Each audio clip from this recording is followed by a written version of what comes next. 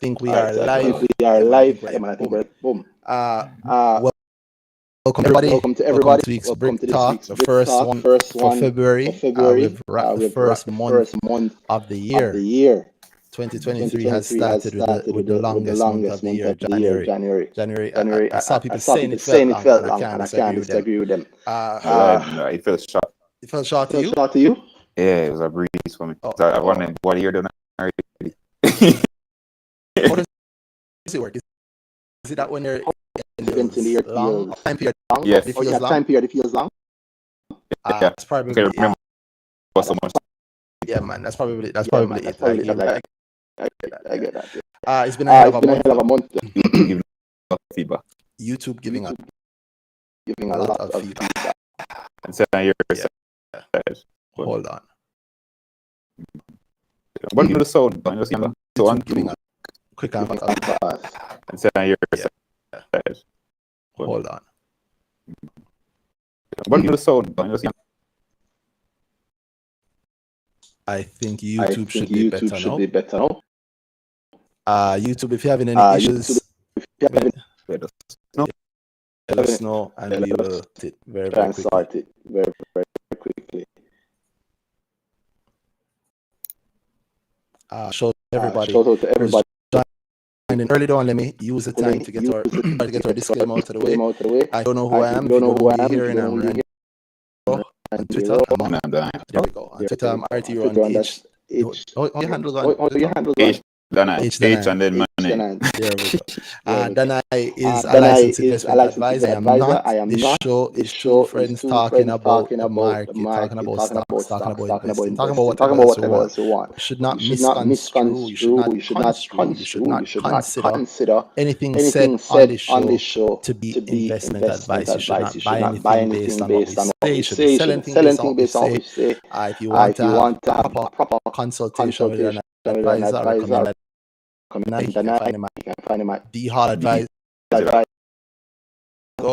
And we enjoy what we have here for you tonight. But do not this is investment advice in any way, shape, or form. Please and thank you. Still, that on YouTube putting the echo and terrible feedback.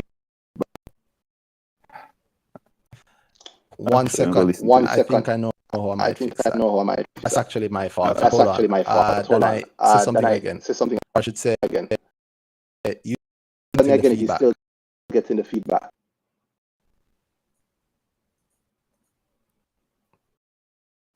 I'm saying Brick God fix it. That means the audio fix or I have no clue. I just saw that. If the audience, what's the name? if the audience don't fix, please let me know. Please let me know if the audience don't fix. I think it should be, but I'm not sure. I was being dumb. I'm so sorry, everybody. I was being completely dumb. The audio is now fixed, and I'm sure that it is fixed. There shouldn't have been any feedback.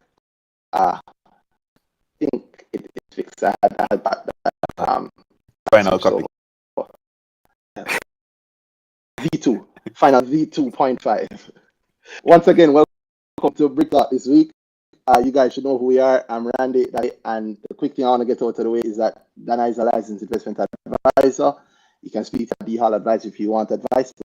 You should not take anything to show as investment advice. Don't buy or sell anything based on what you hear us talk about. We're guys who love the market and talk to each other about it every week. And if you guys want to jump in and ask us anything, the lines are open. If you're on YouTube, hit the chat link and you will be able to join us. And if you are in the Twitter space already, welcome and send us speaking with and we'll have a good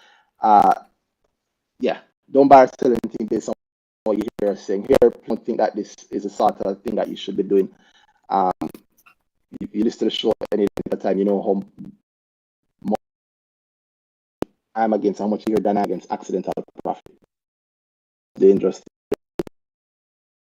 Why you make the money, or worse, you think why, but you're not really sure. That's dangerous. So we're not going to encourage. So please be careful and don't buy or sell anything based on just the things we talk about. But if you want to talk about something, you want to understand something better, if you have a view you want to share, or to specifically hear our view on something, send a speaking request and we will grant it and have a wonderful conversation. Yep. Giving to everybody. So a little bit too much happened to happened to just do it for it. Right? If you're good at it, you make money from it. That's the thing. That's the point. Thankful for that being the point. Especially for subscribers who do have their own private stream and they're listening to a weekly watch event, watch party. A weekly watch party, boy. And it's so good that we've been joining them after the done. We've done that, and it's been fun. I might do that more as long as time allows. I'll do that more. So a special welcome to them. So with all that said, how's everything? How are you doing, Danhai? The question I start off with: what's the most interesting thing? Most interesting. I create back on the go. I create. Yes, sir. Acquire. Oh, yo. Wow. You think that I acquire. I can't take credit for that name, but I'm trying to think who else should give the credit for that name. Whoever you are. I'll throw it that thing there. I want to say her name. I'll throw it at Yannick. Okay. And if the person is the right person and claim it in fight over it. No, man, I think is Galian. Big up Galian. I cannot give it, so big up Galian. Yeah, big up Galian. Welcome guys. This week's topic to be forward. It's been a hell of a time on the market. Hell of a time in a maybe actually I do think so I interrupt myself with that, but I just realized that we have been around both of them. A great name. Anyway, I have lost my point. Oh, so this week we're calling this week's episode "Back to Business." Why? I mean, if you watch anything close at all to the news, you've heard all of the stuff happening in the space. All of the less than savory stuff going in the space. People have been scared. I think after a while we're not even scared. Cautious and the news kind of burnt out, drawn out. There's been a bit of drama back and forth. But I think like if you're actually in the space investing, if you're actually looking at money, I just said you should be cautious. There are ways to be cautious. One of the best ways is being on top of your money. And that's what we do every week. So we just want to kind of bring us back to business this week, Of course, that's not to say if somebody wants to talk about it, I have an issue with it, can have a conversation, want to talk about there. But outside of we just want to get back to just the basic of the market, like what we see, what we like, what we love, excited. But anybody want to hear anything about that also? Send a speaking question, we'll talk about it. And in the meantime, and I will talk about whatever we like until we either get tired or just think this has gone on long enough. So, with all that said, I did ask Danhai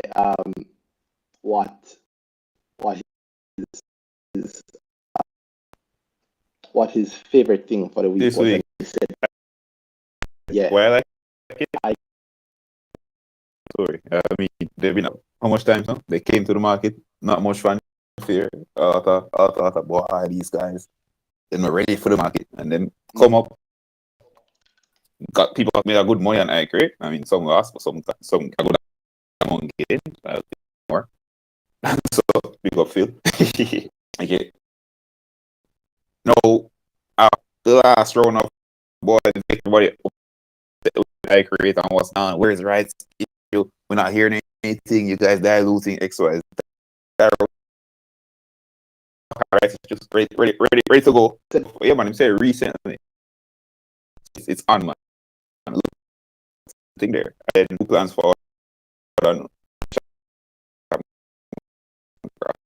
people can look forward to and say, you know, go on for the more than so from that angle. Yeah. And you pretty active this about pushing forward again. Yeah, I saw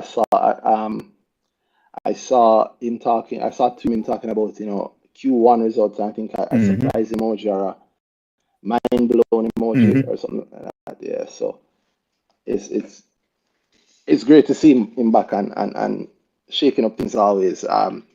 Like we've said a couple of times, if you listen to the old earnings season episodes, we've interviewed Tyrone twice, I believe.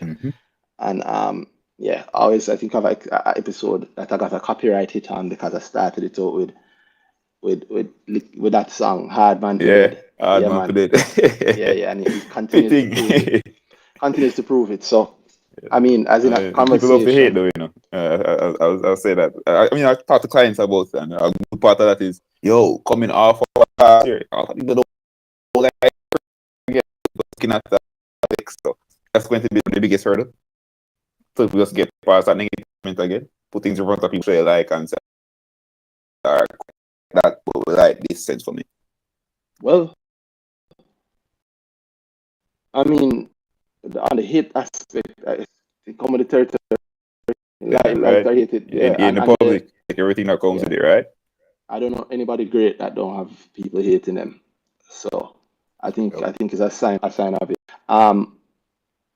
In terms of justifying the performance, or I mean, in terms of like just what you've said, your work will always justify that. So as long as you perform, yeah, man, sentiment will change if the results show that sentiment should be changed. And I think he set up. I mean, he spoke about, as you said, spin-offs, going up to the main.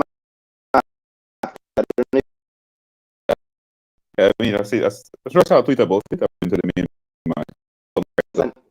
There was an official from the company that they intend to move to the main market. And I have a couple of clients that stop calling it the Cena exchange. I agree. Main market boss. Yeah. Plus the tweets today. Do you think that was an appropriate tweet from Ali in Jungle? Ali and Wilson. Appropriate? I don't know if they're talking about the same tweets. I don't want to guess. Yeah. But I don't know what all the tweets know what you're talking about, boss. Yeah, and send speaking requests coming on the space and talk to us. It's a lot easier that way, and we'll check the tweets out that you're talking about. And in terms, what was the thing you were saying about the notice of intention to graduate? That was actually for the main. That I actually want to know about. I want to know why. I'd love to know why. Why they're choosing to. I mean, an easy assumption would be maybe let's see what they said. Because there are a couple of routes here, right? We know that based on the amount of condition that they've done, they've broken junior market limits. But they don't have to. Don't have to graduate. Exactly. I don't think you have to graduate. But I don't know how those conversations go or went with the JSC, who I think has final say. Yeah, there's some discretion to be exercised, right? Yeah, man. So I wonder what's the line that if the JSC was, I wonder if it's fully on the company to say we wanted XYZ or the JSC said XYZ. Of course, if the company, then if it is on the company to make that decision, of course, with it. I mean, I don't think it's ever on the company fully, but I don't think the JSC would contest this. That's what I'm trying to say. If it is that gives us more to look at. If it's just okay, the company's intention is just accepted, then cool. Then why the company graduating whatever? Then what that makes sense for them. So.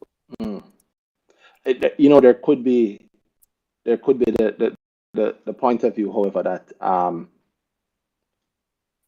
it could be that the JSC is trying to make it very, very clear that if you're on the junior market, you were a junior market player, and you meet the ongoing requirements, right? Mm-hmm. Which then they would say that if somebody, somebody shouldn't say somebody, let's not personalize it, because I think we tend to do that, myself included, tend to do that a lot. I create, like we personalize it to title. But speaking generally, if a company has broken the junior market requirements, one of the main ones that are going above the 5 million threshold, then they no longer qualify for the tax break. They no longer qualify for the junior market benefits. But that doesn't mean that they have to leave the junior market. And maybe the JCs are saying, well, let's get very clear. If somebody if a company no longer meets the junior market ongoing requirements, then the option for them is to move to the main market or delist. I don't think can afford to delist. That would be dumb. I think they want to. I think Tyrone has been very open about the fact that the market is good for it. Yo, this is some earnings season episodes. If you watch this, I'm working from there, but I think we told him that. I mean, that can be done and isn't being done. I'm happy now to see more being market. Love it or hate it, a whole lot more is being done to the market. Anyway, bottom line is the JC doesn't have to, in my view, doesn't have to do it. There have been examples of them not doing that, right? But maybe this is them saying, listen, only specific situations. I'm trying to think what the situation could be where they'd say, okay, like Blue Paw, not Blue Paw. DTL broke their limit with their APO. And they lost the benefits, but they are still junior market, been allowed to stay. Then you could make the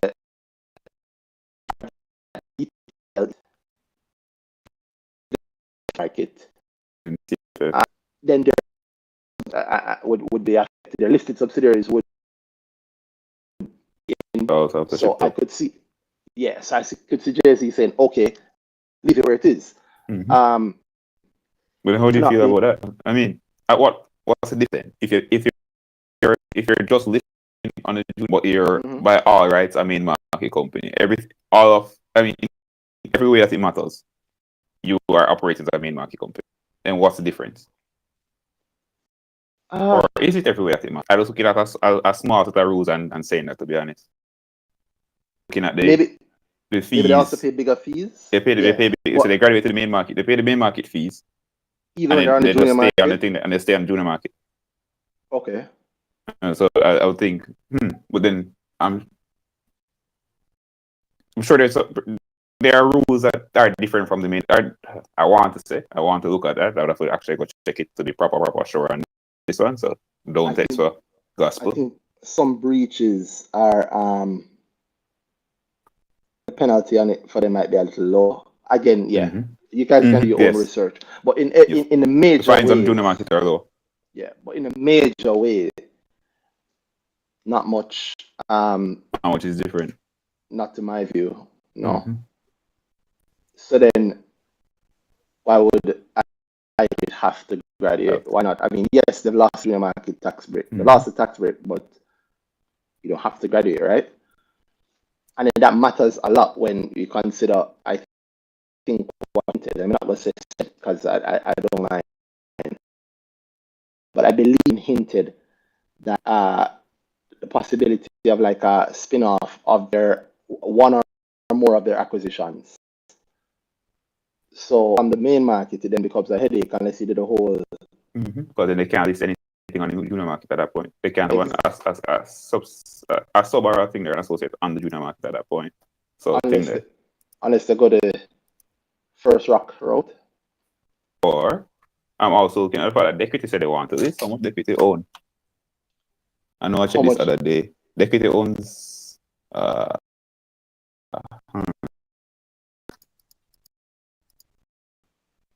don't remember. They own that's I see 78 million shares, but then that's the new share capital in mind. So the Equity doesn't own 20% of Equity anymore. So it's not an associate. It's not an associate.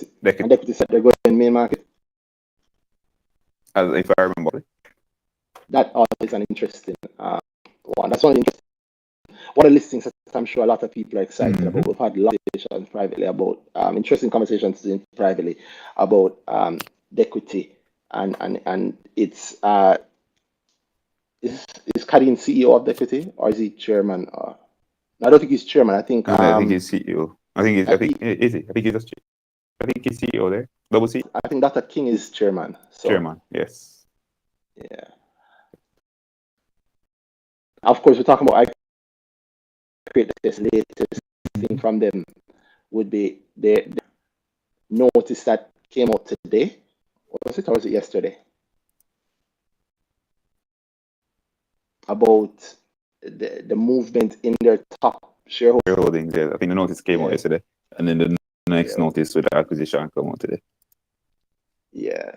So the sales acquire Ion Limited, is a company I think owned by Frith. Kevin Frith, who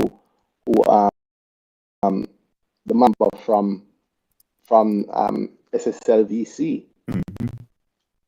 Yeah, SSLVC had a subsidiary, and I think still has, although SSLVC is no longer SSLVC. It's been sold off, brand new owners, brand new board, completely different entity, but they still own the things that they used to own.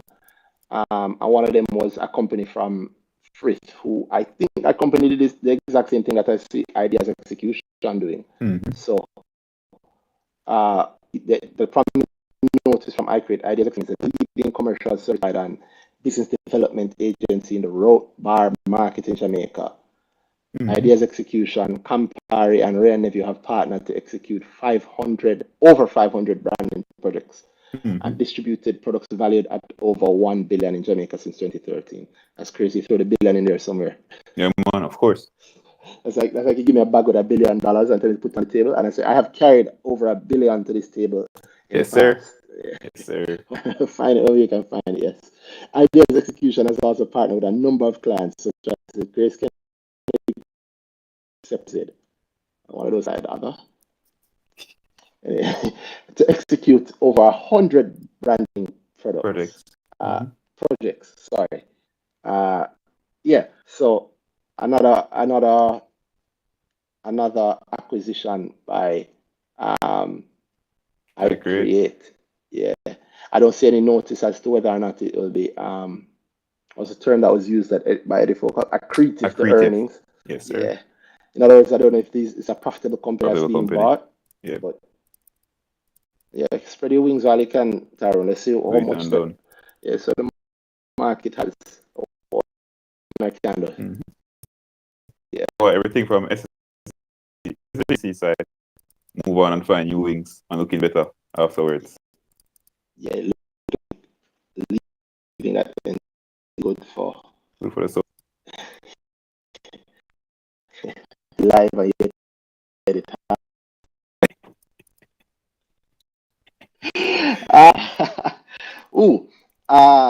Speaking about acquisitions, you said there was a bit of a reaction today. And I find, yeah, I find it funny listen to like the what I say now, the acquisition news. I think maybe I don't know if I said the biggest because I don't have a thing in mind measuring, but in comparison to the one that I found interesting, which was Fur Tree and the whole can call and everything. I don't think the market reacted very much to that, right? Yeah. But no. I think maybe today is a little too early to say that this is in reaction. I'm sure the news will report it as being in response. Oh yeah, man, of course. Yeah. Most. But of course. But I don't know how realistic something like that is to say. Apologies for that. So. I know 2020.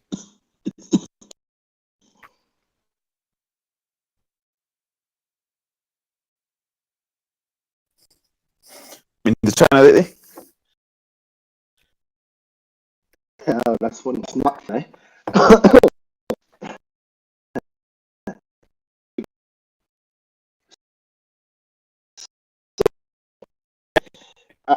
The to be interesting because I don't think when Spurtree announced their acquisition, they halted.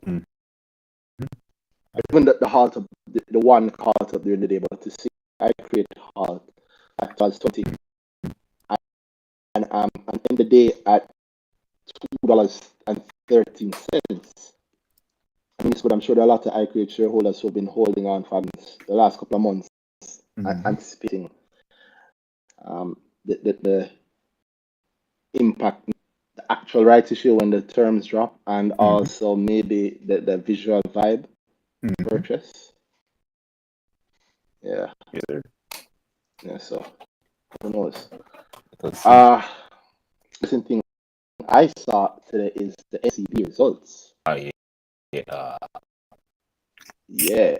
These results.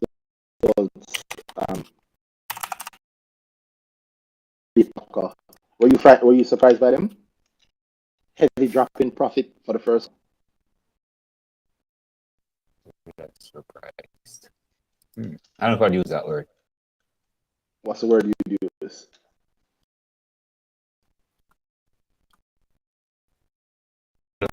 It's not like it's far out of the realm of expectation. I don't think I expected it. I didn't think this would happen. I don't. So maybe surprised, but surprised on that he's, oh my god, how could it happen? It wasn't that for me. So I never read that, so I just saw that what a hot box. Oh. Yeah, I just but I remember I want to say something like but I'm working from memory.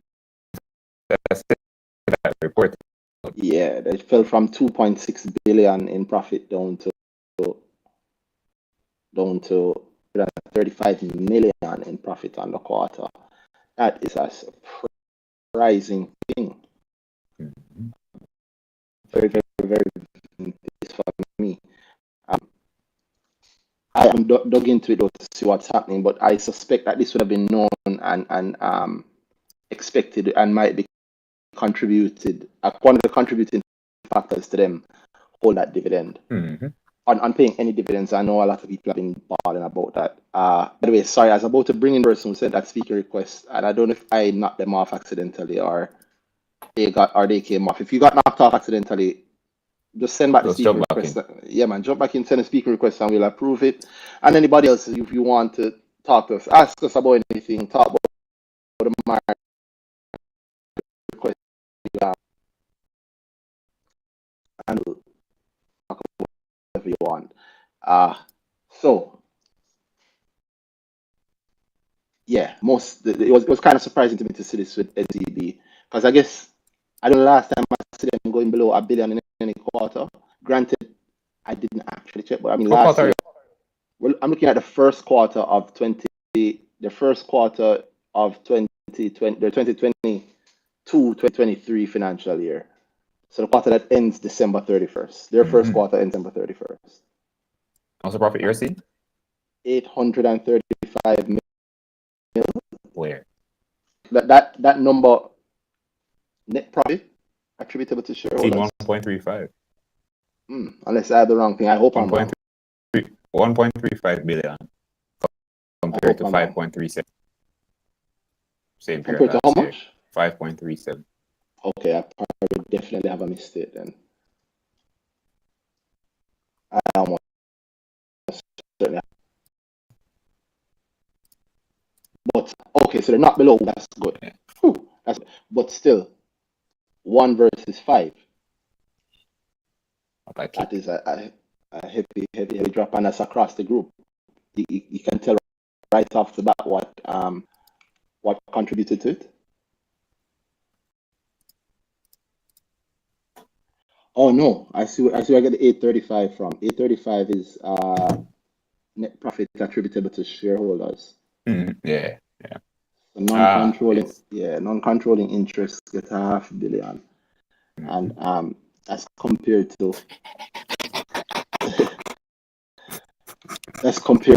I want to know what it, and I don't want to know also what that was funny. To um, the same period last year where shareholders' profit was 2.6 billion and non-controlling interest got 2.7 billion. Oh, yeah.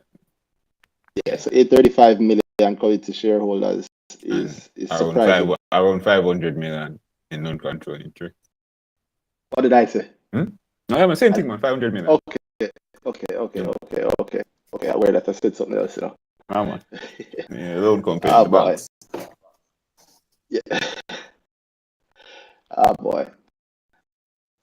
Yeah, I mean, I think I wonder if you think it's speaking to like a bit of a shake-up in the banking space. NCB being the biggest dog on the block has to lose.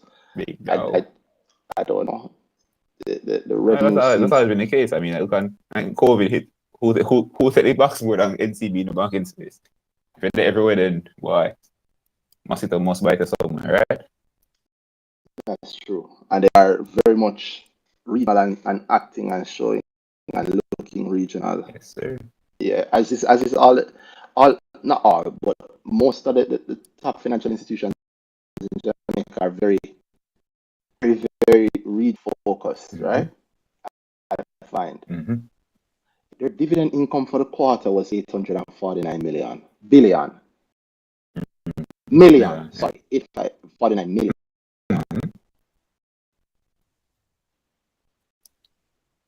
Wow. You got that insurance hit. Net revenues from insurance. 2.6 That's where they versus 9.3. GHL. Sir. Insurance game. We have seen insurance. So more stocks with on GHL side. But I don't think so. You hear that the Trinis don't really like stocks. No, man, the thing they win him again. They lost on the level. I looking at the thing stocks with, man, the organic stocks with.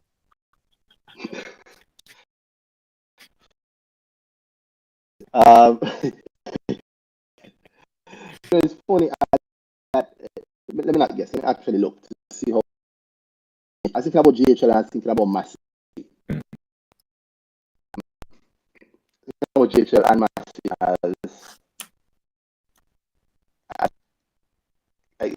is it me or is it? I was going to say like they're not very reactive. I mean, you're not getting much out of them.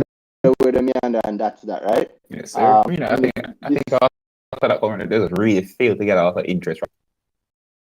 People look at them and say big price stuff, and we're not really thinking anything where I feel like if I buy this, I get much more value beyond furniture. I don't if you can tell PE low and all of that, but if no one's buying with me, they don't want it. Yeah. So ignore the market things I'm there. That's true. But who cares? Honestly, like who does that matter to? Outside of like investors like us. That's the problem. That's it. No, not even most. Retail investors are most people. I find that the problem is the people that don't care about retail investors and what they care about. That's why I'll come for the feelings. You can argue the retail investor until them XYZ, but in the argument, telling them why they should ignore their what they want, and you can't talk where their value should. You get me? Versus the value they see the thing, and if I'm going to bring value to them, I put them on them level, right? Scalp on my pocket and tell me, oh, but based on my pocket, your pocket should. It not work so. Well, the companies where that seems to be the way that the thinking is done. We see it in the share price. Yes, and sometimes you see even the threat of it. I mentioned GHL and Massey, both of them being Trini entities that are also traded on our local market. And I saw an article, I don't know if it's this week or if we've mentioned it before, if we haven't. I think it was this week though, where there was an article mentioned, an article where the Massey general manager was here, or director, the Gervais Warner was here. Sorry if I get this post wrong. And he was said that he's pretty much, and I'm paraphrasing here, prospecting. He didn't say prospecting, but checking, like they're checking the temperature on a rate.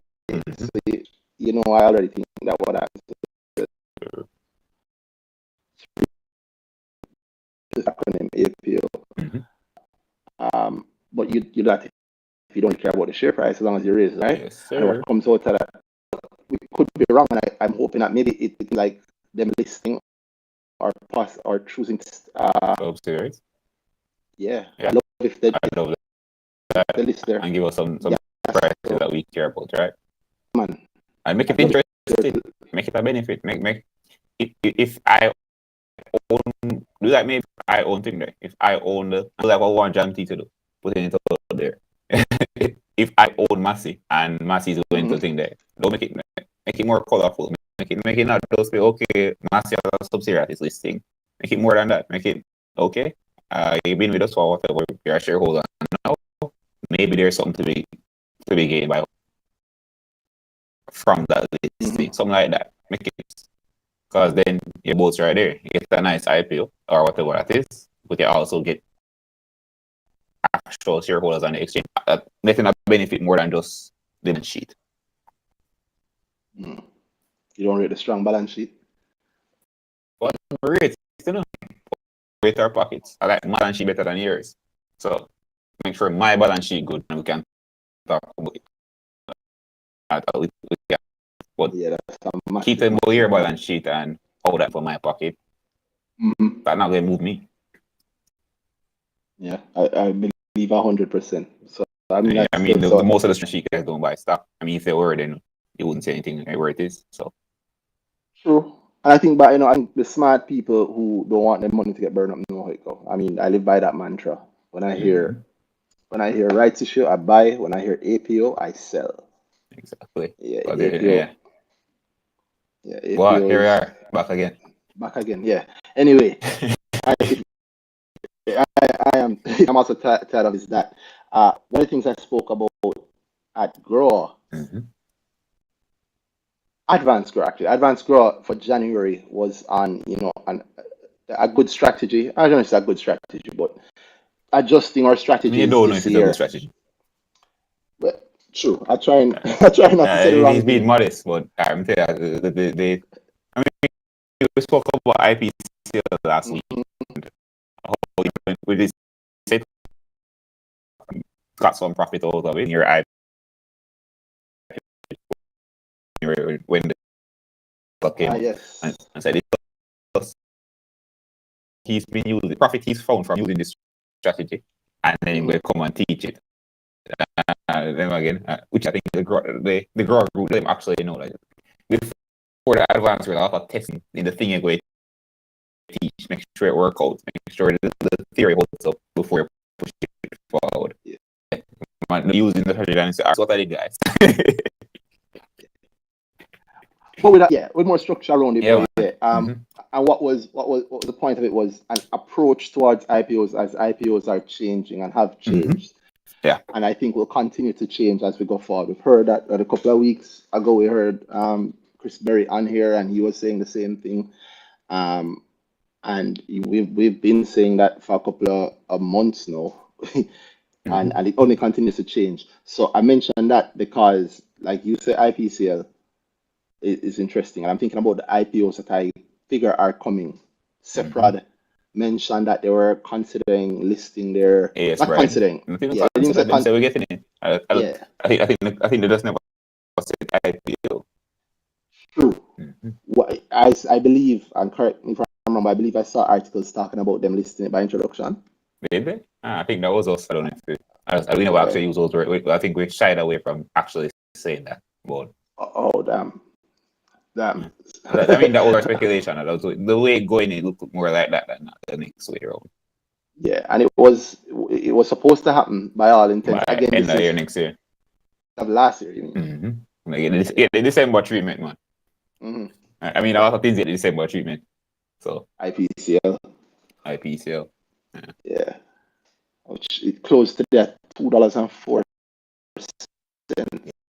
Okay. IPO price. What?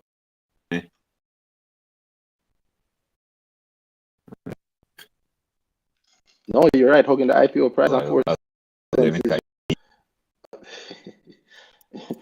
is just 2% ahead of percent ahead of the IPO price a couple of days later. So IPCL might be a great example of how the market's changed. Because IPCL, it's a company, if you just go on the straightforward fundamentals and some of the plans that they put forward, expansion and so on, they seem like an okay company. They seem about news today about more expansion plans. New location we're looking, which usually just means we have a new location that we're working out. Let's look for it soon. Multiple is low compared to the market. A multiple at 12 is, I mean, generally considered to be undervalued. I mean, there are more undervalued things we know, but I mean, fresh off the back, brand new IPO. Yeah, but I wouldn't own put IPCL thing. I look at, again, everybody think the IPO thing automatic. That's true. I really think, I think there's a strong from space that if we list it, it could happen this way, and that's just the market doing it, not necessarily that they forget that they're a player in the market. They need to be doing certain. And it is not. You have to support the listing. You have to support the company. Everything goes really triple up. I don't know if is that really the thinking though? In the brokerage space, I don't know how far out the board it goes. But I know near to the ground, I think it. Well, good luck if you're planning to release it, sure that your broker has a strong plan and can tell you if you've ever done about your share price, then let the market know that you don't know. Yeah, exactly. Let us, so we can just not care with you. Exactly. Please, exactly. Yeah. If you don't care with the performance of the next thing, we are in today that article that came out around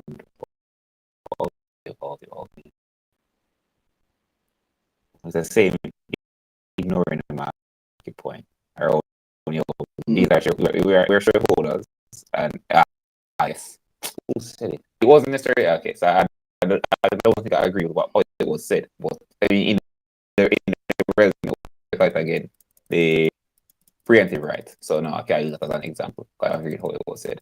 But the idea is, get you. Yeah, we are a shareholder of the company, right? We actually own this thing.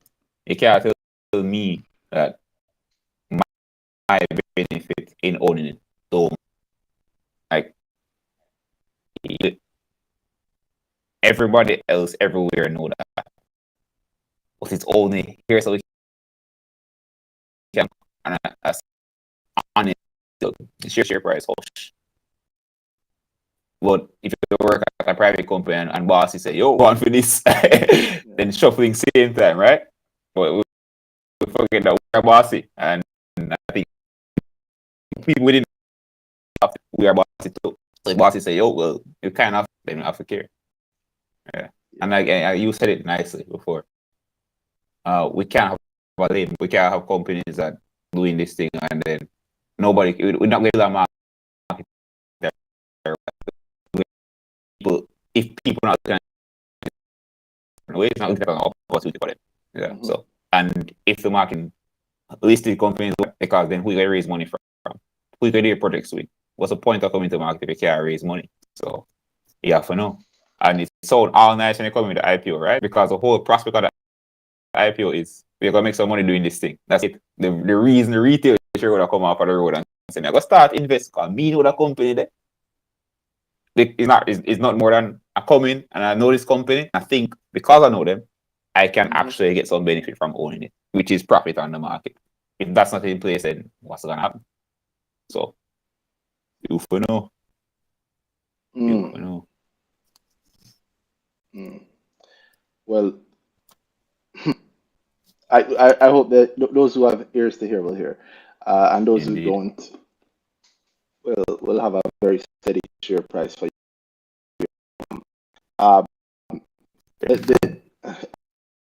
To mention also, and I just over the place here, but all of the points that I've had in front of me. Top stock for the month. It's exactly what I was looking gain, at. Top 10 January. I in front of me right now. You see that interesting? Isn't it? One being Palace.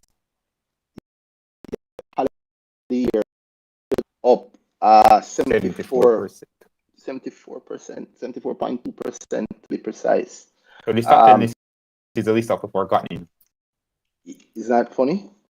How that works? Yeah. So value is not, and it's funny that January. I want to remember where was this said? Where was it publicly? If it is said publicly, I'm repeating. I'm sorry, but it's so funny that, and I want to remember who exactly said it. I know I always said it. Big up Lopo. Saying, yes. Point to note that Palace is being. I mean, it broke $3,000 per share this month. And it like I said, ended January up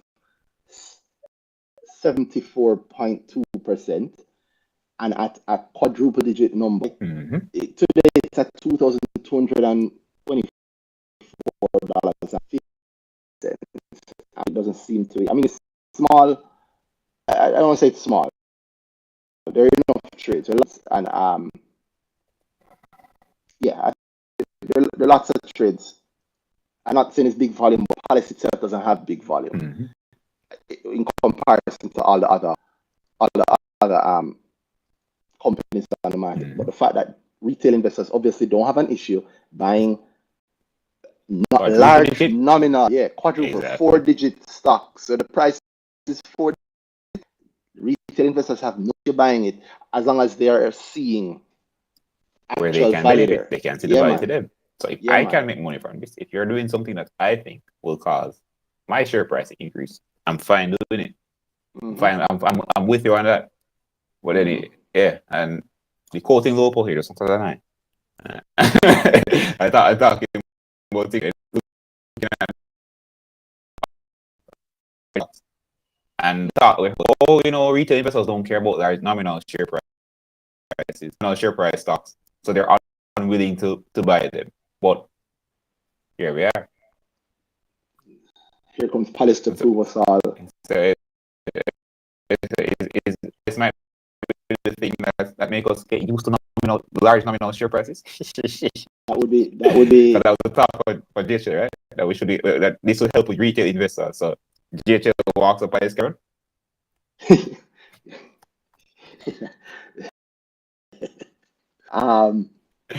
GHL fell so that Palace can climb. Yes, sir. Know. Yeah. Well, I think it's the news of the stock split, which to me, I heard the things are said the AGM, and shows the people listening last week or the conversation. Yared was on, and he was saying that it was his first AGM. What was asked at AGM, I think what stood out to me was the question around the why and if they plan to do a raise, and they said, they being the Palace team, and I'm paraphrasing, that pretty much all options are on the table, but they have nothing set. They haven't started anything like that yet. I'm paraphrasing. I'm getting it wrong. I'm sorry, but it reminded me of some football coaches and company leaders. I listen to them with a grain of salt constantly. Constantly. It's like I almost expect them to lie. Yes, sir. Yeah. And I'm not saying that the people from Palace were lying, nor am I saying that football coaches are lying. Just keeping the cat in the bag, right? Yeah, but company leaders and football coaches lie. That's just the simple truth. They tell lie all the time. So I say that because being very straightforward, they're gonna they're gonna raise money. Yeah. I wouldn't be surprised at APO either. Yes, sir. right? But I think also it's being known that you shouldn't say APO too early, or people on APO, but if you want to force somebody to anyway, that might happen. I'm saying that because not only is Palace saying that there are no reason. I think that from them split, the plan was always to raise. At the time, I think split news would have been about to become public. Price was $600. Yes, sir. Per share, Mm. and they're choosing to do a six to one. They're going down to $1, and I think there are other implications linked to that. I just hope when they raise the choose to renounce rights issue. I think that would be great for everybody to renounce the rights issue. Agreed. Yeah. No, talking about it's so funny how much we have to talk about APOs and how it's becoming less like to be spoken about. I've seen from every corner, the more corners of the market now, people realize it. Wait, is that who's only taking this? Yeah. One I notice also at not today or Last week. this week. This last week I just spoke about it though. Equity investment. That was the thing there. Yeah. That's a very, very nice. And I'm saying, I think somebody said it in the Evermickle news feed, or there's a chat group attached to that, a free, open chat to the public, and somebody in there. I looked at it and I said that they look like they're trying out new terms. New terms, come on. Yeah, and them say, I follow it up to be fair to them and say, maybe they haven't decided how they want to raise it, or they know they want to raise, so them asking for permission to raise. No, I don't know. Business wise, investor wise, market wise, I don't know if I would accept that as a reason. Like, you want to raise, but you don't know how you want to raise it, so you want to give you permission to raise in any way. I don't like that. Do not. I hate when they do that. I hate the with the preempt right. Yeah. So don't me. Nobody takes here. Nobody takes an open deal, a blank check. Yeah. Blank check. All right, cool, but because I don't know if I have the money for that. It don't work like that. But then we know that nobody know really that I wouldn't rights. No, nobody know what that is. I was sat on the industry about that. What people are figuring out what that thing means. So we always think we will waive the rights and just not say that. And then when it comes to it, okay, again, in what situation you give up your rights when come to until I mean, in every genre that happened, that was a big problem, right? You give up your and then when it's through the turn around, so you get for free. For free. I mean, announcement 7 or the 28th, 27th. Yeah. And yeah, the price kind of moved up since then, quite a bit since then. Interest there, but I don't like. I wonder about it. How do you feel if it comes out and it says it's a rights issue? Because we will know. I'd be happy. Those come to on us on a preemptive rights movie. I think that's what's going to be in the resolution. So that's what's going to be. But then the moment you do that, then I'm going to say, all right. Yeah. Why am I? You never need to remove the rights for a rights issue, because that's the point of a rights issue. So if preemptive rights are removed, then you're not the issue. Exactly. The cool thing about it, it's the same thing about that start. It's the same that marketing play is. One of the oldest in the book is something else. You can properly put out with a new acronym, same APO, but this one sounds cool in a different way, different name, bring the people along. Because it doesn't have to be called an APO, because retailers are called many things. So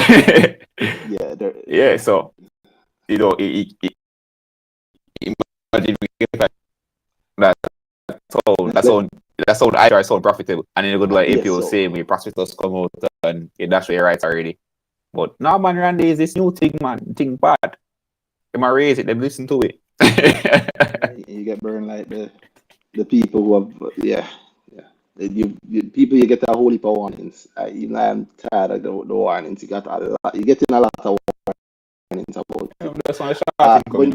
Hurry up. Yeah, that'd be very interesting. Very interesting. And say, yo, to see. I feel like it's the year for it. No, last year. Yeah, well, and the year before. And the year before. Yeah, so that year. I truly feel like this is the year for it. Although I might be being foolish, but I feel like it's the year for it.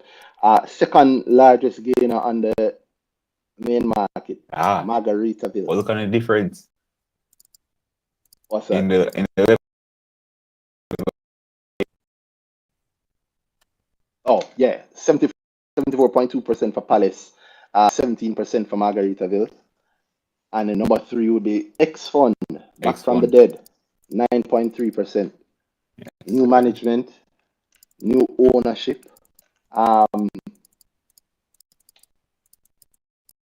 New ownership? How new? Newish. You know, like you have those. You know, like I don't know if it's new. You know, like you have those jackets that you can wear inside out, and then you own it for a while. Outside child or nephew. I think they call it nephews. People, I want you to realize that I'm one that's trying to do a steady show the whole time, and then I just consistently set in trouble.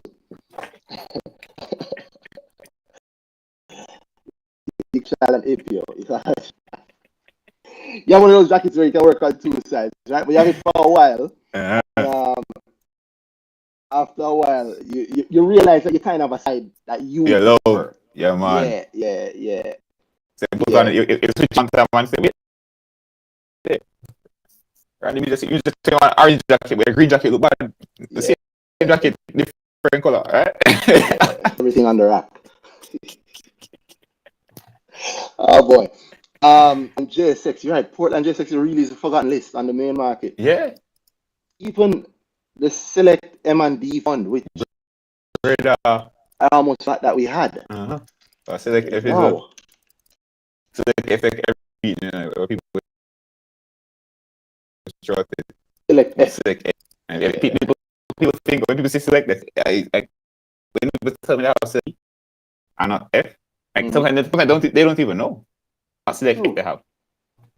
And I very rarely meet anybody who actually knows what either these companies do. Yeah, man. I actually know what it's. I get it.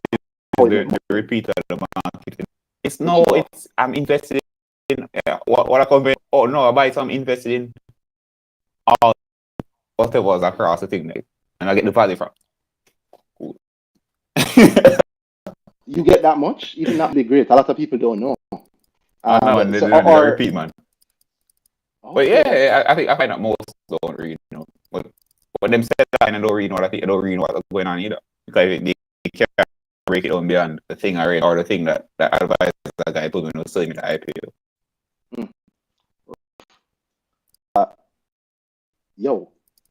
Looking at the list, let me go and let rest of the list. There's Proven, 7%, 7.1%, Sterling, 6.6%, Stanley Matter, 6.2%, right?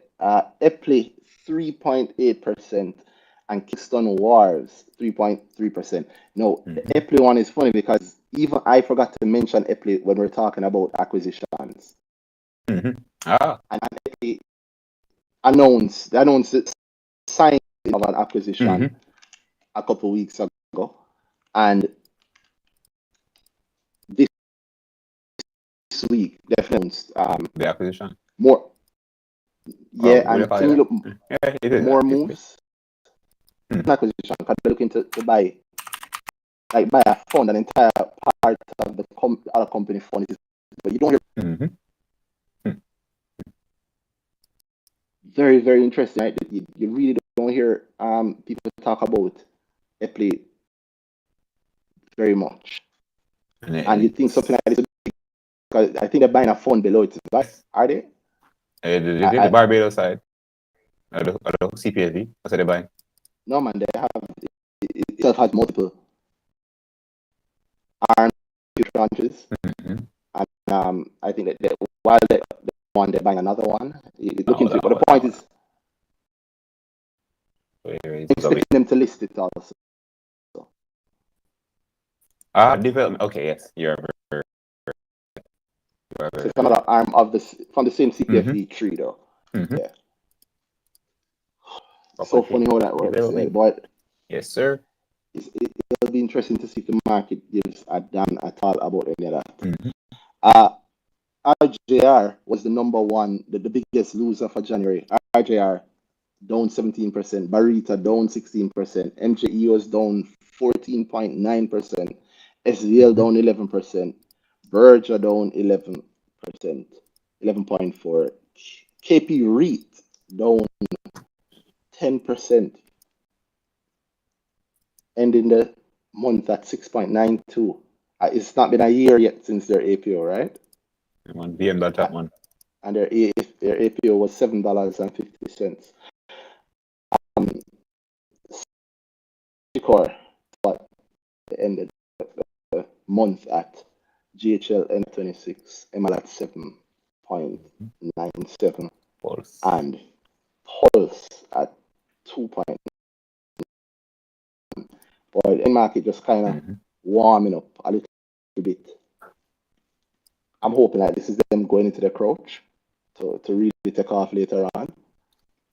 Yeah. The truth is, stocks move up and down. I think when we talk about things like these, people, that's interesting. We start with Palace and we talk about the big gain it was, but then everything else also like regular movements up and down. The second biggest gainer is just above the percentage loss of the largest loser. It's kind of like just regular. It's not like, oh my god, this thing is down, killing it. It's just regular movement in my opinion. I don't see anything here that's crazy scary. Which I think is a side effect of maybe the fear that was touching the market over the last few weeks, and also maybe the lack of anything interesting. I mean, the biggest thing would be the IPO, but the latest IPO. The IPO not even in this list. Yeah, an IPO. Wow. How often that one? IPO drop on it not in the top advancing anymore. I think maybe Cygnus Real Estate Finance. I say how often? I think that's the last time, and the only time I can think of before that would be Trans Jamaica or First Rock. I think, going from memory. I could be wrong.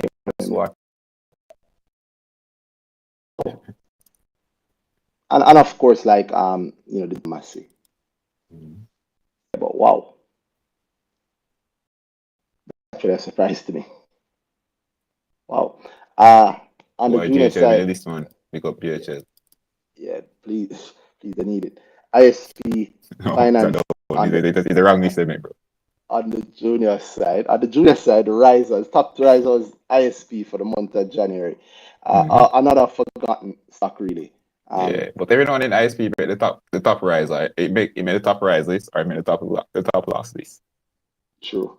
Knutsford Express was number 2. That one I think is a lot of people excited about because it's like one of those tourism adjacent companies. But it's one of those companies that I think COVID also impacted heavily, and they also I think got a little stronger during COVID. So they tightened operations during COVID, and now swinging out nicely now. Post COVID, they're not what they actually do. That's good, and I guess some people say that with the share price flying 40.5% in the month of January. That is impressive. 40% in 4 weeks. 4 weeks. Yeah. That's a nice year. Yeah. Consolidated Bakers. Yes, 25.9. Regency 15%. 15.1. PTL 12%. Bluffing Cove, another tourism directly affected company, 11.6. Gina, general accident 10%. Insurance 41. Isn't that I want a little bit more than Gina, because I think the same things are affecting No, what kind? They're different insurance Different companies kind of from what GHL. in some ways they do get the same kind of hits. Yeah, but then like on GNAC side, the driving matters a lot more. Storms matter a lot more, I think. Hurricanes happen every year, and the cost of risk goes up. On Lassen on GHL Lassen is the next company in the list. That's why I said it. Sorry. And on GHL side, it's all is life. Life. I mean life and Life and living health. on the dead. Life insurance and the people that are alive that have insurance over like pensions, heavy life insurance. Also true, yeah. It's weird. It's weird. You said people want to love GNAC, you're right. I mean, I've often found a lot of hope across it. I mean, like it delivers, and then I think people expect the next delivery, and then why that's weak. But this kind of insurance, that go. Like I said, I know people love that. A lot of people love that. I said. Yeah, and they've been hoping, but I think there's really just really nothing extremely exciting. exciting Nothing much new. in January. We keep getting expectations of newness. I mean, 2020, in the midst of all the problems, they were talking loud and saying, "Yo, look now, guys, we have a lot of cash. The banks are begging us to take from them, and have acquisitions to make." Wow, and 2023 now, we're waiting. Yep. And I think people, a lot of hope goes. Tropical Battery is number 9. Doesn't round it out, but Tropical Battery is number 9. It's 6.3% growth. Most interesting thing I've seen about Tropical Battery in January. When did the results? The last of the results come? Recent. Never delayed Very report. recent. I want in January. I think they're talking about acquisition. Well, last year, but I think it's probably at the time as well. You think so? Well, in the results, they spoke about going through the due diligence December process. 16, they have it. They dropped the last results. So. Okay, so that was last month. No, last month. Yeah, so they're going through the due diligence process up to the last set of results, and yeah, man, they said that. They actually said that before the last result. No, or was that in the annual report? It may have been an annual report then. Likely. I know something. I don't know. They said it. I believe. Yeah, my annual report. What did they say? Creating acquisition and partnership with aligned profitable companies in the Jamaica Caribbean region. To this end, we continue the discussion and performing necessary due diligence with several suitable targets. I mean, it's funny last year we've been here and they were put a good amount forward. They were doing, and it wasn't just a one acquisition. Said, okay, well, one good amount more after, and they made sure that, and I think they made sure that those are these profitable companies they look into acquire. Yeah, which I always like to hear. But, yo, funny enough, I don't think the market gives a damn immediately about acquisition. Oh yeah. I've seen certain. Yeah. One people look actually is being when it's. I mean, I was talking for months. I heard any public conversation around. Okay, they're looking to acquire something. Like a proper 3 reports in last year, them saying, "Yo, we could acquire something. We're gonna hold them way pay for it, everything."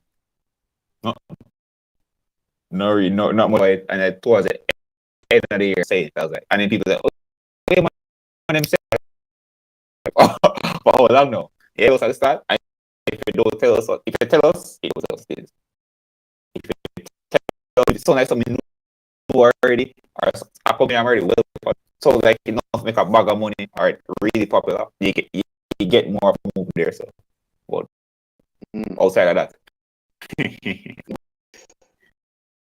Yeah,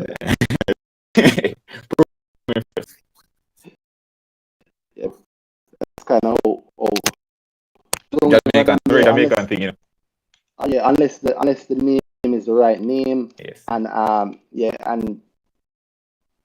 as you said, unless they're already very familiar with it. But yeah, January 1, that's really big up. See if I should close bond acquisition deal this month, and that was the bond, acquisition deal this month. That was the 1st of January. So I'm assuming during January they closed it, both things. Check. I mean, the bond was open a bit longer than they initially stated. But you know that was raising money. You know, really have to work on your timeline. It's where they get the money. The financials might come with a rider like the, events after close of the period rider, because they report in 2 weeks. Should report in 2 weeks, right? And they report up to the end of December in 2 weeks. MD, so yeah, I think he likely get something talking about. I mean, it's something talking about. So I would be surprised if they say, okay, put a outlook thing and say, we've already started, we've already done. Well, if they do it, I'm going to tell the same time still. But, yeah. Likely. Give us an update on that one. I about know that we keep saying how much mergers and acquisitions happening. I know Ryan used to say that sometime back that will happen more and more in the future. And here we are looking at it. Of course. Every now and then, boy, green shoots. Yeah. True. First, also, the same as Eventful Properties Limited. Let's see. A real estate. One of my 100 tabs here. Yeah, a real estate brokerage. Yes. How long do you think before they listed?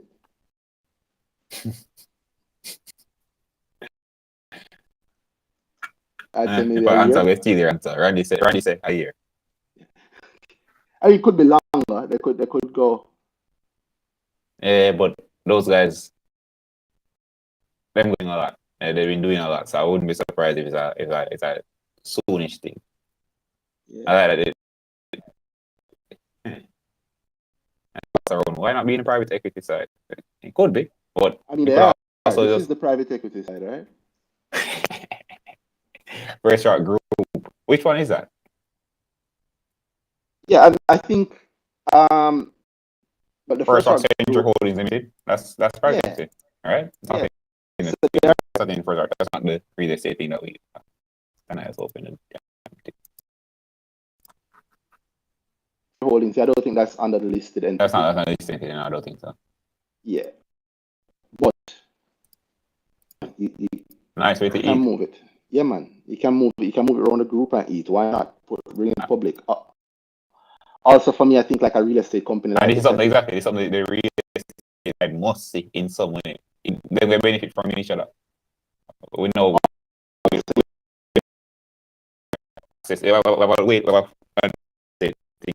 On this side. So once you do that.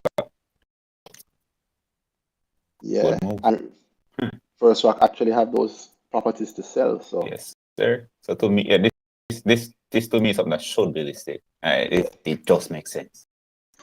Yeah, and then a lot, so maybe I'm biased.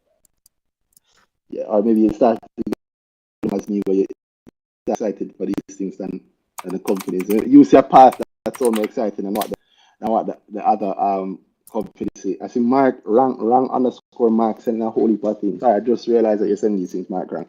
Send a speaking request and talk about some of them if you want. No? Some of these are very very, very interesting looking to me. So I know Mark to be someone that follows the market heavily.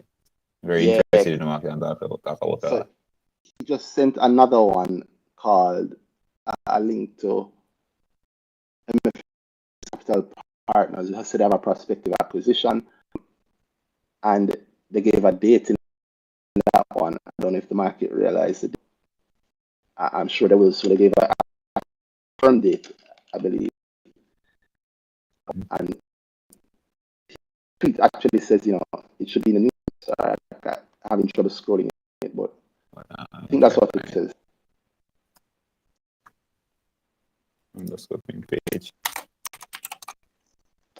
prospective acquisition, and this came out from the end of November, but that's important because of the dating mentioned in it. Settled within 90 days of the date of the signed agreement, and it was signed November 28th. I mean, you can count 90 days from that, right? See how that works. So that's two easy dots to put together, I think. Yes, sir. Yeah. Yeah. I remember that's a Godspeed dot. I put some of those dots together and I bought myself, and Yes, sir. Yes, I sir. still buy every now and then. Indeed. I don't feel like I have enough, so Godspeed to you. Godspeed to me. Wrong marker on for that one. Yes, sir. Aline mentioned Massey's planning to give each Jamaican employee. Sparta 100. And I'm going to say, Mark said, this definitely spells APO. Oh boy. I can't say that he's wrong. I can't say that. I can't. Yeah. True. Or maybe them doing a rights issue. We'll have some discount this time. Let's give you guys some. Let's give you guys some rights in this thing and get the benefit a bit. You know, since we're not trying to get you guys any fall in prices. You know, so maybe it's a rights issue. Yeah, boy, them really keep rinsing this point. Hey, Miss Naila said, did some reading on RIs today, and man, I'm not convinced that it's always that black and white. Okay. Can we categorically state that RIs are always good at RTO? I don't know if we ever told anybody that that RIs are always good, but they are always better than APOs. What's the question? I'll tell you that. Can we categorically say that issues are always good? What? Hey, man, you know, that's the thing I keep tweeting. Only sits dealing absolute. That's true. What's the idea that everything must be an absolute thing? We've never said that. Well, it's a comparison. In the case where I am going to do a rights issue, meaning my rights are held, I have a benefit from buying on the market. Compared to, everybody can walk in on this thing.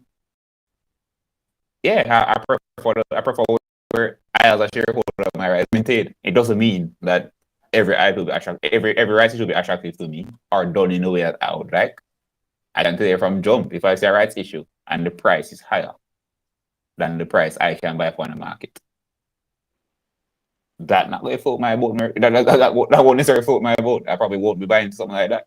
I think generally the market want a discount, right? That's why they're always priced at a discount. Mm-hmm. So if I rights issue come out at a $1.50 share price on the market and the rights issue come out at $2, I can't imagine I'll be buying unless I see that share price on the market start going up. It depends on the actual rights issue, but it's a comparison we're making. It's hard and fast. Just like we say, we like IPOs, but not every IPO we get our money. Just like that. So don't just move away from absolute. If we're not talking in absolution, don't assume that. I think it's a I'm trying to figure out. I feel like it's a straw man. Yes. A straw man fallacy where you bring the extreme of the issue out when nobody was really doing that. Yeah. That was not the argument. Yeah, to say that they're always good and they're not always good. So I can tell you this. You can probably say unequivocally that every right issue is better than an APO. Yeah. And even then, I'm sure I could create some weird case where if it's an APO, like let's say I create an APO where it's a single party and that party is locked up. That's not an APO. I'm not selling after. It could be additional price offer if we're making up terms. It's dilutive nonetheless. It's a dilutive secondary offer. Yes. And if you were to do that, then you could say, it's better than regular public thing to the market. The thing to everybody who wants it. That's definitely that's You have this where like the person or the company doing that is doing that, and they'll only like go ahead and try to do a public buyout of the get that first piece in, and if they can't, even then, so how I'm making up. If you have to be making up these weird to justify, they don't make exactly. Simple. Let me find this super niche example. Probably not going to happen like that. Like, come on. Yeah. Every rights issue is better than every APO. Straight up. Here's what I'd say. Secondary raises, all raises by listed companies, all equity raises, all capital raises should be rights issues. And all rights issues should be renounceable rights issues. Yes. That's how I see it. It's the best way to raise. And I can, that's not even we're in Jackson. So it's pretty wild to remove so often. Pretty wild to see people call for it so often. Oh yeah. And vote for it. Why would I go to an agent and say, guys, I really want those rights? Yeah, I can't understand it. I can't understand it. Somebody just asked, is this like if I got bought out or something? Can make a case for APO because I said I can make a case for APO. Man, it's a weird thing. Like that is just me trying to steal my own argument. It's me trying to see the strength of okay, could there be a case in which, and like I say, if I go that deep, I'm sure I could make up some weird one-off thing. But no, it's just like Marita did the APO in a way that was probably a good amount of people. It doesn't mean I would prefer for the Marita rights issues. And so did it allowed them to be able to do their APO. Exactly. So and there is billions doing it. Congrats to them on doing it.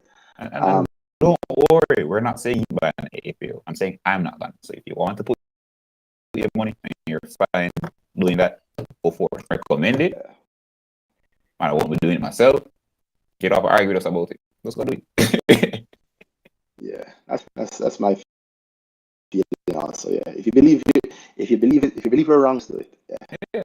Straight up. It's like they say, "Oh, gunshot hot." No, man, it's nice. No, the nurse don't. I said, "Okay, go and get shot. Go and get shot." And it don't require me to defend it. Go and get shot. Go put your money in there. Good luck. Yeah, good luck. I think literally every single APO every single last APO has a share price either near or below its APO price over the past 4 years, yes, sir. 4 or 5 years, all of them since it started. So and they try to use our own arguments for Marita against us. But at the end of the day, look at Marita's APO price and their share price is pretty near. Yeah, including them. And the cases where it go up, it start finding the APO price, and that's fine. Go ahead and do that much.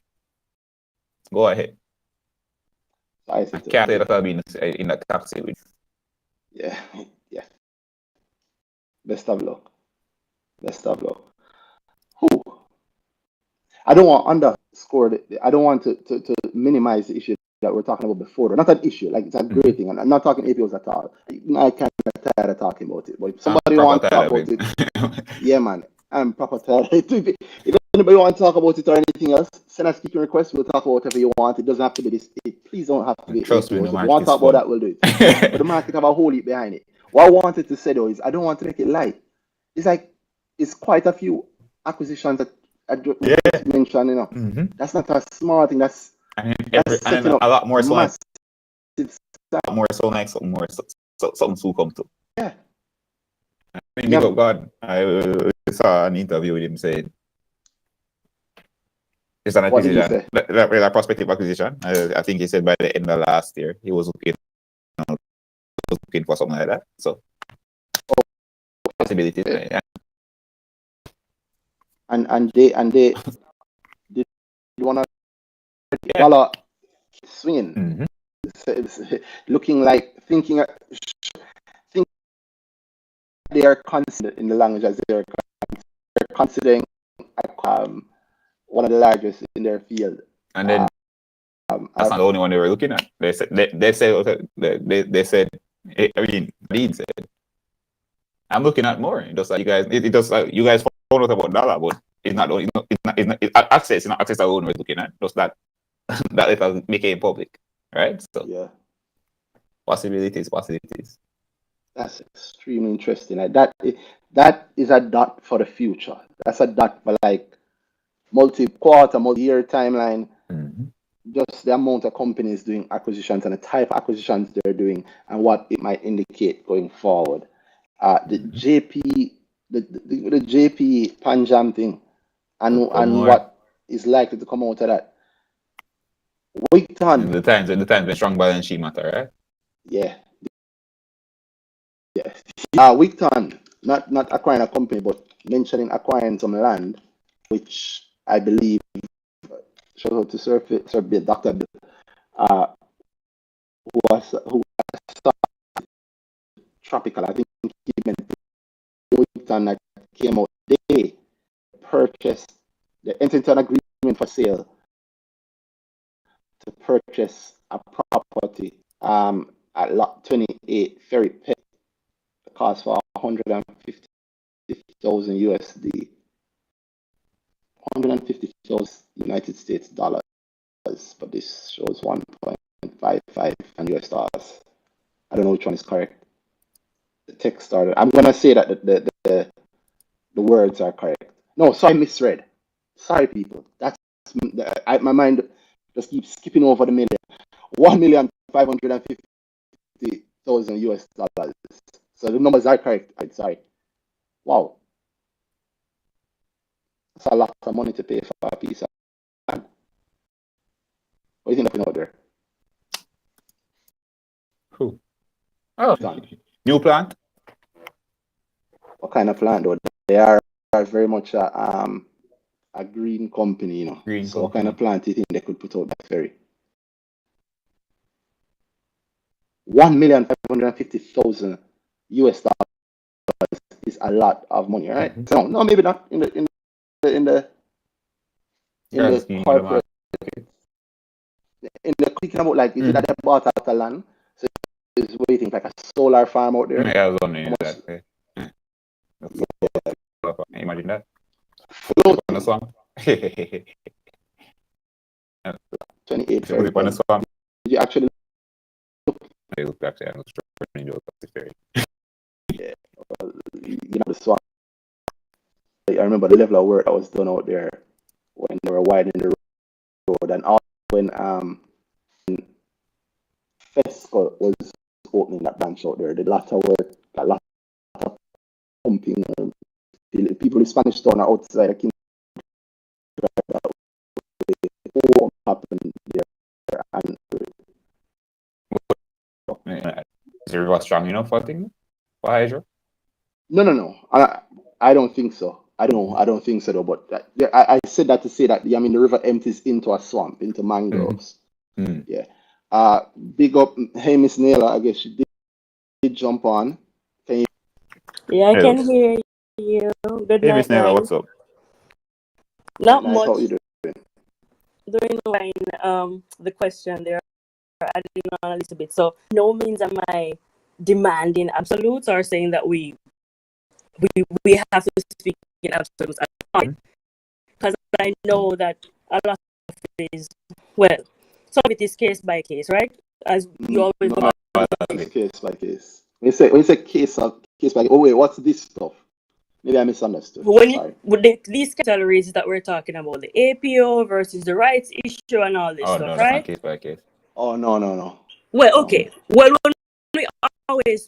you guys are always talking about the outlier. Well, in the Jamaican space of this APO that Barita did and how that was, how it was structured in such a way that it seemed to have it for the investors. The retail investors seem to have not suffered from that. Instead of having suffered, they didn't get the same usual APO the usual effect. Yes. Yeah, but so that's not to say that they didn't. That's not to say say that they didn't suffer. As then I said earlier, and as I've said before, the shares tends to go back to the APO price very heavily. Yeah, and very quickly in the case of Barita. But it is the only APO that has not plunged and remained plunged as quickly as all the others have. So it's a nuanced point, but still a point that matters. Okay, so just to clarify then, so they're saying that the APO is canalized, then essentially what you're saying, realization that it's generally not good. It's never good. Oh, so I guess my thought on the side is that yes, that's what we're doing that as you approved earlier. So from pricing you're doing, you're not trying to speak it. But I guess I've never really heard the nuance being added that added tonight. Maybe I'm not listening keenly enough, or I don't know. But I guess I've heard that nuance of the price being, well, if the right price is at a price where you don't want to buy, then you're not gonna buy, right? Like I seem to have missed that nuance in the discussion. What's the nuance? I don't understand what I mean. That if the offer is not at the price that you want to buy, then you won't buy? Well, that's what you mean? Well, I said. Hold on. What thing did he say that was different? Oh, yeah. I want to understand first. So he was saying that, like, typically the idea is that when you do a right issue, you're selling the shares at a lower price than maybe the current, right? So whatever the current. That's how they typically secondary usually are, because that makes it, right? Yeah. Exactly. So Danhai, did I misinterpret when you were saying that if it's at a price you're not trying to reach that, then you wouldn't buy? Isn't that what you had said? No. Earlier? No. What though wouldn't be at that price? I said if the market price of the offer, if the market offer is above the market price, then it wouldn't be active, and it's unlikely that people would buy it. And I use myself as an example. If it's not at a discount, then I can just buy the market. You tell me, I can buy Randy Company. I can buy Brick Talk Limited for $10 or $9. I'm gonna pick 9 if I look to buy Brick Talk Limited. Okay, so then I get that. Then going back to what you guys just typical structure is that it would be below the market price, right? Yes, pretty much all secondary offers are. Yeah, pretty much all. Especially on the market. I mean, it's not uncommon. Private, not necessarily you'll find that, but okay. But it's not uncommon to. That's how you make it attractive. Yeah, you want some of this? Yeah, man, make it cheaper than you can get it elsewhere. Yeah, when JMB was traded $50 per share, their APO was $38 per share, $38.75. Yeah. Yeah. So, and of course, if I'm seeing two options in front of me to buy JMB, one A is $50, option B is $30. Which one will you pick? Yeah, I'll definitely buy the cheaper one. Oh, for sure. $38.75, right? Yeah. So I guess what I'm saying then is that it's always structurally into the retail investor. So under what circumstance then would the retail investor choose to not participate? Because they're still gonna be diluted. Sorry, in a rights issue? Yeah. But you're asking under what circumstances would a retail investor choose not to participate in a rights issue? Yeah. So assuming it's a renounceable rights issue, right? So that's the case I'm looking at. So it's a renounceable rights issue. You can either the best life. Yeah, agreed, 100%. So you can either not do anything and be diluted, or you participate, or you sell your rights, right? So because you knowing that last one.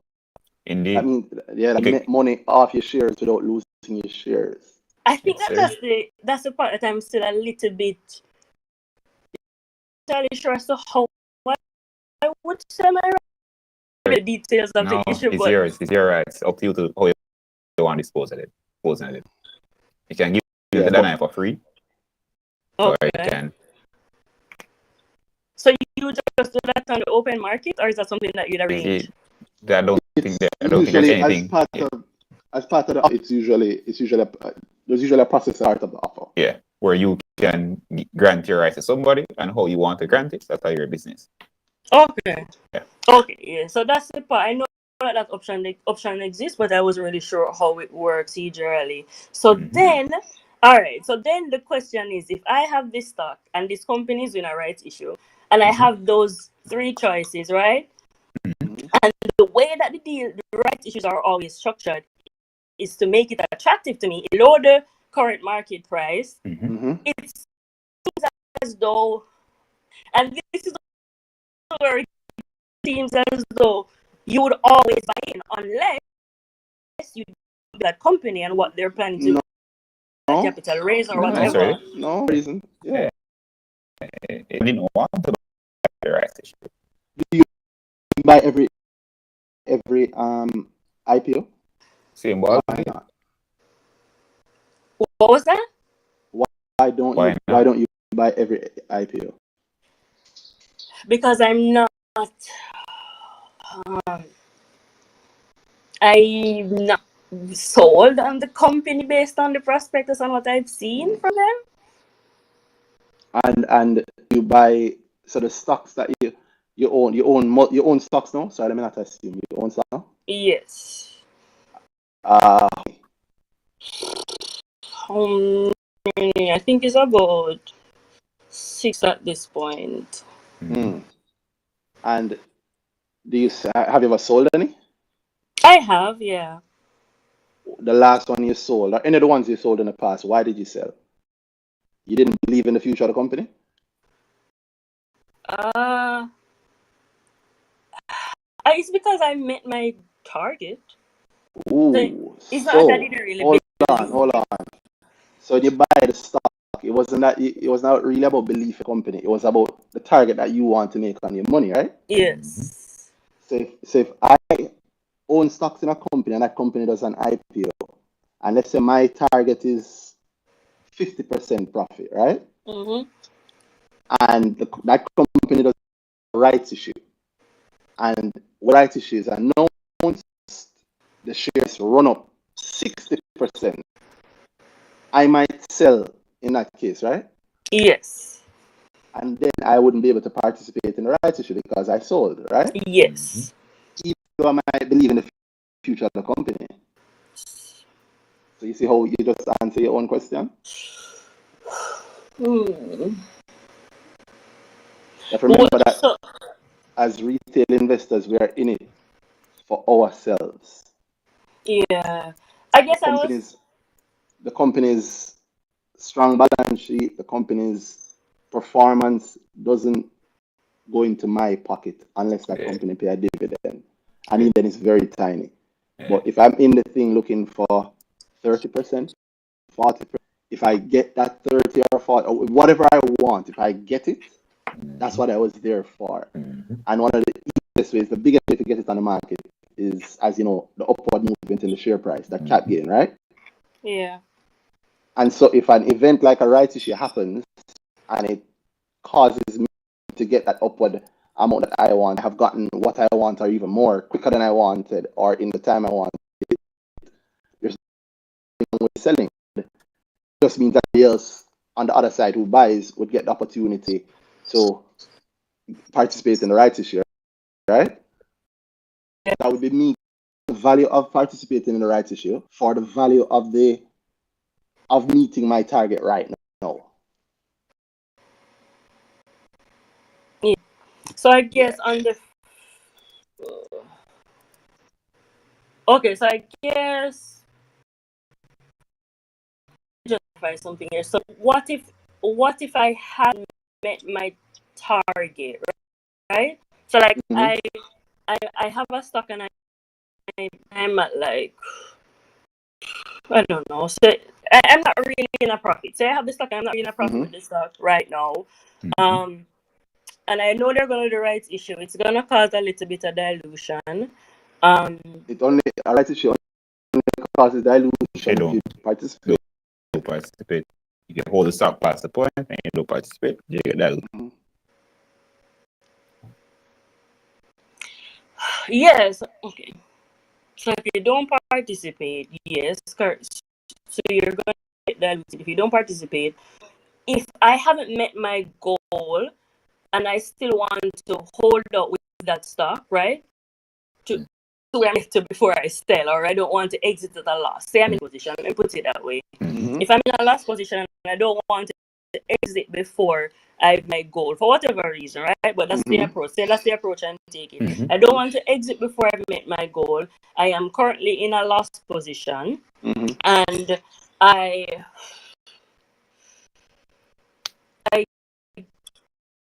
that they're trying. If I don't want it because I don't know, I guess maybe you'd say at that point I should just sell. But I was gonna say if I I'm not saying don't that you want must sell. No, you could remember that. Sorry to cut you, Danhai, but remember that at that point, if you don't want to participate, you still have the right. So you sell the right. yeah. Because, and guess what? Selling the right would give you more money, which would bring you closer to your goal is. Yeah. And your goal must be massive because you are in the thing and they announce a rights issue. And as you can see with pretty much every rights issue, once it becomes known that the company is going to do one or expected that the company is going to do one, the share price tends to skyrocket. Yeah. Yeah. Yeah.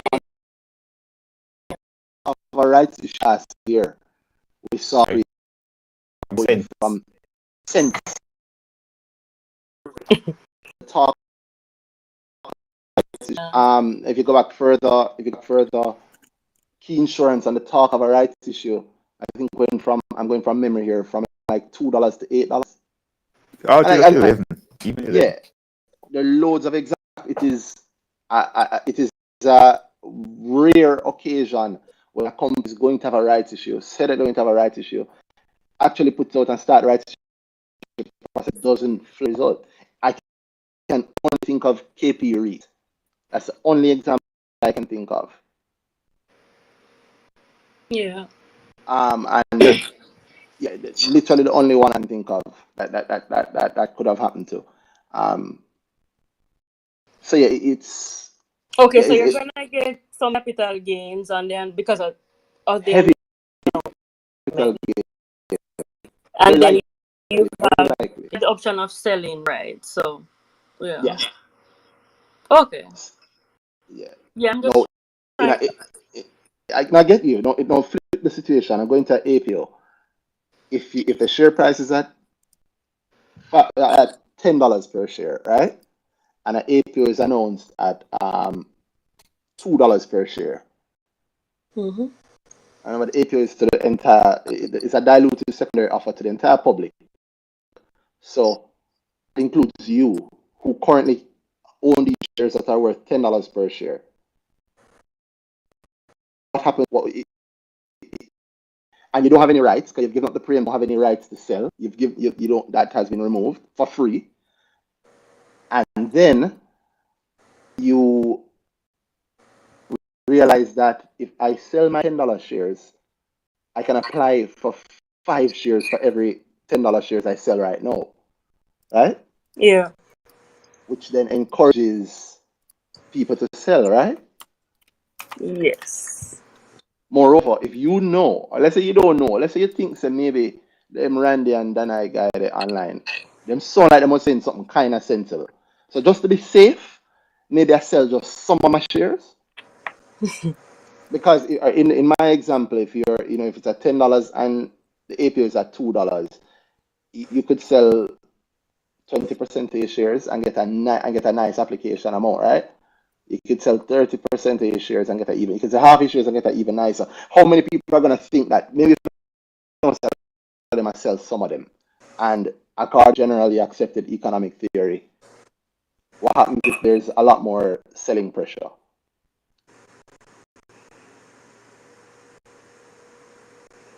Wait, so the price is gonna go even lower, right? Generally, according to commonly accepted econ theory, Mm-hmm. when the supply increases way beyond the demand, the price of the thing tends to fall. In the case of the market, that often is very, very true. When is increases are threat, you tend to see the share price fall because a lot of people sell, right? Yeah. Um, so what would you then, if you realize you buy the thing at $10, you can apply for 5 times the units that you have in that APO at $2. And even if you don't choose to sell, somebody else is probably going to sell. So you're about to face a situation.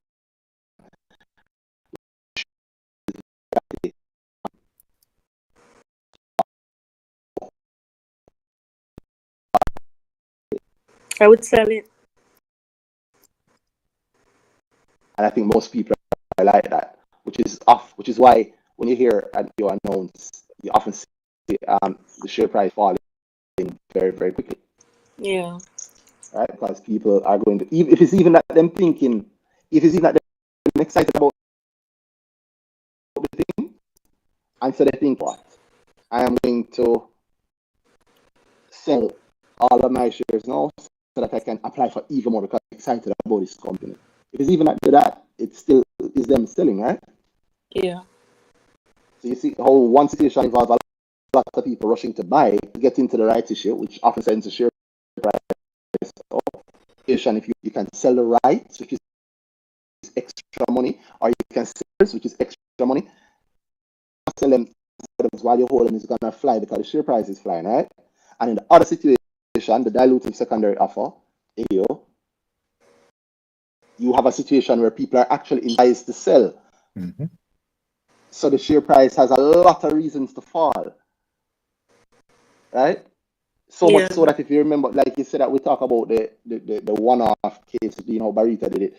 You'll notice one of the one-off things that Barita did too is that they put a large dividend in the middle of the APO, right at dates or after the dates where you'd have to participate. Meaning they incentivize, in my view, that incentivizes the retail to not sell. Because yes, you might want to sell your shares at the higher price now to apply for more in the APO. But if you do that, you get the dividend. So kind of box people in, you know, between a nice place and possibly nicer if you think of the APO as something nice, or if you think of the dividend, you can switch them around. So you see how the APO situation, it literally just has threat after threat after threat, while the right situation has benefit after benefit, even if you don't participate. Yeah. Yeah. If you don't participate in a rights issue, chances are you only get a chance to shares for much more than they were worth before. If you don't participate in an APO, chances are you will get a chance to sell those shares at that price again. Yeah. And we are 3 or 4 years down the road with the examples of that. GMMB has bought a bank, pensions, expanded, they bought an insurance company, and the share price just still won't move Yeah. past the APO level. Okay. Yeah, that's how I feel too. So you were saying that with the rights issue, you only get diluted if you don't participate, right? Yep. So meaning you don't sell your rights and you just don't, right? Yes. Or if you don't buy to the level of your ownership. Okay. And or line, it's not for dilution. Dilution is something in that, so you go. If you want to, then so you go. All right. You can avoid that. You can always leave and all them things there, sell that whatever. But at the end of the day, we're not talking about APO dilute or rights issue diluting people. Yeah. We're going on. It's just Yes. what makes sense for people's pocket. Yeah. No, I understand that. So I'm gonna look at the key insurance rights issue again, but integrating that price, the price that you would sell it for. Or you mean sell the rights. Yes, so you pay What price? each. As long as somebody will pay you that. You start No, it's your own. It's person buying it has to see the value. Your person buy stocks generally. Where you get that idea from? They'll pay the rights idea from. So not investor fee. Is that a bad source? No. I just usually we get the investor fee and then we lose the thing that we lose the people in between. Okay. Yeah. Oh, yeah. Not knocking that at all. The term I like it, I don't know what. But then no, we have to explain what exactly it is because a lot of people listen and say, "What shut up?" Yes. No, well. So I was just saying that it's the difference between the just the price after price that it was at that would what year the old rights would be worth, the difference between those rights, right? I wouldn't say that, but suppose I want control of the company and I'm willing to pay that much more because I want your rights. Pay double the rights issue price because I need that much more because I see that that's why this thing, because so much thing can happen. If someone wants control of the company, then they can shop around and say, yo, I know you're gonna spend. You can spend $1 and get this thing, and maybe we say that too. But I'll buy it from you for $2 from now. So I'll buy your rights and I'll use those rights to go buy. So I'm actually paying $1 for the shares.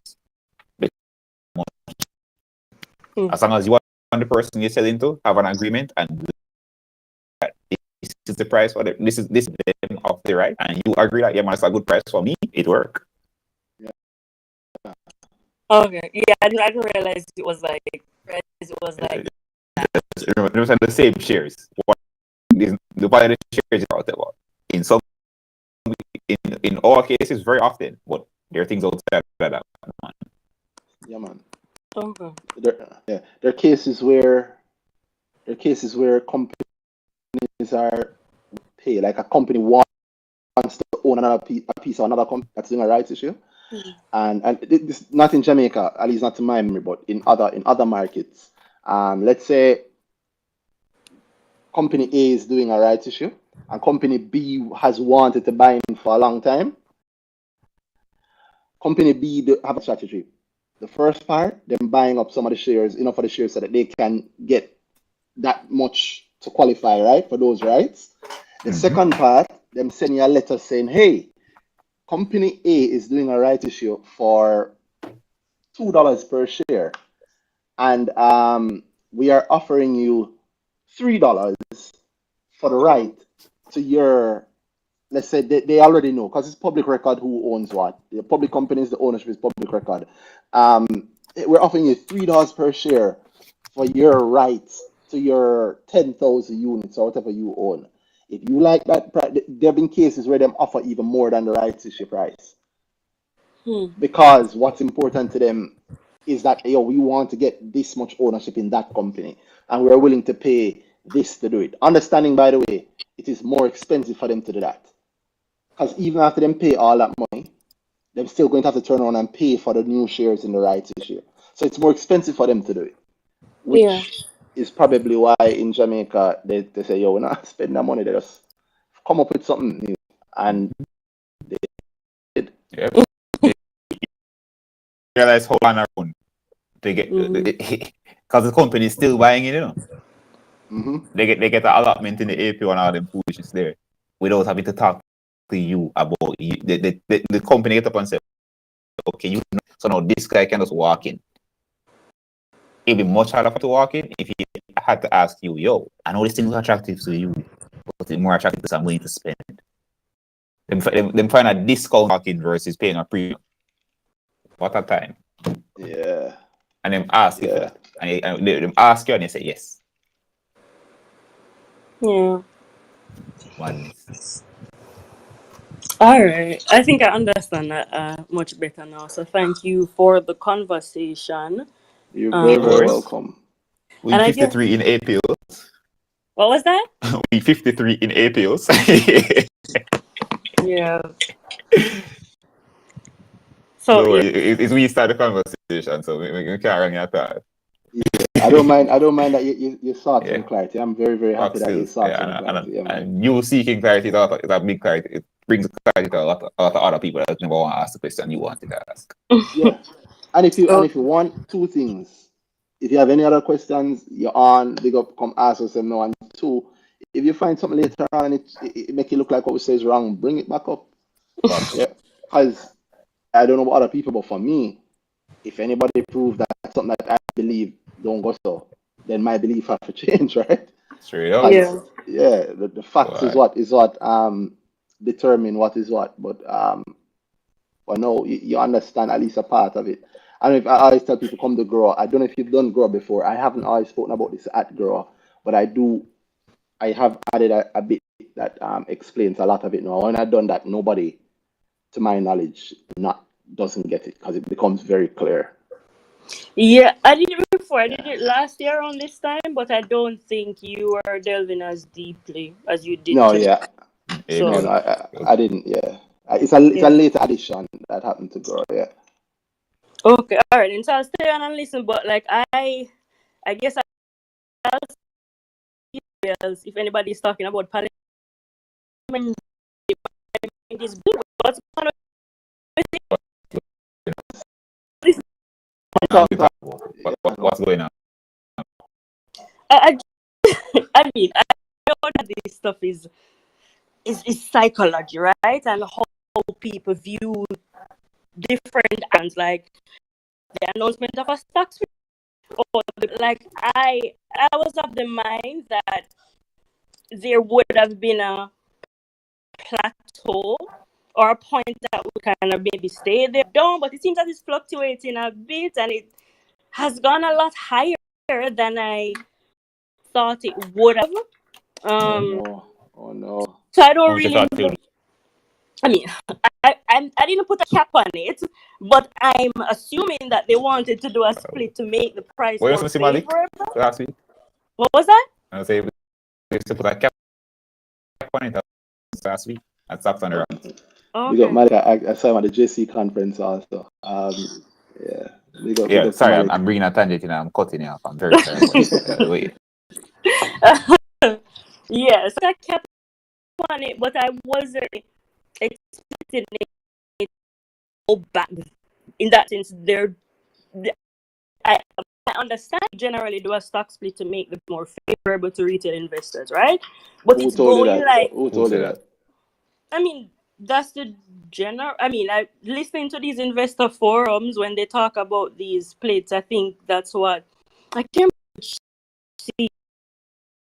I think the first rich one of the first rich CEO was talking about how yeah, split generally makes it the price more from a psychological standpoint, right? You want to buy a stock, you'd be more inclined to buy for $3 more than $30, right?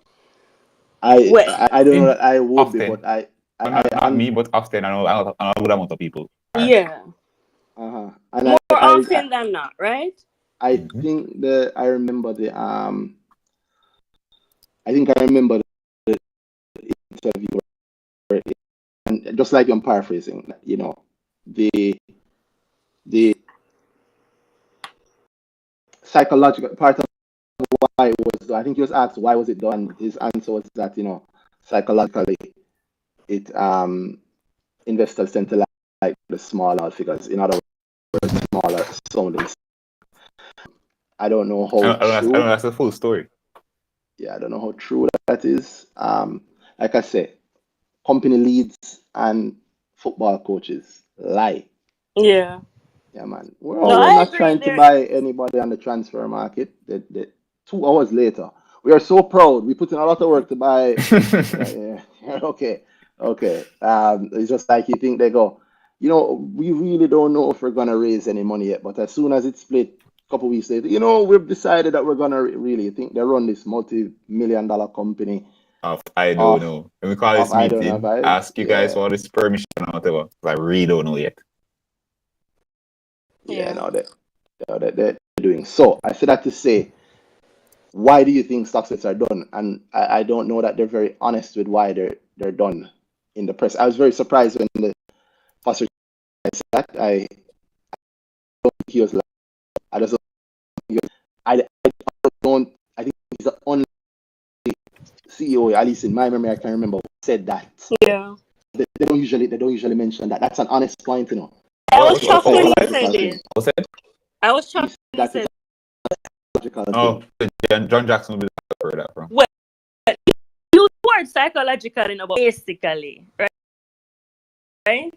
No, I think he actually underlined her. But Good to night. my memory, I remember. Night. Hold Sorry, on, Alan. boss. Yeah. Yeah, Just hear what I mean. Just make her finish her point, and then we go move on. Yeah, The man. line, boss. The line. Yeah, unless he remembers it, and I know that's what you're jumping into. So Yeah, that way. or unless that. Yeah. Cut me for that, boss. Alain, is that what you're saying? No. It was regards to Partridge. Not Partridge. Sorry, Palace. Hmm. Okay, well, we'll jump right to it, or you can jump in right after. But yeah, Miss Nyla, you're saying about the split and why it's done, and I don't know that it's very often said publicly why it's really done. But Yeah. is why it's done important to your prediction? Okay. So what it's done isn't important to my prediction per se, but I guess my Russian, like the way I thought about it. I mean, maybe because of my limited view, I anticipate that the price is gone. You see what I'm saying? So I would think that people, I don't know, I would think that like keep on buying it past a certain. I think that's what you mentioned earlier when I first came out. That it is a higher are willing to buy this stock for like 2005 and all these is which is kind of going against the grain of, or what the is right is what you I think I thought, but Sorry, that what? the fact that people are willing to buy pallets at 2,500 and I'm kind of going against the conventional. I don't know if it's conventional wisdom or just the conventional way that people are. Let me not say high value, but high price, highly The priced fancy stocks. term is high nominal value, high nominal figure. It doesn't mean Yeah, the number is big. yeah. And a 4-digit number, yeah. People think might be 2,001 So stock. exactly. Yeah. So that's what threw me off, right? I didn't expect people to be still paying as given that it's gonna split. So it's gonna go. Well, the only way to get the split Is is if to you buy. buy, and so that means that there's increased demand, right? Yeah. And what generally happens when the supply is the same and the demand increases? The price goes up. Straight up. Why?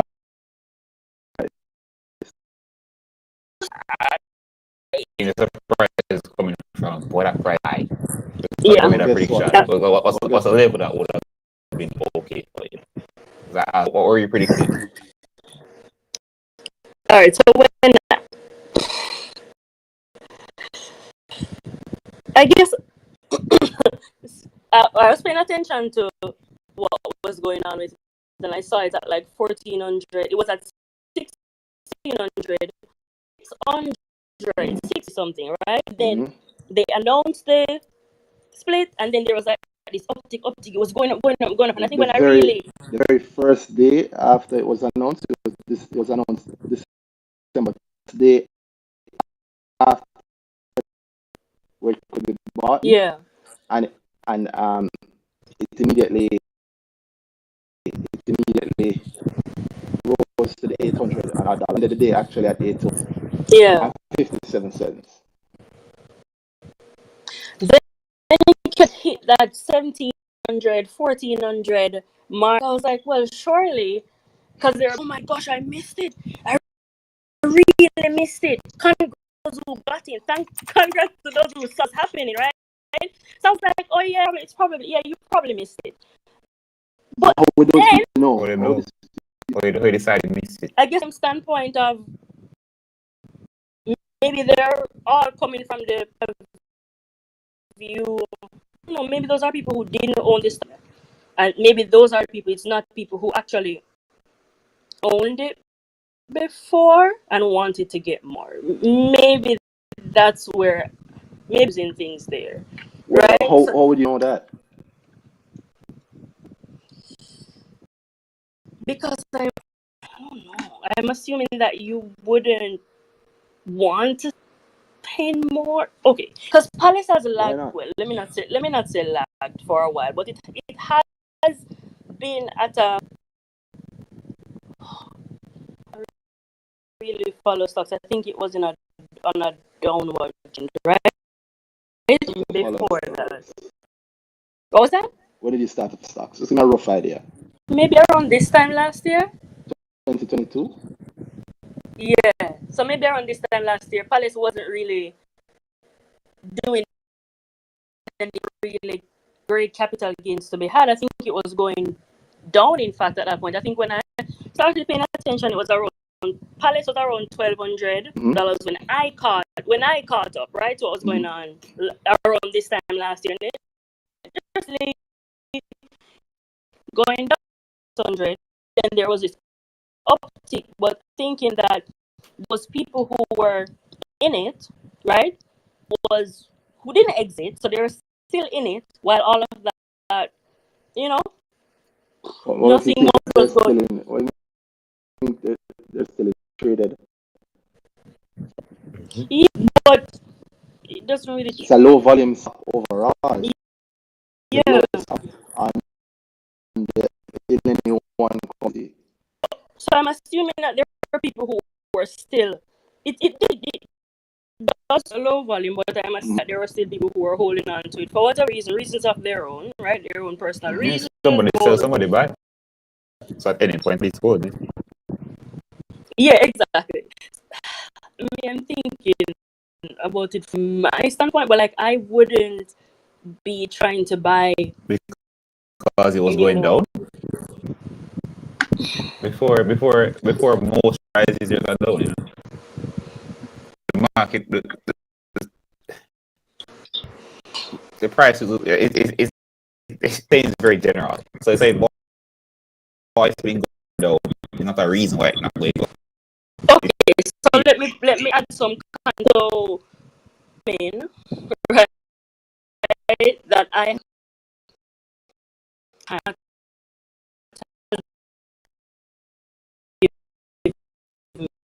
Yeah, so like of course because I just stock, Yeah, right? but that's fine. If I had and I saw that say it wasn't doing anything. It wasn't doing. It was just there, right? It wasn't doing its thing. So I guess what I'm saying is, I would have gotten out as soon as I could. I wouldn't have kept on buying anymore and buying up at that Because the increase in price. Okay. You see what I'm saying? Like, no, so I'm not tying that to anything with the gain.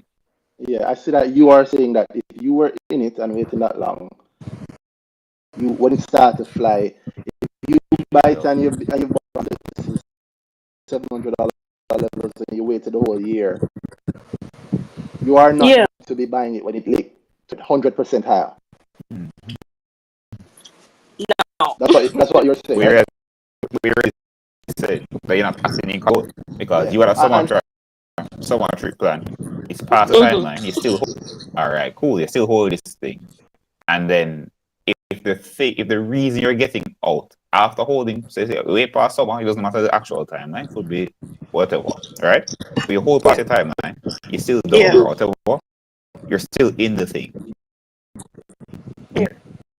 You have to ask yourself, why are you holding this thing still? If you're holding it with the hope that you had no idea when that would happen. You have no idea when it's going up, the level is going to go to. Why you still hold the thing? And then look how she tied to accidental profit and you finally make profit now you jump out. No, but when she finally she said that when she finally makes profit, she wouldn't be buying more. Imagine, buying is believing, you know. If you, I say it's very often. People have the stock and see it down, and they're waiting back up. They have all these plans for them when it go back up, but it's down and buy more. So your money is tied up in a thing that you hope to go up one day, but you don't believe enough by buying what is low point. If 600 after you bought at 1200, why never buy more? If you think one day it's going to go back, if I'm buying now, if you go back up one day, okay, you're going to make back your money plus more. Because if I put a grand in there and I go from 1200 to 600, $500, right? But if I put that next grand in at 100 and it goes to the 1000, go back to the 1200, I just made money. Versus it goes from the little bit that it was, it goes back up to the where I bought it, and I sell out, and I just made nothing. Up to the break even. You're saying, I hear what you're saying, and it's interesting that I've never really. But like I guess maybe this is a learning point for me in terms of my emotions out of it a lot more, because I think if I'm like like I'm saying I'm not angry, but like I'm not pleased with the fact that share price is down. I didn't meet my goal because whatever it is, whatever reason was, you know, the game that I think there's a certain point at which maybe me, because I'm a novice, like I have more Palace as soon as you can. So like I'm just like what I have and just see if I could have gotten recover out at 600. Yeah. You could have gotten out at 600, 700, 800. So you're at a loss anyway.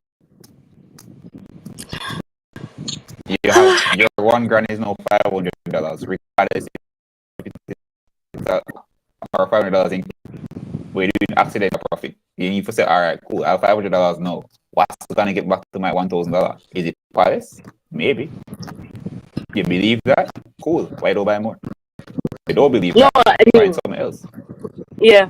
No, I definitely agree with that. The whole idea of you would have to really be in it to buy more, right? You look growing, so you know. You're the one that already heard. You hear the just away, as you know, a lot teaches you the things that allow you to manage that.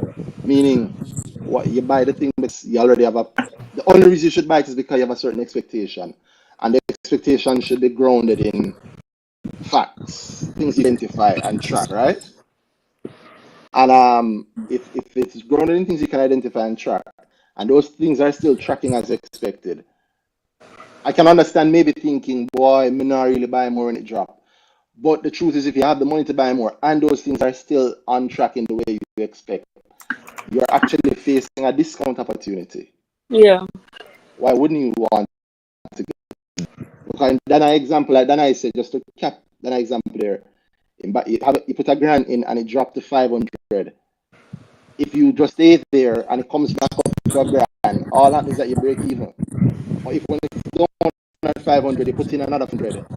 When it comes back up, you have 2,000. You actually have 33% by just getting back to where you started. But it takes a mindset shift to understand that that's the reality. Yeah. So if you stay in a stock, so let me just get this. Let me just crystallize this in my head. So if you stay in a sorry, go ahead. Let me help you crystallize it. Go ahead. No, sorry. Yeah, I took notes, man, but it's just yeah. Practicality. You want to hear the actually. I think like in the moment, you need to know certain ways and until the moment hits. I get it. Mm-hmm. Yeah. Yes. So if you don't exit stock, right? You don't exit a loss. You don't there. You are in fact there is something concrete that you're holding on to that tells you back, and if that exists, then it's a discount opportunity. But so there is. If you believe that exists, let's be clear. If you believe that exists, we don't know for sure it happens. You never know until it happens. Yeah, It's That's not why magic. that's why the market. you're looking at the future, and everybody knows how that goes. Yeah. You are always making a nothing in the market gets you away from the reality of the fact that you are always making a prediction. So It's then, just what is. No, Go ahead. absolutely. so then the act of exiting a stock then is really, it seems to me then that it's more often than not,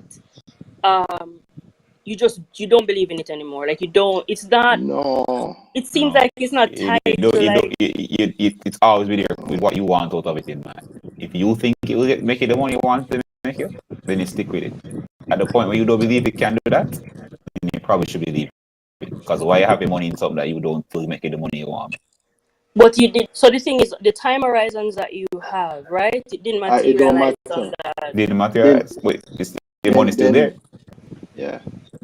It, Unless it you Yeah. needed either unless it, you it, it needed the didn't. money for it. If Unless you you needed needed the the money money for for this something. thing and it didn't work, but the truth is, if you need the money for this thing, you went in the thing with the risk of. I know you do. If you're succeeding, you're buying the stock, and you know you had all the right reasons in your head, but you know, say, yo, if I do this thing, it don't work out. That's you looking Yeah. at. But the reality, that's this thing might not work out. But you put in the money down, you expect it to. You have work good enough for you to make this play. But you know, say, oh, so you reach the timeline and it don't work. What's your best move? Either you pull the money because maybe the money, say, you have to pay the 500. You need $500 on top of your $1,000. You know that someone will spend it. If you go down to 600, they're going to sell on your $500. If you go to 1,500, if you go by 50% and do 1,200, you don't make your $500 and you keep your 1,000, right? Stay in the stock. And you're there at the point where you say, well, this thing might not really work out. It's either stay and wait, but either stay because you have they work out for you and you have good reasons behind that, then stay. But if you're at a hopeless point, John, this thing done, you're not gonna work. What are you there for? Your timeline gone, the money never make, but you still discover it. You're here now. You have the decision either way. I think people like to relinquish that part. we have to make every single day in a stock to make a decision on it. That's the truth. You buy it today and you hold it today. You believe the thing will happen. Cool. You thing is just is my is in the stock on somewhere else. $1,000 there. Cool. You go down to $1,000 to $800. $800 in it. Stay there. Yes or no. Matter of fact, and Miss Nada, you might have been muted just because of the background noise. We can just unmute and talk.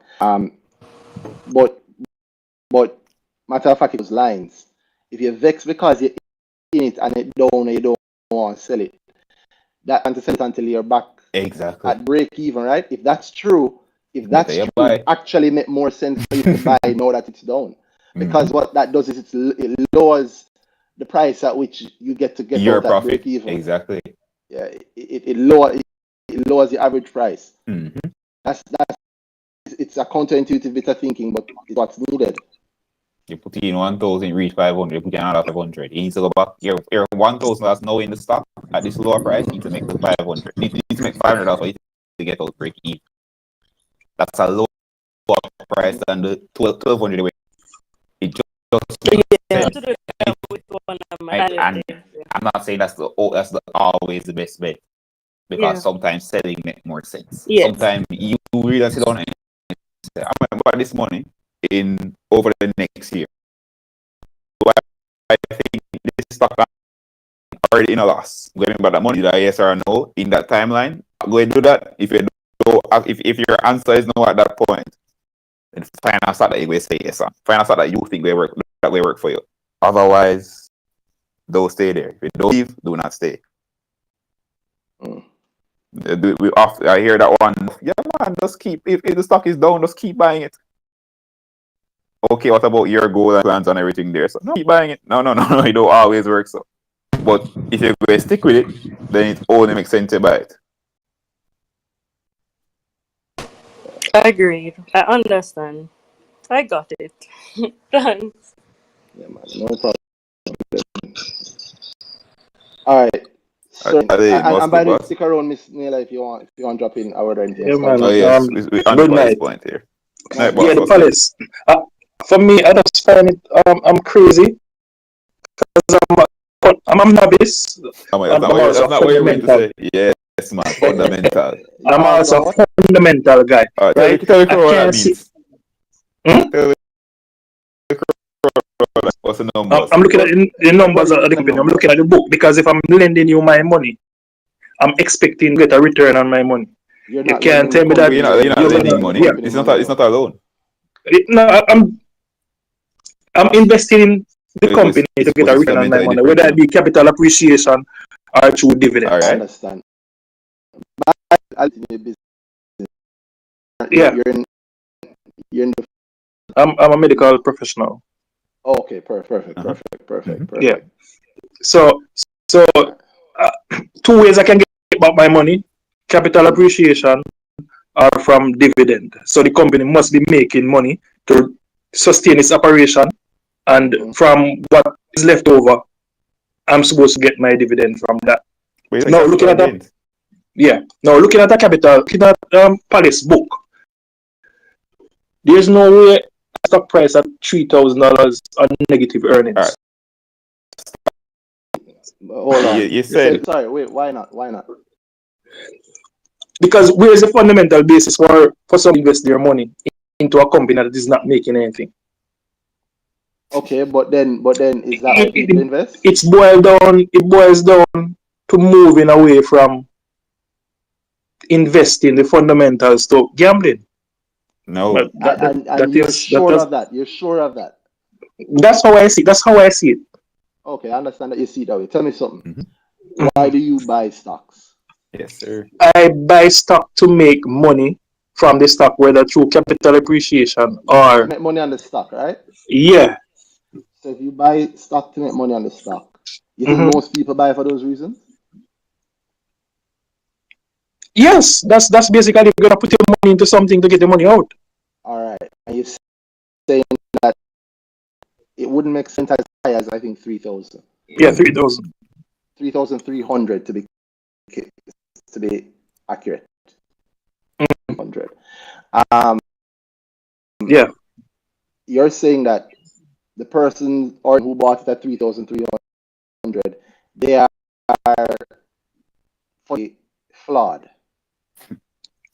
I would believe that here are some fundamental issues right there. And most persons probably get caught in the fear of missing out.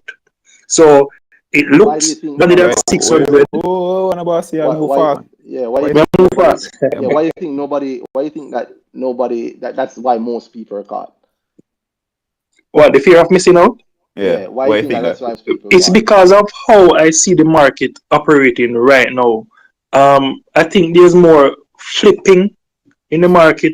In out, we have this huge appetite for the 300 and the 200% gain. Do you? Who me? Yeah. If I get it, I take it.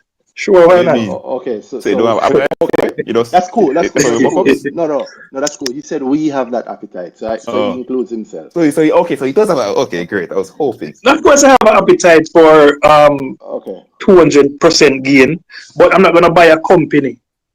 I'm not gonna buy a.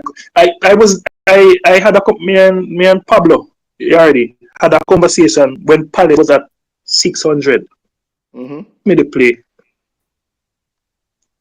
We reason it out. But Couldn't I'm a go up. fundamental guy. I'm gonna look at the book. So If the book doesn't add up, I'm not gonna what buy a price is company. so how Not that work out for tight? the hype of the company. I Probably didn't I'm losing money in I the didn't hear market me. because I'm not that No, type of hold on. investment type of personality. I don't have that. I'm gonna look at the book. Company has to make sense for me to buy. Ali, hold on. Where it makes sense and you're just not seeing it? Yeah. Of course, yes, yeah. Because I'm buying at 300. Probably I'm missing it. Oh, okay. And okay. And not only that, I expect after they have done the split, because Palace needs the money to run it because their book is in the negative. The APO is going to come in. And once that it could is be a rights announced, issue. It could be renounced a rights issue. I mean, I don't see any structural change in management. You know, hold on, but you don't need any structural change in management. It could be a rights issue. Yeah. Why you assume that? I see an APO coming. No. Why you think? Why would it not be a rights issue? Well, it could be. I'm not saying it could be one of. But we say think it's one thing. So why do you think that?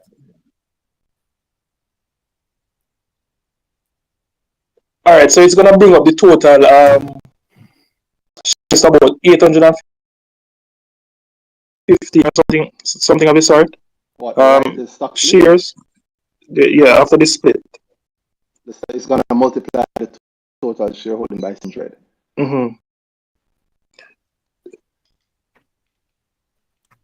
I mean, kudos to those if it's a right issue. I'm happy for investors who's gonna get that if it's that. But if they announce it other way around, you could get an investor you could be the investor who gets that. No, I am not interested in Palace. Yeah, okay. No. I'm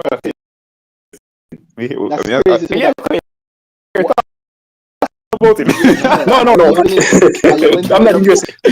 I have done my research. I've looked at it. I have looked at it. I never liked it at 600. I'm not gonna like it at 3,000. The market say the drag. Yeah. I go from 600 to 3,000. You said, boy, I now buy 100. The market, boy, 5 times the money. And you said, no. And I still have no regrets. Some will miss you. I like that. That's right. That's actually right. Yeah, some will miss you. If you don't see it, they don't go fight, which is right. Exactly. Yeah. And after it starts, if you never see something, right? Yeah. But what you sorry, go ahead. No, go ahead. Why you think then? What do you want to know then about Palace? Like, what do you want us to talk about? What do you want to hear? Yeah, all right. So, I mean, Palace. I went and read the article on what happened at the AGM to do. It's I don't see how that is gonna generate revenue that they desire for the company to be profitable. Butler service, come on, man. What about a partnership with a main event? Try the best to bring back that drive-in theater. Do something. Didn't they? Yeah, but they abandoned that in after it was last year. Did it do well for them? I think they had some aesthetic issues like noise and parking and all of that. But I think the biggest issue, if memory serves me, was the DRMA, the rules, projection, and of course the early lockdown. You know, it kind of hard to have a movie going if everybody have to be home because curfew is at 7:30. But I'm not knocking your idea that let's go back to it. Honestly, I would drive a theater and I watch it. Good. And then now it can actually work better than thing there. So the whole issue where we had the car thing was because we couldn't sit together beside each other inside the theaters. But it doesn't make it. I agree. It's a good strategy. Are two things. They're doing a stock split to make the price attractive for the major investors. Cinema One to make it before. You know that? I work there. You know what? You get that? I check the board member them because it's so like one of them. Yeah. Where did we get that from? Yeah. That information, I don't remember where I read it. You know, they had their eyes on Jamaica to actually set up hobby here. Yeah, so I'm saying, but I've never said this. The thing I'm asking is, you say they're setting the price attractive to a major investor, which is funny. No, I'm saying that's true. No. I'm not saying they're doing that for that particular company. I'm saying that could be something that I don't know about. Just talking hypothetical scenarios, you know. that can happen to make Palace attractive or get them back Why at would they need that the stock split for that? total innovation? Why would they need that? Why would they need that stock split for that? Because selling shares at 600, the price it was would probably be attractive to I'm tell major outside investors investors. buy. I'm going to. Oh yeah, hold on. Pause 1 sec. You say it wouldn't be attractive to who? Because obviously it's attractive to people at 3,000. At 3,000. Local investors. Boy, check abroad. They're where? Shares? Yeah, man. 3,000 monkey money. Hold on. Okay. So, well, it depends on the currency that you're using still. So. No, it's the same money though. Forget the currency. You said that you're a fundamental investor. Yeah, right? man. Which means that you believe in the nominal value of the thing. Mm-hmm. So you think that the overseas investors wouldn't buy it at 600, but if you do a 600-to-1 split, they buy it at $1. Mm-hmm. So you think that they don't understand nominal value? This is food. $5 per share. Let's buy instead. I get what you're trying to. Yeah, I agree. Because they would work.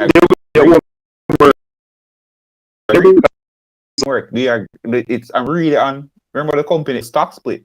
But I'm just looking at. I expected more from the AGM. Because I look at it and moving with high appreciation in terms of price. I want to know what is happening. So, are you hearing me? Reading the article that came out from the AGM, I'm lost in terms of what new is coming. Alain, are you hearing me? Yeah, man, I'm hearing you. Okay, hear me now. You're jumping all over the place. Every time you start a point, we don't feel I feel like I have a lot to say. I was trying to cram everything. We can have a discussion about each point, but you have to jump. Just we talk about each thing and we talk together. We shoot everything. Sound cool? Okay. You're doing national values. So you know, as a fundamentalist, novice. Now money is a fundamentalist. You can't take it back now. So I know as a fundamentalist. That the stock doesn't change the intrinsic value of a company. True. If I'm going to buy 20% of this company for $2 million US, would the stock split make me say, "Oh, I'm willing to buy it for a different price because each share is changing. Share is that much less." Or would I buy 20% for $2 million anyway? You're making a lot of sense, and you're absolutely correct. One day, I try my best. Yeah, absolutely correct. So then hold up. We're asking if you agree with us from a point of, yeah. So the stock split, how does that attract an international investor at any point? How would that change their view of the thing?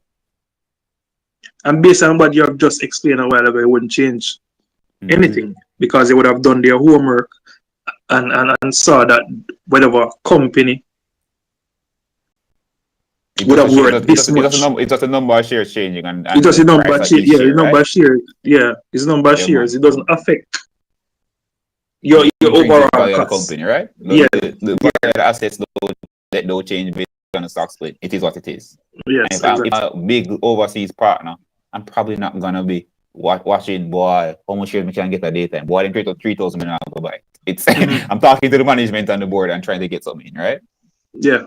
Yeah, man. So when you were saying fundamentally look at Palace, you weren't buying it at 600, but you wouldn't buy it at thing there. What's the price you'd buy Palace at? No, I wouldn't buy it any at all. I would buy because negative earnings. Because of the negative earnings. So wait, they have to make when they get money profit, first. When they fix things, then you look at them. Yeah, they would have to fix things for me to take a closer look. All right, so I'm looking at. Hold on, tell me. Can we know the bet every time the race done? All right, so 2020, negative earnings. Hold on. Like first one of the month. You see this month, February, we'll have grow. You definitely would do well at grow. I think you would end grow with I think a much better understanding of the market. Okay. www.everymickle.com/GRWR. And I actually think you care about things. I really think you're looking at the market. As they say, you're new. You just sound like you're pretty excited about the market and looking across the value and how it works. Yeah, man, read there. I read every day. Every news article, everything will come out. Yeah, I think Every you do well article at about Grow. JC, read them. I think you do well at Grow. I think you'll find it very interesting. You might be surprises. Yeah, man. Okay. The dates this month. Split Grow is gonna be 21st and the 22nd. The evenings of the 1st and the 22nd. And the floor, if you want to do it all in one, is the Sunday the 26th. Sunday the 26th. That wonderful concert on the 25th. So Sunday the 26th, all day. Stay home on stream. We will go through it. I assure you that when we're done, if you do it, I assure you that when we're done, you will understand the market better, investing better, and also this specific Palace point. If you do it, Grow, remind me, say, Randy, I'm the person who was on talking about Palace. So you told me to come to Grow. Come do it, and you'll be able to see the market a whole lot better. Now, having said that, the second thing, I don't think that you really don't like Palace, right? I think you want to buy. I think you're looking for a reason that would make sense. Not gonna buy it at all. Yeah, that's ever. cool, but Never. But hold on. So let me why do you invest again? I invest my money to make money, whether through dividend or capital appreciation. You're looking and you saw the thing. If you were looking and you saw signs of something that would make it give you the capital appreciation that you want, you wouldn't go in? The business of making, I saw ever had foresight of the issue, then foresight of going that. But at the end of the day, the stock market doesn't guarantee you a return. Never. Yeah, man, we're not. Yeah, man, never. That's any stock you buy. Fundamentally sound in your mind or not. But if you see the opportunity to make some money, wouldn't you take it? That's what you're telling me. That's why you never buy it. I just say you'd never buy Palace. Even though if I did tell you before, say, yeah, man, you'd have said no to me. As a financial advisor? Suppose say, yeah, man, 600. And you tell me, say, that listen to me. Because if you come in the future, now a different thing. Hold on. Wait, no, sorry. Hold on. Suppose you went to him as an advisor and he told you at the start of December, boy, I think Palace might be interesting. Would he have been wrong to have done that? And you wouldn't have listened to him? Advisor is a guide, but is not a guarantee either. Agreed. That's a fact. But guess what? The people who bought it from the 12th, right now they're looking at 258% profit. That's less than 2 months. Are those people wrong or right? Are those people? No, they're right because they have money in the pocket. There we go. And if I guess what we are moving, I guess what the takeaway is what history has dictated. Which is? Over a particular period of time, that whenever there is an announcement for a stock split, whichever company, whether the company has negative or positive earning, there is going to be capital appreciation. It's about massive. Well, hold on. If that's true, yeah, obviously massive. Obviously that's because massive. But you have special cases. No, you said. And that's what I'm saying. The market doesn't guarantee you a win. I know, but you just sound like you just give me some guarantee just now. Say, boy, no matter history. I'm gonna say history said no. History be a winner. If you believe that to be true, hold on. If you believe that to be true about stock even then, yes. And then you heard that this company is doing a stock split, and you said no, why wouldn't you buy it? You still have an example. You just give me an example of how massive. No, we're using your words, you know. Before me say massive, you said stock split, and you said you saw it happen. You saw this stock split thing happening for Palace, and you said, "Boy, I gonna make money, you know, but me not gonna do it." because at the end of the day, numbers have make sense to me. Numbers always have mixed. So Numbers are always at the front of my mind. The number that is What numbers be though? Which numbers are you looking for? 258.8% profit. That's not a nice number to me. Yeah, it's a nice number. But it have gone the other way too. Agreed. Everything, every stock. I'm not going. It could, because there's not stopping it. But I think it's unlikely. I think it's very unlikely to. Yeah. And what do you have back that the same history as Sebastian? Unlikely. We're not saying history makes it. History has not proven. It has not given a guarantee. It's given a strong likelihood because only Massey never do it. Okay. So probably I have a problem in terms of being a fundamental person. No. Okay. I think you're defining. I think what you're looking at is that you know fundamentals. You have ascribed fundamentals to one section of the market or one section of the company, and then ignore a lot of other fundamentals that come into play. Fundamentals, fundamentals, the by the nature of the word, forming a necessary base or core of central importance. Okay. It can't be what are the numbers you look at and say, yeah, man, these are the fundamentals. When you say fundamentals, what are the things that you look at and say, okay, these are the fundamentals of the company? I'm looking at equity, liability, revenue, and tell me some receivables. Those things when you look looking at them, those things what them tell you? Those. Remember what you said you wanted, by the way, investing. To make money. Profit, right? So how does those, when you look at those things, what do they tell you? You said 2 ways to get it, right? Yeah. What is dividend, capital appreciation? Okay, and which one really the most? Capital appreciation. Okay, so that's usually what you're going for, right? Yeah. And you say that stock splits come with rapid capital appreciation. About a stock split that you didn't buy. Yeah, I heard about it and didn't buy it. Wouldn't the announcement of a stock split be a fundamental point then for near-term capital gains? Yes, it would. So why then wouldn't it be a fundamental then? Wouldn't that be part of the fundamentals that need to be paid attention to? Yes, but I still have that barrier that I set up. No, we know, man. Okay. We see it, we hear it. So come grow and I'll help you with that barrier.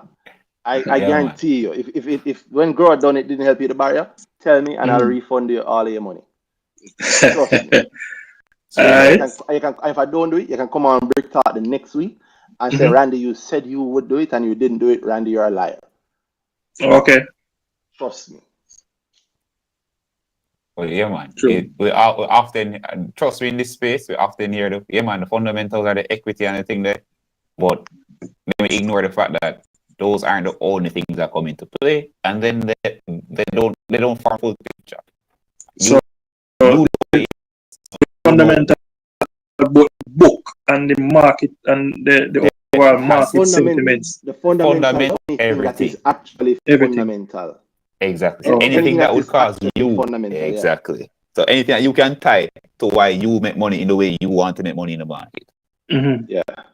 So yeah, you can't put the book on the internet because again, in many cases where it's pretty to the point where this make money for us, and it wasn't based on I know the debt to equity ratio. You can tell me how often by knowing the debt to equity ratio of a company it causes you to make money on the market.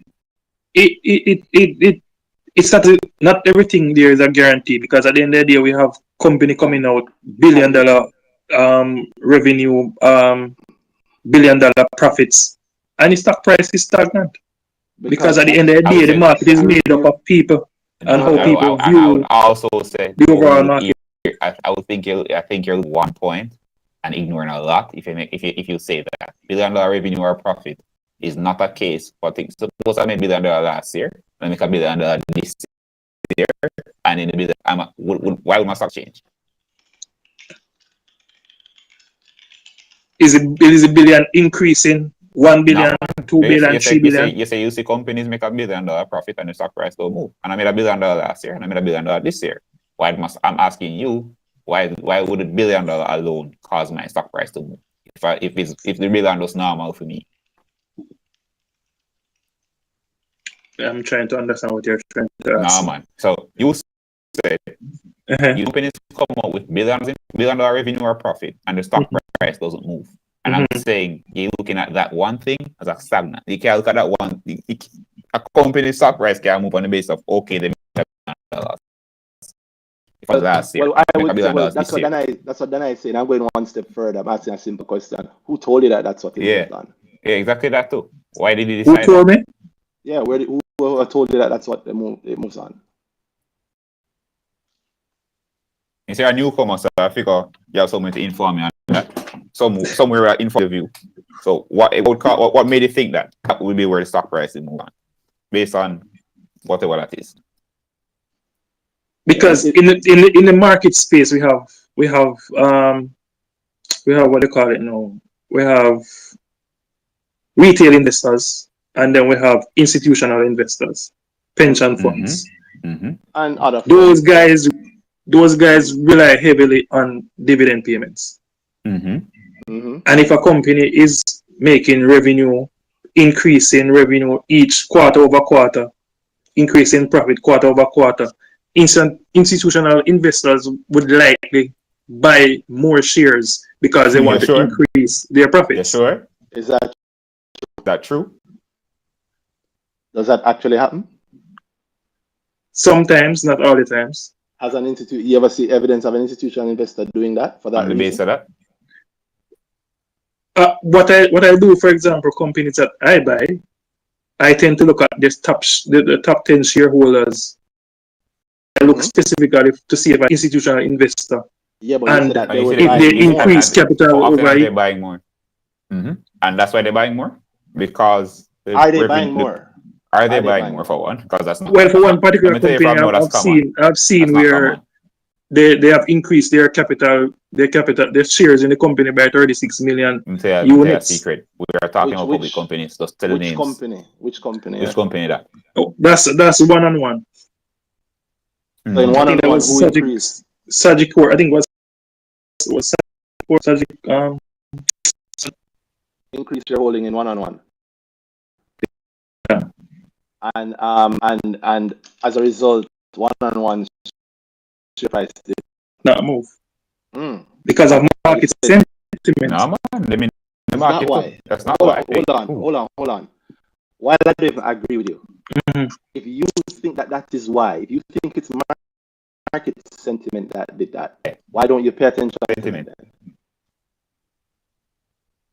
Why do you not consider market sentiment to be a fundamental? If it's so powerful that it can stop your rule and it can also 200% profits. And also pregnancy price falling. Yeah. Why not consider it? Why got the other thing? That was market sentiment, that institutional investor buying. Reported that. Why they don't think the market how this thing moves. Why not looking at that? Why look at the next thing?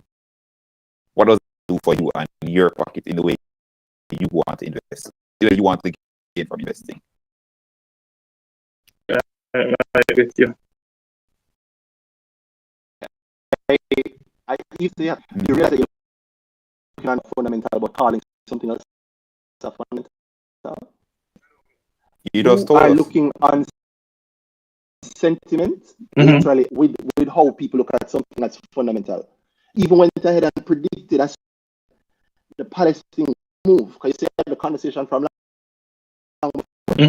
thing would move based on market sentiment, stock split. Yeah, you didn't buy it. You also say that capital gains is what you're looking for, and capital gains is so impacted by market sentiment. But as I said, there's a barrier there because at the end of the day, the market doesn't guarantee you anything. No, but you're looking at things that give you stronger guarantees than the basis you're looking at, and then ignoring them. I don't understand that. You're not acting in concert with them. So you look at this and say, "Yo, man, that works." Then I can't see a real reason you're ignoring that, because you're admitting that that these things matter. These things cause the movements that you're actually looking for, but then anywhere else. Okay, your data graph of the type. And then saying never. Yeah. Never.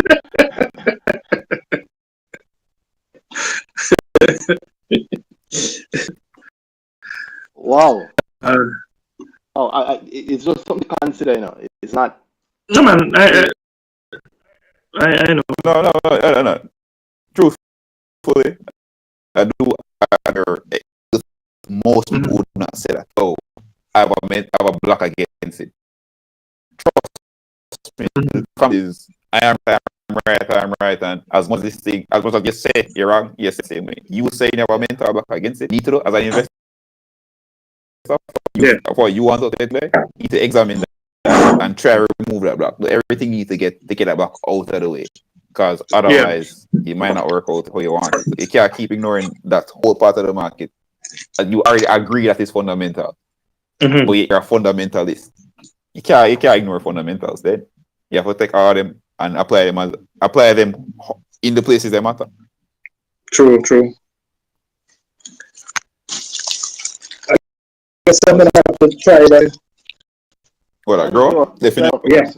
It will switch. I think it will switch a lot of what you think when you look at the market, or you see the market, and it will. It is very, very, very good. It's been going on for 4 years now. It's very, very good at getting people to understand and find and consistently make profit. And it doesn't change the fact that you're a fundamentalist. It's actually going to make you a true fundamentalist. Don't think that we don't look at the numbers. We talk about we.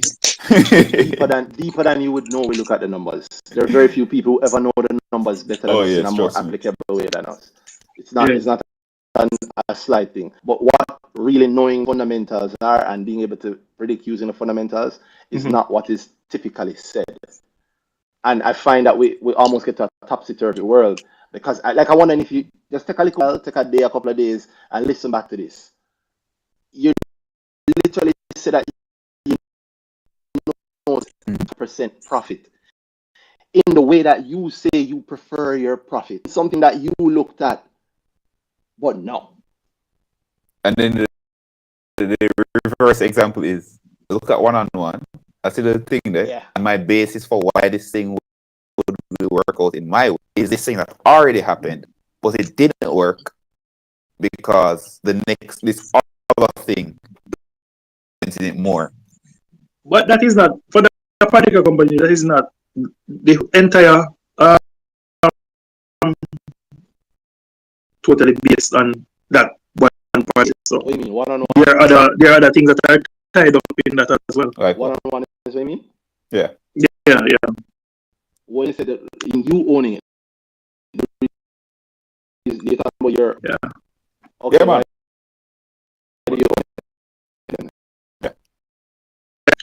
For example, as a tech company, the company has vision, CEO, and 70% of its profit is not made in Jamaica, are heavily invested in education. And where I see education going now, it's actually out of the classroom. So there is the vision ahead is a and what can I say again? I have it in the brain, you know.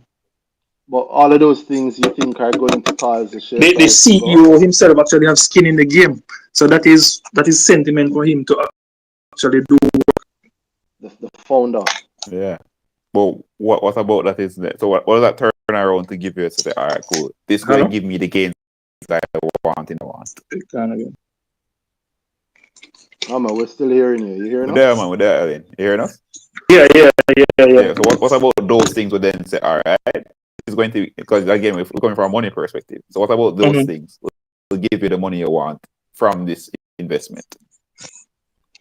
So what the fundamentals? No, Market the things sentiment. you just said. It's a tech company. It's indication, CEO owns shares. All those things they just listed. What about what about those would then say, all right, this should give me the money I want from one-on-one in the time I want the money from it. Yeah, man. Those are involved in the process. Yeah, man. So I'm asking you, what about those things are profit point for you? So what about it being a tech company for the share price or a dividend to make? But first, somebody come and make money. Yeah, man, make money. The book makes sense. Yeah, but you say that. Yeah. No. Yeah. Oh, You just pointed out that Palace never have that, and Palace is giving 258% profit since the announcement, from the date of the announcement. Jamaican market, them like it's just rights like issue. It loves rights issue. Which market loves don't love rights issue? Which market don't love rights issue? Which market, by the way, don't love it? Why? No, I'm talking about Jamaica market. No, man, but I think about US. So why I mean, I think about the other part of the Jamaican world. marketing? Yeah, but so are you saying that's a worldwide thing, you know? Stock split and rights issue. Everybody love them. I don't know one person. I don't know one market. You look at me, I speak to you guys. I'm going to say wide. No, but no, I was saying you said the Jamaican market. You guys like specifics. No, definitely. So don't you? You're a fundamental. Yeah. Listen to the point. No, you like it. Alan, listen to the point. You said the Jamaican market like rights issue. You said that as a response to why this thing moved, even though none of the points that you've said match. Right, yet it moved. Yeah. And the answer to that is Jamaican market love rights issue. Every market love rights issue. I only invest in Jamaican market, so we can speak about it. Okay, cool. So the Jamaican market likes rights because rights issues are great. But what does that have to do with you cut your okay, so that's why the share price. As we said, there's a fundamental block that exists. I look on the book too, and I say, the market. You can always go the other way. That's a baseline, you know. That's a baseline. Have that, yeah. Every single stock can go the other way. So my thing is, if you say you're looking for profit, again, from my perspective, I'm hearing somebody argue against why they wouldn't take 258% profit. That is not normal to me to hear that. In a month, in a month and a half, a month and a half, you're saying I would not take 258% profit. But does it happen to most stocks on the market in US? Outside of rights issues and stock splits and acquisition and other things there. Not sure what happened to them. Was what happened. Just sit down, look at the numbers, and say, no, I'm not buy the company, look back. For example, Fesco. Well, I'm sure. All right, every single is heavily. I think what he's saying is, doesn't it happen where people look on a stock, look on a company, say, oh, this is not it for me, and then the share price flies. Yeah. Every single rise has people who never participate. And some who spoke against it. Every rise have the sour grape, not good. I never want it anyway. I would never buy these grapes. That in itself, I'm not saying that will happen. It's fine. It's gonna happen. Yeah. What I want you and everybody listening who to get is you need to actually pay attention to what the thing that you actually want is, not what you think it should be. Right? It's like the money where it's coming from. No, man. Yeah. Well, yes. Yes. You know why you're saying to me that you see points on the market that cause share price increase and you ignore. Okay. If you see it happening, you know beforehand, and then you say, nope. I know it's gonna happen though. I can't tell me you're baffled by it at all. Data. You can't tell me you're baffled by it. If you would tell me, if you saw beforehand the thing that would happen based on these things, or you have some reasonable certainty behind the movement happening on those things, you can't be baffled then. No. Baffled by it. True. That's true. And that's true. I would hope you're honest. My portfolio was suffering. It was in the red for I think it was from in November going. And you ignore police, although you know beforehand. What's the case of the risk again? You don't already say kind of afraid that was it that? Yeah, they were hard to no risk. So I tell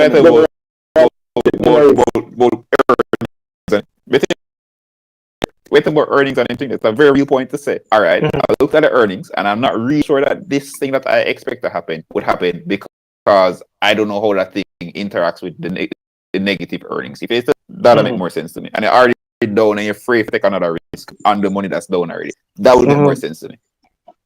Oh, okay. Probably you're gonna get the whole of the story. The story does add up. Are you gonna give me the story about it? So His story does add up. No, the story does add up. No. All right, well, let me hear the rest of the story. Tell the story. Yeah. What about you? Just put the story. I was in negative. All right. This is how I started out because I entered the market with Wigton. I actually sold Wigton at 98 cents. So that was big profit for me. Coming out feeling fancy. Then there was QWI investment, bought the IPO. I'm so sorry. That was crazy. I didn't sell it. I was looking for capital appreciation again. Went down actually sell at a loss. You might. You remember the conversation we had with this Nela? No, man, telling us the story. Tell the story. Yeah. So I got it. So, was it the Wigton money in QWI? The Wigton money? Yeah, man. Go back in a QWI IPO the Wigton money, man, and buy up some, and I expect we get another capital appreciation again because you knew IPO thing, you get money. Got hurt. I think I bought $8, so actually made some again. Lost my job. So I came out of the stock market. So I came back to the stock with dollar financial, and said, you know what, I'm going to look at the market in a different way this time around. Just running for the IPOs. I started a little bit of day. I was actually making money. And then I started to look deeper into the books, and I'm like, okay. Where were you day trading? I need to change my strategy to become a more fundamental number person, buying stocks, holding, looking for the big gains. Right, and probably that's where I'm kind of going off track. Okay, one sec. Alain, help me out. Where were you day trading? On the JSC? Yeah, man. Taking the 10%, within days? Taking the 10 and the 50 cents, those nominal numbers. You were doing it over what time period? I think I started that between when did dollar come out again? June 15th. The first rates. June 15th. June, July. Middle of June. Probably about July, August. I started that. So how exactly day trading work? I mean, tell me approach to the day trading. All right. So for example, this is how I actually did it. I was using cash. I was using strength of cash. So do my research on a company. I'm like, okay, this company looks good. It is liquid. Personal access in the company. I'm looking at the volumes traded per day because that is important to me. Because I get out.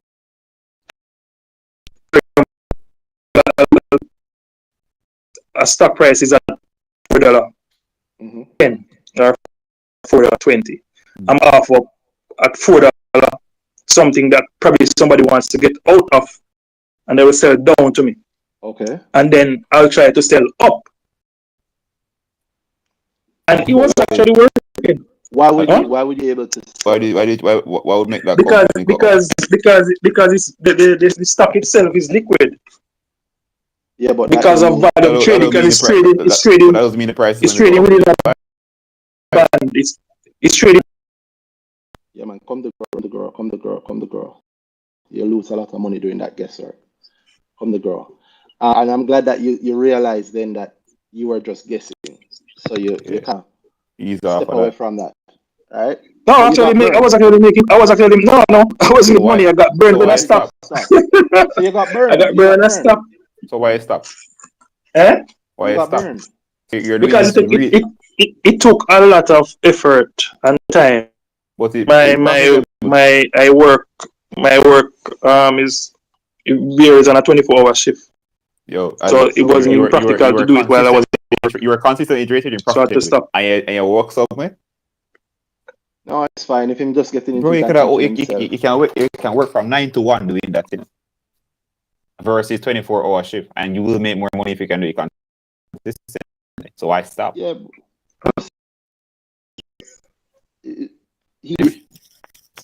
I'm hearing it now. You could work from 9 to 1. You make more money because time said that 24 consistently, profitably. So why work? I can't be trading. Why get a work? Why do Why you get a work? Yeah. That's fine. I get. My work pay the bills. I don't live in Jamaica. Don't matter. Okay. Alain, I understand. So even though you're sort of quick trading within a day, as you say, 10%. It worked for you, but you say you got burned or you didn't get burned? No, I didn't get burned. No. He said he got burned when he stopped. So you I got burned when I stopped. Yeah. Okay.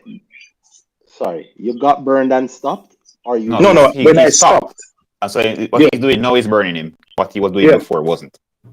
Oh. No, I wasn't losing. So you go from profitable to unprofitable, and you keep the unprofitable. I don't understand why. By holding. No, man. I have, because my risk tolerance is high, so I'm in the junior market. I don't own any main market company. So that doesn't matter. That's not so the companies are volatile now. Not really. Have you checked the junior market volatility? Have we checked the main market versus junior market volatility? I haven't even paid any mind to the market. You said you were on the junior market, which is high because these companies are more volatile than the main market. Have you checked that? Is that true? They tend to grow rapidly. Main company, they have volumes, but they are more mature companies. You wouldn't see their share price increase from by 100 or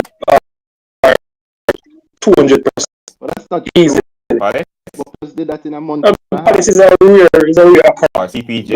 They move away from the Palace. CPJ? Palace though. That's a rare occurrence. What about CPJ? CPJ went up 3% last year. Sorry, in 2021. CPJ was at what? I think it was at $3. It went up 444% in 2021. COVID helped them. Jesus. Can't take your market out of in a whole.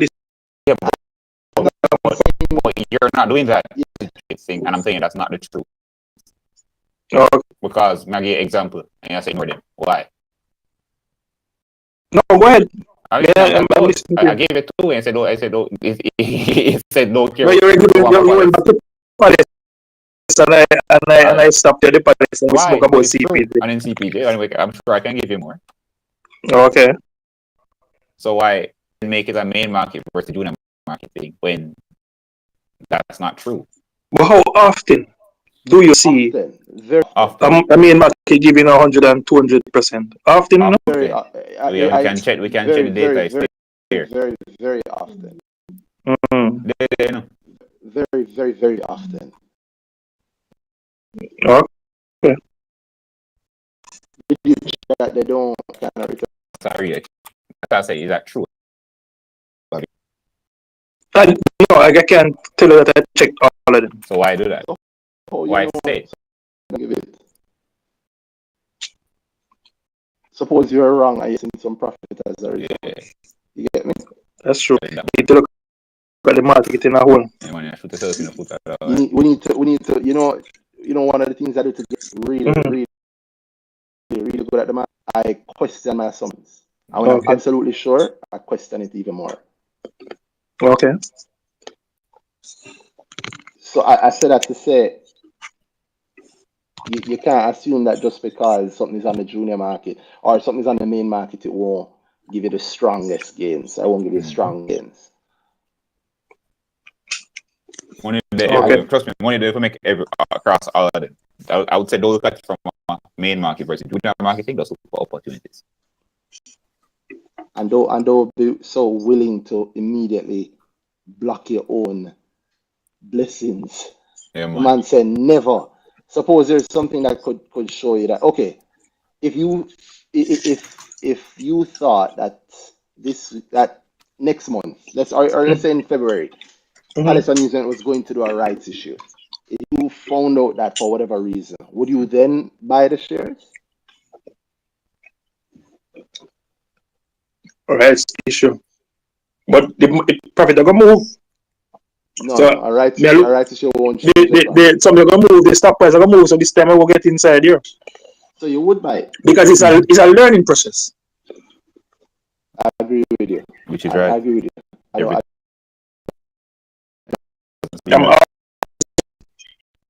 Well, the man does give any folk ad. Just send Gardner bill. Yeah, I'm right there with you. Big up, I like that you're choosing to learn from it. Come grow, like I say, I will help you with this and more. And as I giving you that wonderful guarantee, some insurance. If you're done, if when we're done, you say, yo, this wasn't worth it, it never make no sense, you get back all your money. All right. All right, big up. In blessings. Best of yeah. Sir Marcus, what's up? Good night, guys. Can you hear me? Yeah, night boss. Hearing you. What's good? Okay. Yeah, I'm here to talk about two stocks. I want to say one is a forgotten stock because it happened late last year, between JP and Panjam, and no one knows it for a while. And was it the first time on the show? No, yeah, first time. Boy, so we are no one. We are no one. No, you spoke about it, but like no one has mentioned it since, and JP's financials dropped in 3 weeks. So I just wanted to revisit it because I didn't get my. Pardon me? No, go ahead. Sorry, go ahead. No, sorry. I was saying financials are supposed to drop in 3 weeks, and when you guys were talking about it when it just happened, I was unfortunately not able to be here live because you kept repeating anybody who wants to ask which stock is the more profitable one to own or whatever. I don't exactly remember the words you were saying. Now is the time to speak, and unfortunately, I missed my opportunity. So I was wondering if it's too late now. No, you're here now. What's up? Yeah. Okay. So I just wanted to get your thoughts on it. Your thoughts on another stock I own, Alaska Financials. I wanted to speak with you. Yeah. I'm wondering like what is gonna look like for JP because not many people actually since the whole merger thing, nothing more has been said about the company, so I'm not really sure where to go as I'm a shareholder at JP. I'm not really sure what to look forward to. I still hold it, but I'm kind of curious. I guess it's more of a one-sided conversation because I'm not really sure what I'm supposed to be looking forward to. What you're looking for? No, not really to tell you. I just wanted to. Pardon me? Asking you. I think he's saying that he doesn't really know what to look forward to in the thing, but he owns shares in the thing. Yes, I'm saying that's you realize how that sounds. No, I know exactly how it sounds. So I help him out. I don't know if he knows how it sounds. I'll help him out. Marcus or Mark? No, my name is Mark. All right, Mark. What's up? Mike, Yeah. so you bought JP, you bought it when? After this announcement? No, before. Long before? Uh, yeah, I think it was about 2 or so months before I got it at $18, and I thought that was a pretty good deal. Why did you buy it at $18? Oh, because I saw that they were making plans to expand into Europe via a juice company whose name escapes me at the moment, and that they were all the Spanish juice company. No, man. No, they're already in. They're already in that Europe. one. They're already in Europe with 2 juice companies. So I don't know. I don't think at that point. I think at that point they were already there with those 2 juice companies. There wasn't plans at that point. I don't know if there's a new one. So I'm asking if it already bought. I think it was the one they already bought. That was around the time they said they were expanding their banana farms across the Caribbean. If I remember correctly, they were exporting banana across the Caribbean. Okay. Yes. What was the plan? When you bought the 18, what was the plan? The plan was to sell it at 24, 25. When? Within 3 months. And it did hit that after the merger news came out, but I wasn't sure, like, if I should have realigned my goal. Well, not my goal, but my sell price. So I kept it to see what a new horizon would look like. So I'm not sure if that was a wise decision. Well, I mean, here you are now. Do you think it was a wise decision? Weeks later? Months? No. Weeks. No, because I didn't meet my goal. I didn't set up my goal, and so you got to your goal and didn't sell. Yeah. Okay, so yeah. But what do you now want to know? What was your goal? What was your goal? When the merger happened, I was planning to sell it at like $28. You were planning to sell JP at $28. Yeah. Okay. They get off greed. I did. Greed I got is fine, blind greed. Yeah, blind is madness. So you plan to sell at 28 from when you bought it, $18 months before the announcement? No, it's at 25, but after the announcement. Yes, more can come from this man. Yeah, so I got blinded by greed. I'm not sure if it's.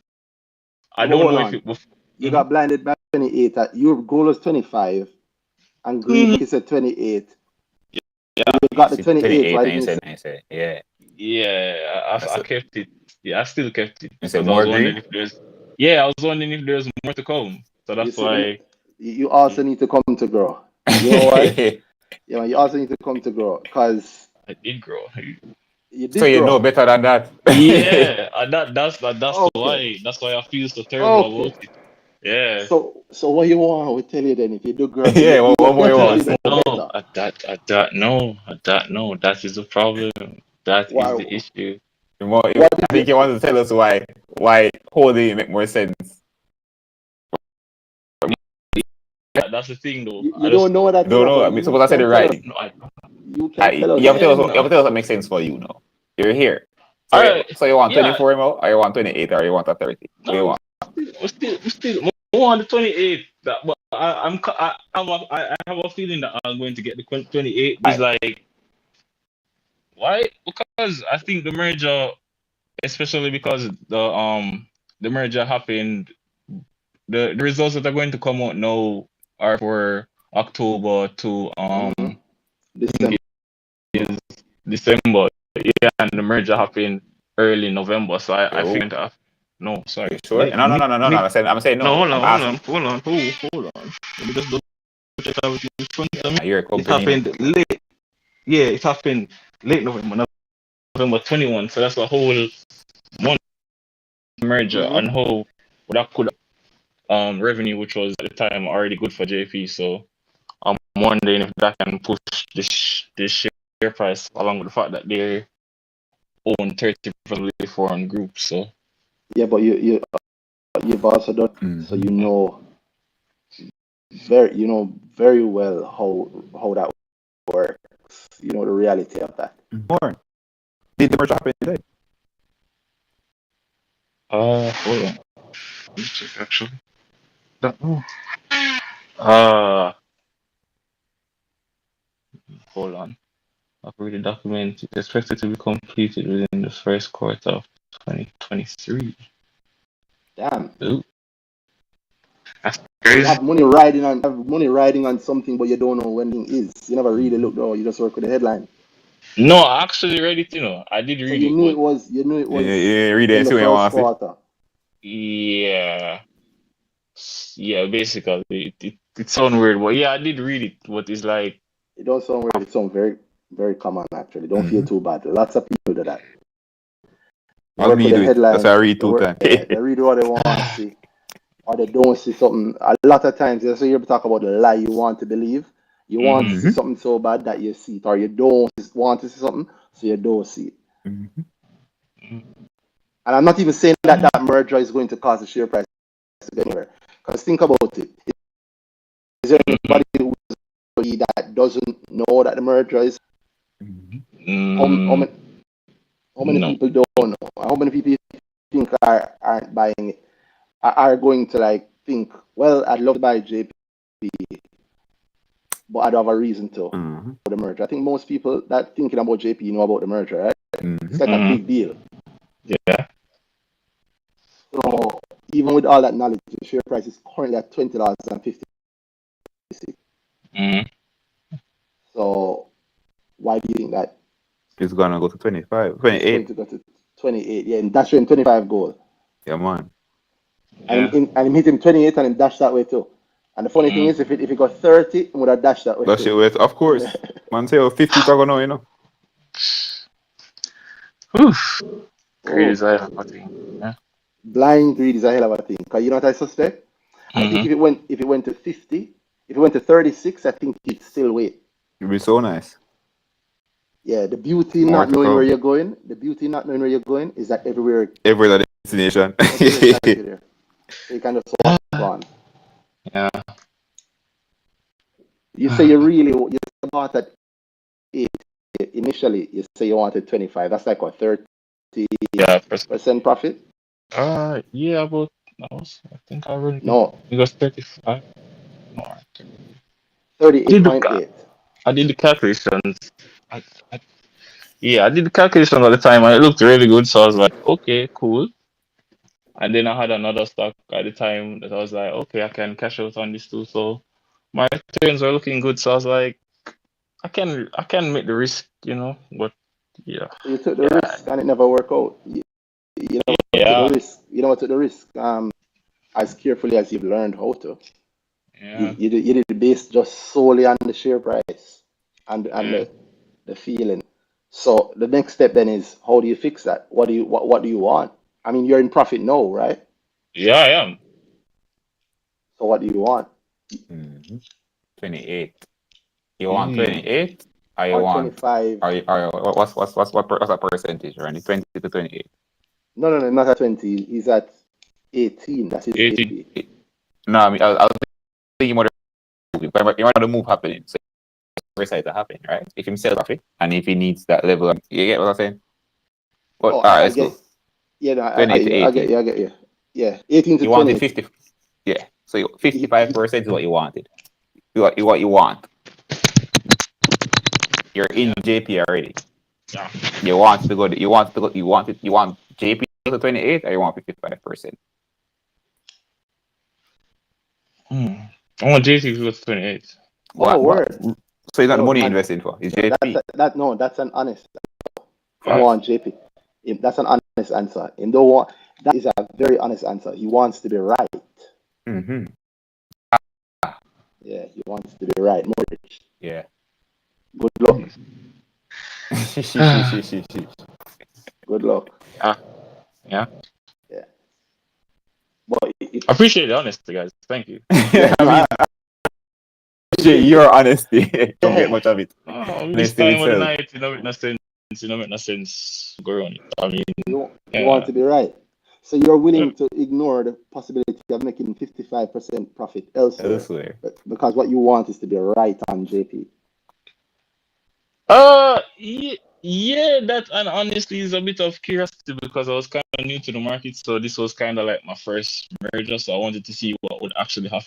But I Boy, guess you can see being from in the far. stock wasn't, yeah, being stock probably wasn't the smartest way. So the blind greed got me there. So yeah, No, man, being in the stock is a great way, bro. You will not forget this lesson.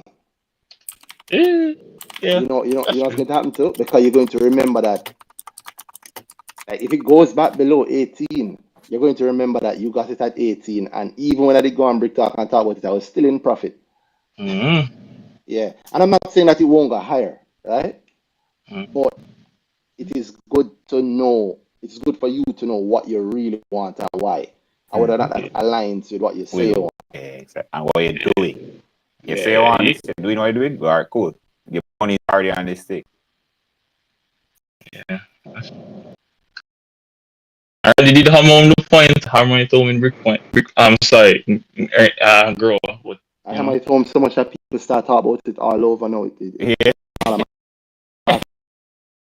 If you yeah. listen to the early, there's some early brick talks, not brick talks. There's some The early earnings earnings season. season. Yeah. If you listen to some of the long episodes, way in the boring part, nobody now listen. I talk about the fact that's what I want. I want the space to change. I've wanted for years the investment space to be aligned around actually helping people to make money and approach investing in a different way. The only way to do it is to get them to do it. If I did Yeah. tell them to start teach people about goals, they wouldn't do it. But they're doing it now. It's a collective bit of work, but they're doing it now. I know everybody knows that you need to be investing toward the goals. And they also know that if this thing isn't helping you to get towards your goal, why are you in this thing? Or if this person is helping you get towards your goal, why are you doing business with this person? If they're not getting you where you need to go, what's the point? True. So it's a great thing, and I'm glad that you know it. So Mm-hmm. you know where you are, your goal actually, your goal is that you want to be right, and so I hope you get to the goal. Uh, uh, That's I mean, what either way you'll learn a great lesson. If it's your early invest, I learned a lesson of JP also. Mine was at $22 a couple of years ago though. So you and I know this lesson that you're learning. yeah, Yeah, man, years ago, years yeah. ago. That's, That should tell you something, right? Years ago. If you go back, go back. Let's go back to 2018. In 2018, JP share price was $23.26. That's November 2018. Go to November 2019, $23.63. Go mm-hmm. to November 2020, $21.41. November 2021, $23.91. November 2022, $22.86. How many years are gone so far? Sorry, That's sorry. okay. Me too. Yeah. Yeah, man, me too. It's all right. I understand. So just think about that Yeah. and consider that. I'm not saying again, past performance is no indication of future performance, right? Just Yeah. because the price was that for the last what 3, 4, 5, 17, 5, 6, whatever years, Yeah. doesn't mean it's going to stay there. Um, but yeah, like I said, my lesson was years ago, and to learn that lesson early when you invest in is a great time to learn because you learn a lesson with lower money. Mm-hmm. Yeah, by the time you get the bigger money, you've already learned some of those to learn.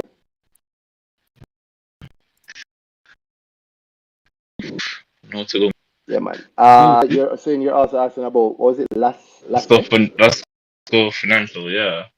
What about Uh, I had some shares in that, but I um after I saw the sold it a slight loss, but was to hopefully get it back. I sold it. Saw remittances were down when I saw the Green article. No, it was Green or the Observer article about a month or so when they were saying remittances down in the for Jamaica for December. the what? How did-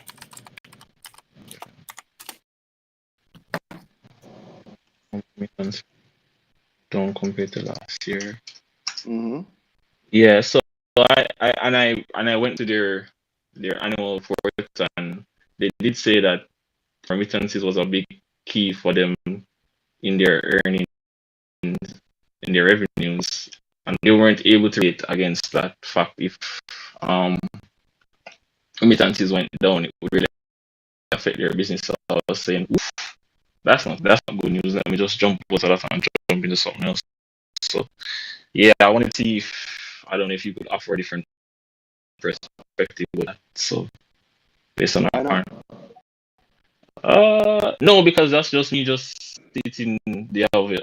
Stating the obvious. So I don't know if you would have delved any deeper into that. Why? And also, hmm? Sorry. No, no, go ahead. And also, Yeah. Also, they were saying that another problem that they were having was that if other um competition, international financial institutions owned remittances, and I know that GK recently came on. I think it was GK one, and a couple of other institutions were doing remittances as well. So I saw and I figured, oof, that was to, I guess, what was two of their main primary earning sources. So I was like, let me just jump out to that. But I'm not sure if I was so premature in doing that. GK offer remittances. Well, I'm not. I won't pretend that I was fully aware of all of what GK does. But I did see something about GK, and that's why it came to mind. I mentioned GK, but Universe. I think they have another. I think they're the one that owns Western Unions or something like that. Which is like the largest, right? Yeah, Their yeah, yeah. okay. So I was saying that along with the GK one, that would really hit Lasco Financial's, I guess, revenue. I assume. So I just jumped up. Well, Alaska Financial managed to do business even though GK owned Western Union for years. Right? Mm-hmm. So obviously the presence of GK does have Lasco. Mm-hmm. They've been playing in the same ball field for quite a while. Right? True. You see on the matter of loans, I mean there are hundreds, literally hundreds of loan companies in Jamaica. Maybe less now if they're Let's all know. And compliant with it. Lasco still doing it. I think I still have some time. I think I still have a year and so. I am still doing it. Yeah. Yeah. And outside that you have the established, not that others aren't established, but you have the larger, more established entities, some of which are listed, include the banks, merchant Mm-hmm. banks, all of that stuff. Dollar. Yeah. And dollar, like for example, dollar is not a new, so Mm-hmm. Oh but well. Lasco Financial has still managed to be around, right? Mm-hmm. Mm-hmm. So why So would those things impact you in the way they thought it would? Hmm. you get the Oh point. well. Look. Yeah. I The guess. point is that You're taking an exactly, old info and pretending it's new. and also you're doing. I think it's a Jamaica. I think that we do in Jamaica. We have this idea of one. Oh yeah, You man. can only have Competition in one. karaoke. Yeah, you can have one thing in the thing. If there's more than one person doing this thing, it Mm-hmm. can do. But I always say, does Burger King opening up a new branch seem to affect anything at the Church of KFC? No. They're still going, right? And Yeah. Juicy open up loads of branches, and both Burger King and KFC and Popeyes and Mothers and all of them and Tasties still make money, right? True. And KFC open up new branches and them still making money, right? True.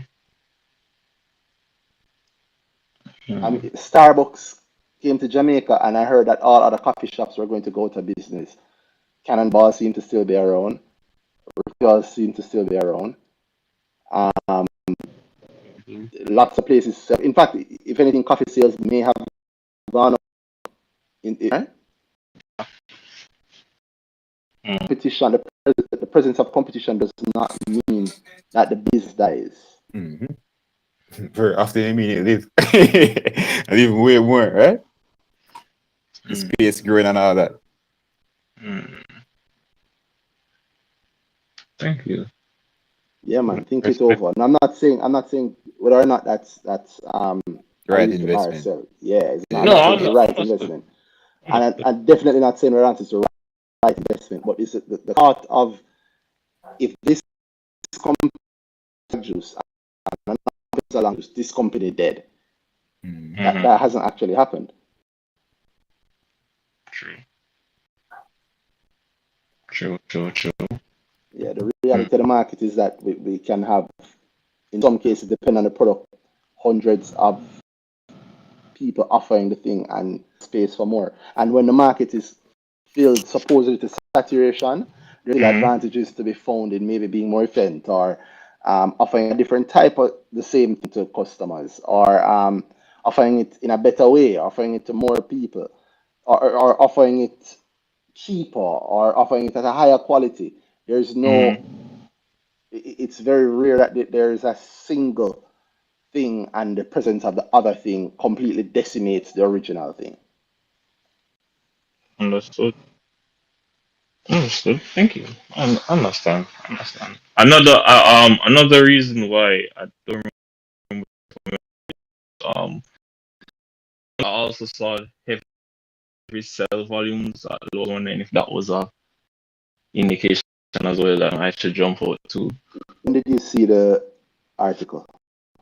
I saw it when it came out, so that Give me a was back date. Tell in, me a month. I think it was December. I December. don't, yeah, I think it was In this December, you saw Let me something see. saying. Let me go on, hold on. I see an article. Okay, yeah, tell us when you saw. That's a lot easier. So, alright, let me log in. Could give me a second to log in? Yeah, but you didn't have to pressure. You would even need precise a detail. But you say you saw lots of sell volumes. Yeah. That means you saw lots of buying. No, I didn't see that stuff buying. I saw One way to see is to see a lot of buying. oh, One can't happen without the other. Hold on. I mean, there's no records you need to check to verify that. One literally can't happen without the other. Yeah, true. So, Why did the I presence of still, a lot of buying make scare you? oh, because I saw an article that said that remittances was declining in like Latin America and the Caribbean, and that was a month prior, and then I saw something from like RGR, remittances was declining. So I think that's all. What was this? December 15th, and I saw the article. Like I think it was that same week. I think a day or two prior, I was busy at work, so it's like managing to put in the sell order. I think it was, yeah, 2 days later. I don't remember what I put in the sell order. Okay. Yeah. So you saw an article? Yeah, and the fact that I was already doing my readings on how the company works as it relates to like reading the report and what they said would have affected their business going forward. And I remember remittances was one of them, and they did say that other players in the loan game was going to be one of them. And I saw those, and I was saying to myself, maybe I should jump out, and I didn't make a decision to jump out. All right, nothing wrong with that. So you have your money in your pocket. What was the goal that you're looking for your money? I was looking to make about 20% on the stock. 20% is what you're trying to make on your money? Yeah. All right. So then because I was looking at the JC website, and I think the quarter that's supposed soon is usually for the last 2 or 3 years. That was the quarter they made the most money revenue wise. So I was saying get out, some cent gains on that, and I saw that the stock. I think I got it at like $2 something. So I was saying maybe I can get it at three, get it to three or something like that. So I don't have the exact figures written down here, but I was looking to make a You say you're looking to make 20%. That's all right. Yeah. So that's what you're looking to make, 20%. Yeah. And you sold at a loss. Yeah. So how much? I don't. Hold on. Did I sell last one? I think you sold at a loss, because that's why you remember it. Yeah. All right, hold on. Selling at a loss is painful. I know. Yeah. That's for me. Do you know how much check for day, Randy? That pain ensure that I make it back up quick. What We were talking about SOS. Mm-hmm. And I was saying, remember, say whatever. In the check day, SOS shares on my account still, yes, so. The broker never sell. Congrats. I mean, I sold some. But the money did spend for what it's supposed to spend for, but it never sell all of it. So I still have some. Okay, no one got clarification. I bought Lasco Financial at $3 and I ended up selling it at about what's this? $2.68. $2.68. Yeah. You bought it at $3. Yeah. So you had that's like what, 10 loss? Yeah, I don't have That's the advanced thing for my money JA, so I just have to use my money line thing and do my calculations myself. So I think it was That's around cool. You don't need advancing to see what your losses is though. But we'll show you the transaction. We'll show you can see it by just looking on the portfolio. Oh yeah, right. Okay. Yeah, just click exited stocks Mm-hmm. to see what the exited stocks are. Okay. And you'll see performance on it. Let me show what looking example of it. Click exited stocks and you'll see the ones in gray. And it tell what you exited at, like what you gain or loss on them was or is since it's affected. So big up my money, Jay, following people to see this. But I can tell you, just based on the numbers you've told us,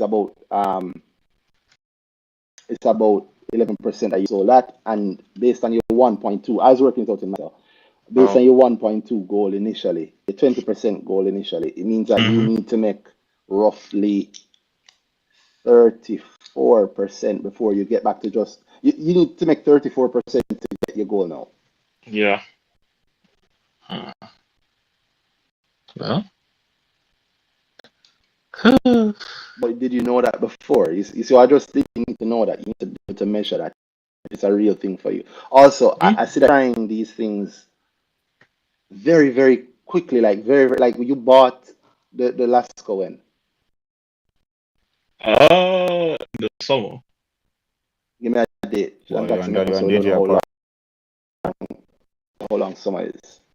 But all year last year. It's still some stuff.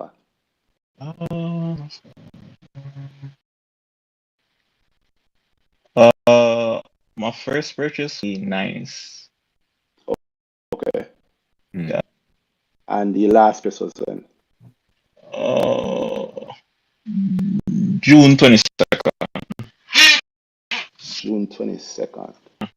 You can also automatically upload your JMB portfolio to my money, Jay. You should probably do that. It would help.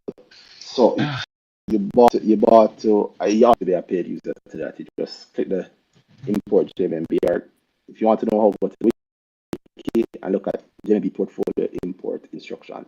Anyway, June what, 9th? Yeah. At the $3 odd level. And your average price is what? I'm seeing it at 205. No, sorry, 310. 310. Yeah. So not 3. So that means that it makes the point that you have to get to even higher. Yeah. And that's your average price, 310. Yeah, 310. That's what my money JA says your average price is. Yeah, I uploaded it. And it says 310. Mm-hmm. All right. Yeah. That's the reality. And you sold at 268. What does it say that you sold at? Or what percentage down did it say you sold? You can tell me that. 12.35. As in negative 12.35? Yeah, in the Okay. red. The red, and it says, yeah, red down 12.35%. Okay. So you really need to get to, what I said, yeah, 12.35. I want to say it's 37% profit to get your original profit, 36 or 37%.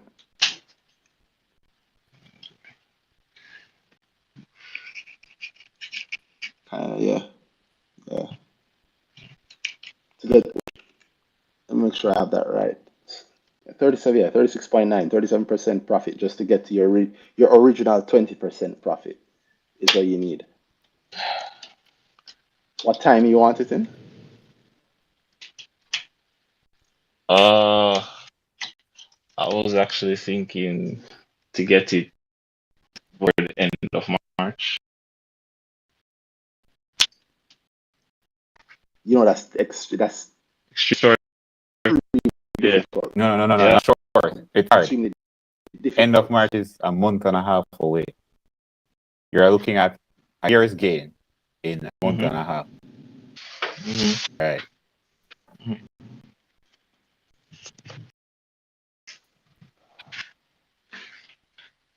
I'm not saying not to. Just making say that work everything behind that. There's a lot more that goes into checking, make sure everything go right, and the thing's not going wrong behind something like that. Yeah. Yeah, hopefully I reinvested the money in the right opportunity. Hope is not a What did strategy. you reinvest? What did you reinvest it in? Yeah, hope is not a strategy at all. Oh, I got eventful like $2.20. So tried, and then I got it, and then I read eventful last financial, and they said their next quarter is supposed to be their strongest. So I was saying, In their financials, they said that their next quarter is supposed to be their it's strongest. usually their strongest quarter. Which quarter is that? Which quarter is their next quarter? Could you give me a please? I mean, I think they have the fourth quarter, the full year to report, and then is the first one is the first quarter their strongest. Okay,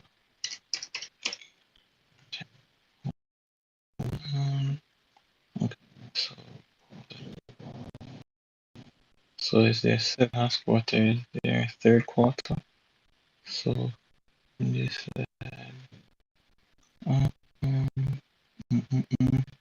historically Q3 has been our slowest quarter, and Q4 our strongest. Yeah. So for the 3 months, September 30th. Yeah. I did not remember that they said that. Okay. Yeah, actually, yeah. I was actually so happy when I saw it. But you know the business, Yeah.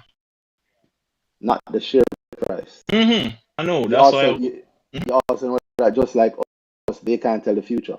Neither fully, not for their business nor their share price. So they could be wrong. Like anything could happen. Yeah. Or anything could have happened.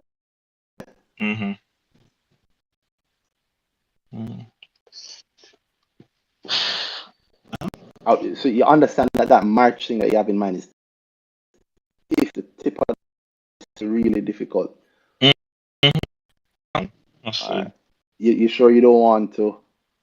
Sure you don't want to maybe have a longer timeline, since it wants to be like you're just making up the timeline. Yeah. So why not just go with a longer timeline and give yourself a better chance to hit whatever your goal is. Just based on the fact that your timeline is a bit longer, instead of putting the sort of pressure on yourself of the 1 month and 2 month thing. I'm not gonna lie to you. I'm gonna sit down and think about it tomorrow, and then I guess recalculate and refocus. So that's probably. Pardon me. I think just consider giving yourself A longer timeline. If you can. I mean, it's your business, but I mean, it's easier. The longer the timeline is, the easier the gain is to make, generally speaking. The easier the gain is to predict, generally speaking. Yeah, fair enough. I'll do that.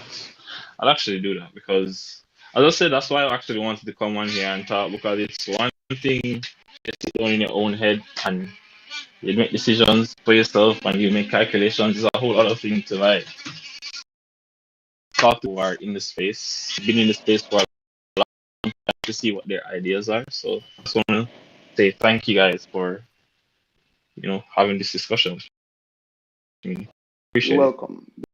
Big up, yeah, man. And thanks for coming on and being clear about it. Hope it works out. Well, you know, to link Danhai, I think you did grow, so you get a discount to Danhai if you haven't seen him already. Yeah. If you want the easy way. And Mm-hmm. trust me, just use the grow principles. And if you can, lengthen the timeline just to give yourself a better chance to start, you know? Lengthen the timeline, lower the goal, see if you can make it lower, and then you make it hard. It's like lifting weights. You don't start with the 500 pounds or 300 I pounds. often find that people go super aggressive on the start. I've even to the point where I feel like I can't warn them away from it. Yeah, try that. Try the smaller and work your way up. And you might be surprised at how quickly you can work your way up by simply making it the smaller ones and learning the lessons there.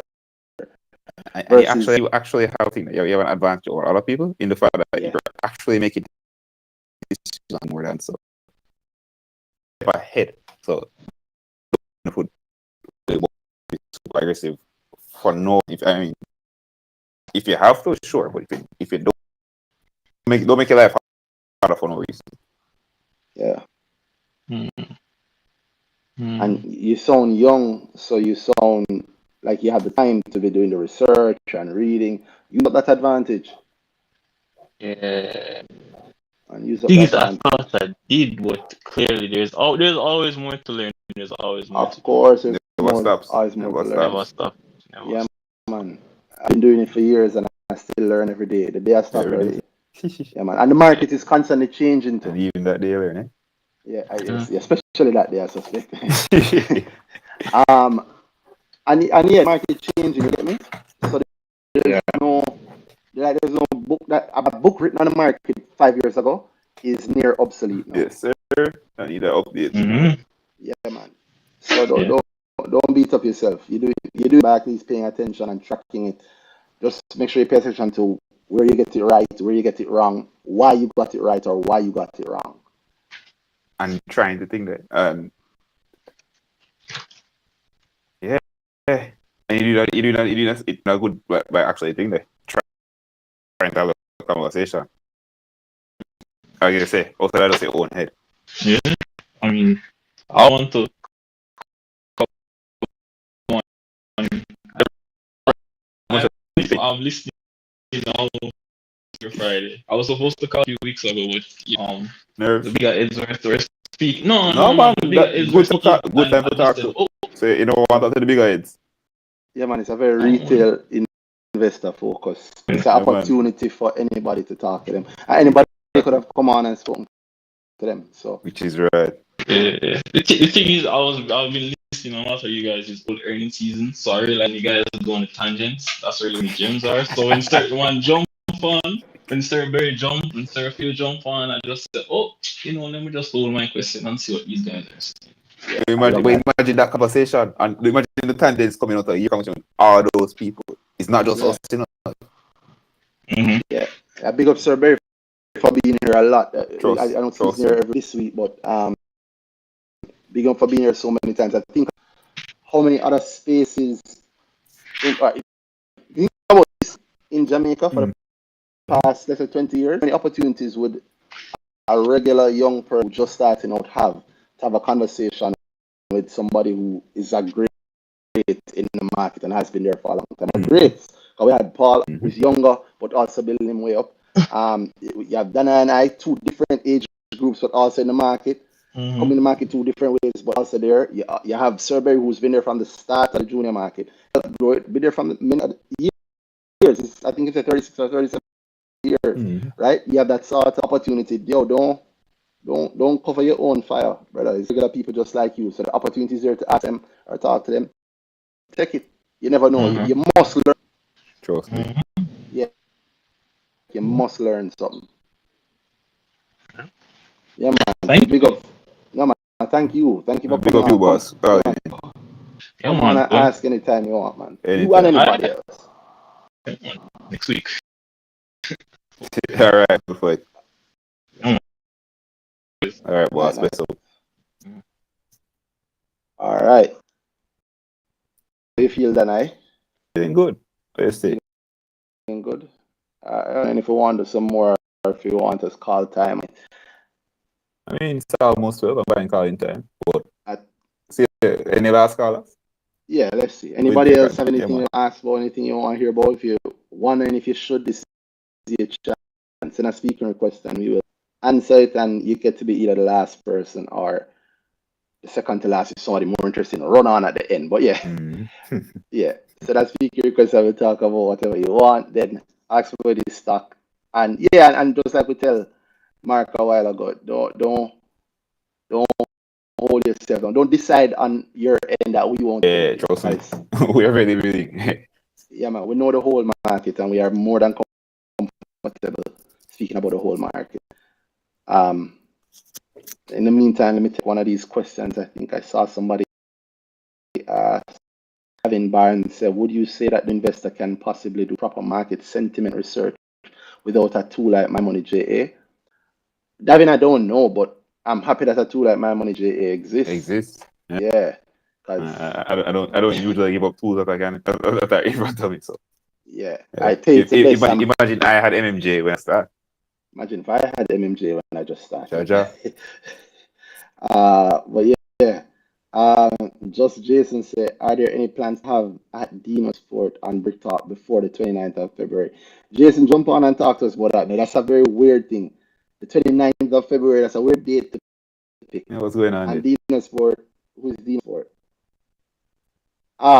Dino being the CEO of MFS Capital Partners. Yeah. Any plans to have him on? Why don't you ask? Ask Dino if he plans to. Yeah, we all open. We very rarely ask anybody to be on. Yeah. It's open to everybody. The people that you've seen come on, we never asked them. They came. Yeah, man. It's open to everybody. So ask him if he want to come on. Wants to come on, the door is more than open to him. Yes, sir. I see somebody just take the chance. Cruz, is that right? Cruz McFarlane? Cruz and Bruce. What's up, Cruz? I'm good. All right. You guys can hear you, man. What's good? There's something that I'm looking at, but I don't know. It's more like a very long term play. That's fine. More like a 10-year play. Why that's like a disclaimer? So a 10-year play. Yeah, All right, let's hear what you asking. It's a question. What are you thinking? Yeah, I've been doing some research about this whole logistics initiative is undertaking. There's actually a master plan. You said that you're thinking about what?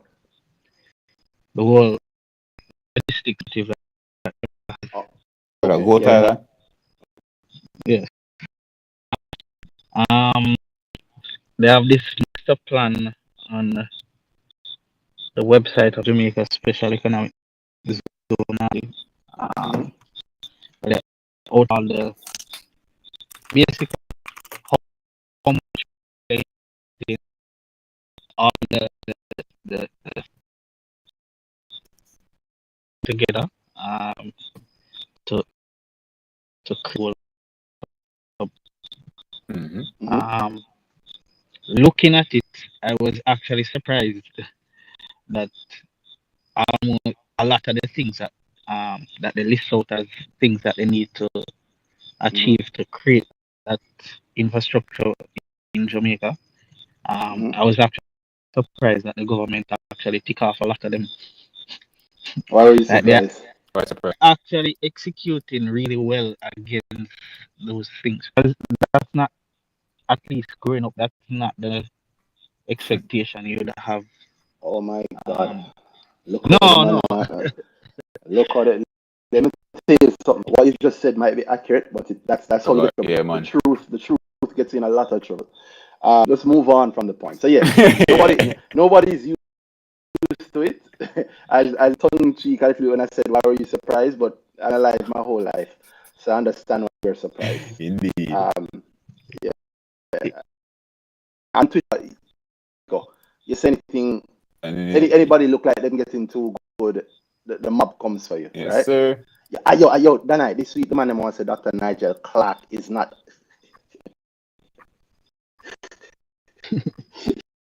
Sometimes I think, wait. One pin orange, one pin green. If green says something, then orange have a response. Orange says something, green have a response. Everything becomes political. I can't brother. You can't agree that man if you want different. There you go. A man asks, what has Dr. Clark really done? I'm a boss. Yeah, yes. Yeah, man. Why rum in that, brother? So let's move on from that. I'm not trying to say any bullshit. Yes. Yeah, man. Cruise and man. I say the man at the bar and say, oh, if I run shot and say, yeah, no talk about the money thing, you see me? So what are you thinking? 10-year play. Yeah. So as I was saying, like they're actually ticking off a lot of the things. You see the German shipyard thing. Mm-hmm. The highways. A lot of it, even the whole creation of the whole the Jamaica Special Economic Zone Authority, which was a recent thing. Like all of it, yeah, all of it is being ticked off. So I was looking at the companies that exposure to that kind of investment as a listed as an US dollar initiative. And so I was looking through the companies that would have exposure to, which a few of them like of JP, what's the I don't so looking at those, I was like a 10-year bet on these stocks to see because they have the most exposure to if we that initiative at a 10-year play. Okay. It's put down some money happens. I'm following you. Yeah. With you, I like the idea, but what? Sorry, say the three stocks again. And what do you expect to get? Yeah. King JP solo recently. Who? Well, JP off the assets. Sell out, Jaja. But in exchange for what? In exchange for what? A Spanjam. So they never really lose. Yeah. But they were play as much. Why not? Why not? Because Panjam is an entity with Allied. And Panjam and JP owns 40% of it, all right, if not more. Yeah. So JP owns part of Kingston Wharf, but they have a lot of other within all of which are now. Yeah. And they own 40. Will own 40% of Panjam. Yeah. So still.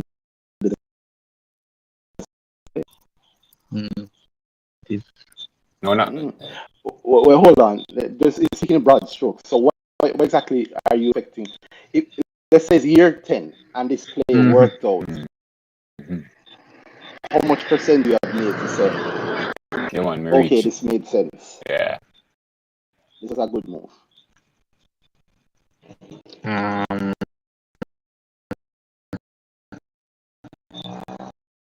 and put an actual number on it. It's more out of curiosity. Well, let's into put a number on it. Put a made up percentage on it then. Can't hurt.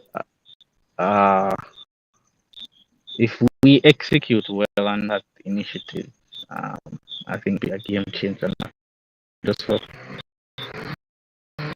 companies, but for Jamaica. It would be a really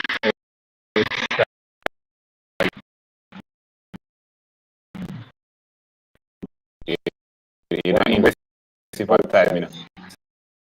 Put the money down. These things. Okay, What's 10 years. What's the percentage profit that you'd see in your account and you say, yeah man, this made sense? at least 500%. 500%. All right, no talking. See what else you said? Things on off. Yeah, cargo. I think it's holders.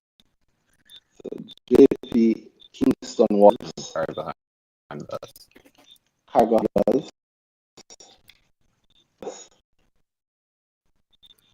That's in 3 months.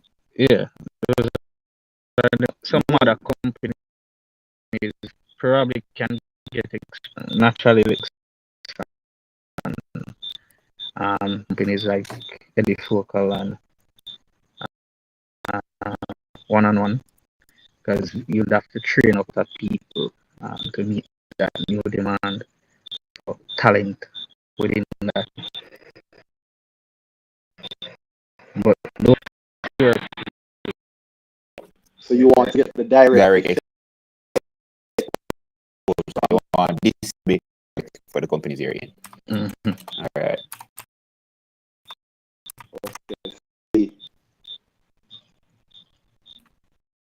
JP Kingston Wharves handlers limited. 500% is where you're making sense. Yeah. All right. Oh, Kingston Wharves benefit.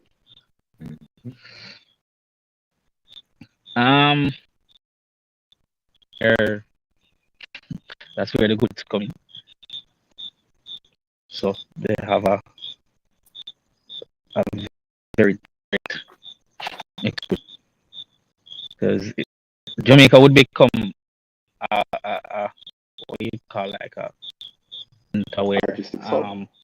logistics hub where goods come in and get you can make value added goods and then export it throughout the Americas. Yeah. So Okay. JP Kingston Wharf would have part of the initiative that the government about the whole drenching of the harbors and expanding the ports Panama.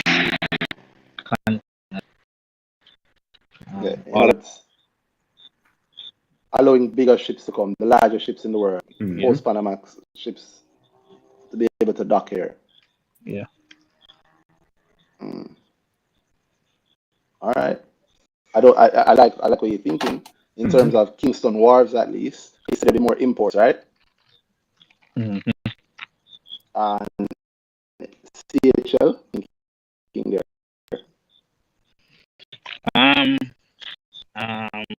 Because the way the is looking at it is not just Kingston alone would be the focal point of this. Would a lot of the island, including Monty and even St. Catherine Airport that they're planning to build, which is set for 20 as the date they'll start the construction. Of an airport in St. Catherine? Yeah. What you need to build at airport? You need infrastructure. You need cement. Cement. You need cement. Does sound like a direct thing.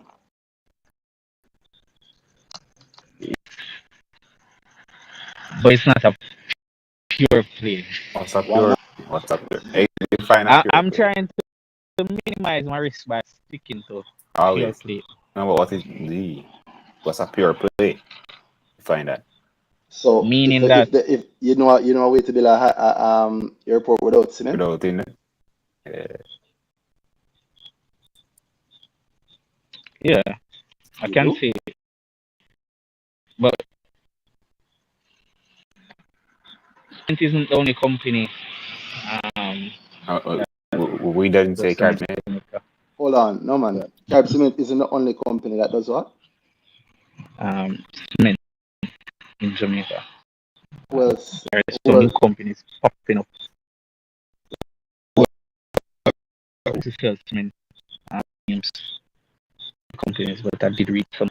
who's the largest and who's the only manufacturer? Yeah, Carib Cement is the only manufacturer here, but I think they can't meet the demand.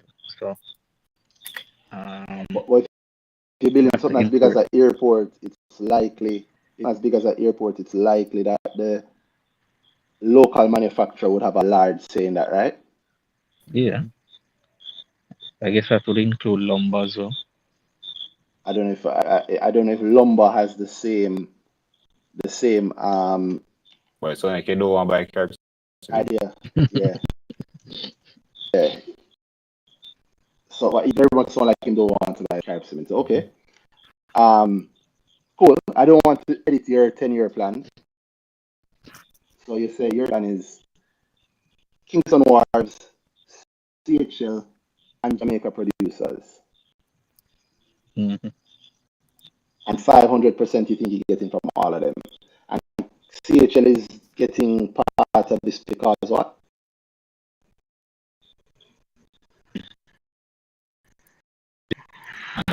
Monty will be aside.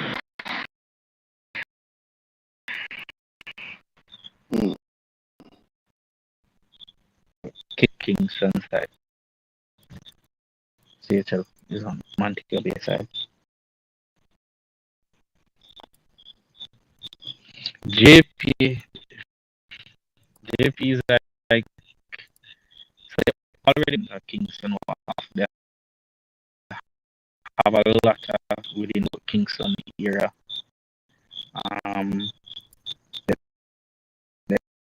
The funding asset trying to acquire more storage area within the King. They have other logistics infrastructure as well beyond just Kingston Wow. Yeah, have a lot of logistics. I like what you're saying. I don't think you're wrong. I think it's a strong fight. I like the idea. But you know, so as if you're as sure. Yeah. It's as if you're as sure. It's you want it to be contingent to execute as they currently are. Because based on what they have, all the boxes so far, to continue to execute against that. So, in my mind, I thought that's where you were. Like, yeah, that's strong that thing because your whole play didn't stop. I mean, none of the stocks you're picking. Your only reason you're picking them is because this thing in the way you want to go. So in my mind, you were already there thinking, all right, these have a performance. So I think they don't think they're performing, right? Is that where you were coming from? yeah. So if you're there already, so what's the hold up there? You have to have to give yourself what do you call it? Like the possibility of being wrong. Always. But you want to hear something? The fact that you can your plan, I think you're the first person I read it. And actually, 10-year plan. The fact that you have a 10-year plan says, at least to me, that you're in a situation where you are able to actually give yourself a lot. You can dream bigger. You can give yourself more wiggle room. because you're over 10 years, you don't have to be exactly right. That's why I said this. I don't think I wouldn't want to cut out your report bill today. And so I think the largest cement manufacturer might be a strong player in that. If you think other cement companies might be eating some of them food, I described it once as like death by a dozen cuts, then what's one of the other cement companies listed? No, that's Sure. not aware. Not that you're aware. What is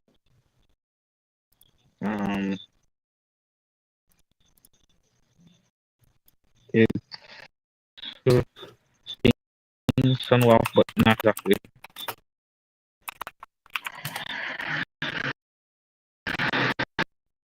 Within the same space. okay, I think it also does a little bit of cement. Maybe a little bit. Yeah, I think I was reading somewhere. Oh, you say that you don't know. Oh, you say you don't know. So what so if you CHL was reset, like CHL. I reset CHL, so I'm still doing my research on CHL. But initially the first two that came clear was Kingston Wharf and JP. So I need to so still it do sounds like some the more only one research that on. came out clear was Kingston Wars, and you only picked JP because them own Kingston Wars. Mm-hmm. No, I had JP in my portfolio before, so I know Oh, so I are they know making the exactly play? what they. No, Oh, I this is something already that you've knew bought. what their business was. So I know that Okay. started the research. But during the world thing and the world crisis, I was searching for opportunity, and that's when I stumbled upon this whole master plan and this whole logistics infrastructure thing. Wait, so you've had JP in your portfolio for And years and never from consider before the that. pandemic. Mm-hmm. Yeah. From before the okay, that's why you sent the speaking request. And you heard me going through the whole JP so many years being at the same level. Exactly. You realize that the share price doesn't really leave that little But 20 to 25 baht. Yeah, I did realize. You did or you did not? I did.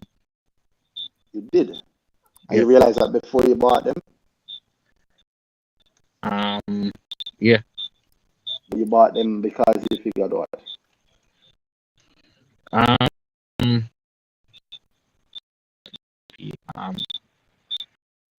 Was because of the business.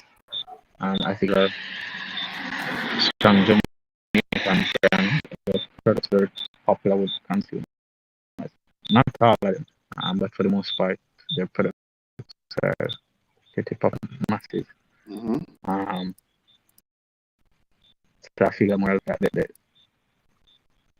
this company will be around. Yeah, this company will be around for a long time, even longer time. But it's not the company money off really to shot them at the, I don't remember. So long ago. you use my money, J. No. Are you sell the shares already? No.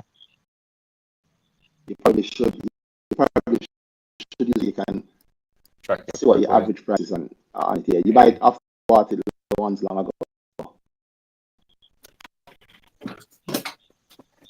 Was some time ago. Probably like 2018. Ooh. You paid in the teens, or you pay like dollars. So Probably in the teeth. probably. You want to check it and see. Mm-hmm. You want to know, you need to know what. You have to know. What. Yeah. Yeah, you have to know if you're making money. Because when you're looking at a mix, so you don't know what price, you're looking at a 5x look like then you can't really make 5. You're not going to win.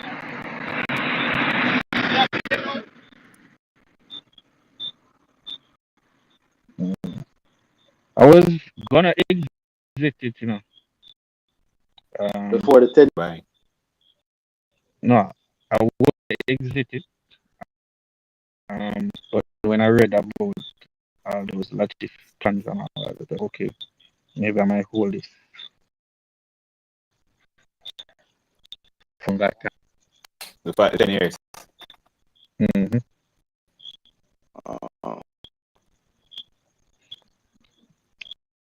No, I see it like when the no, I'm looking at it as opportunity to stock up Do you rather actually than buy? Do you actually yeah, buy? yeah, The price is down, you buy. yeah. So we need definitely know what your average price is. How yeah, your price is definitely in the 20 cent at the very least. Yeah.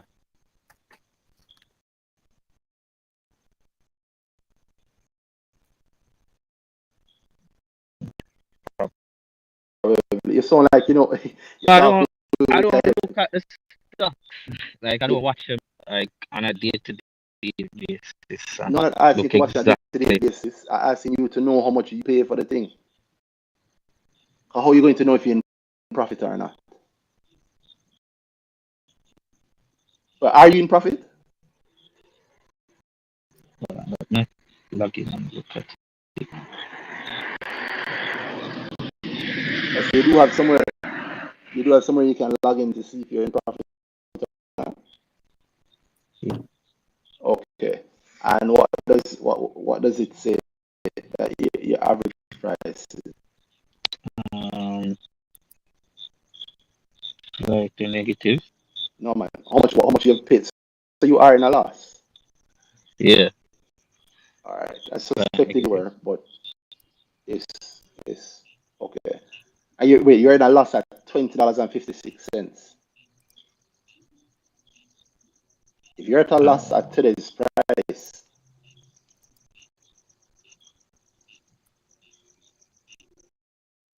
you might be at, if you're at how much percentage loss you're at? It's like probably 5%. No man, the thing though, you're not using my money, No, Jay. no. If not, Okay. Well, that's rough that it don't tell you. How much does it tell you how much you've paid as your average price, like overall?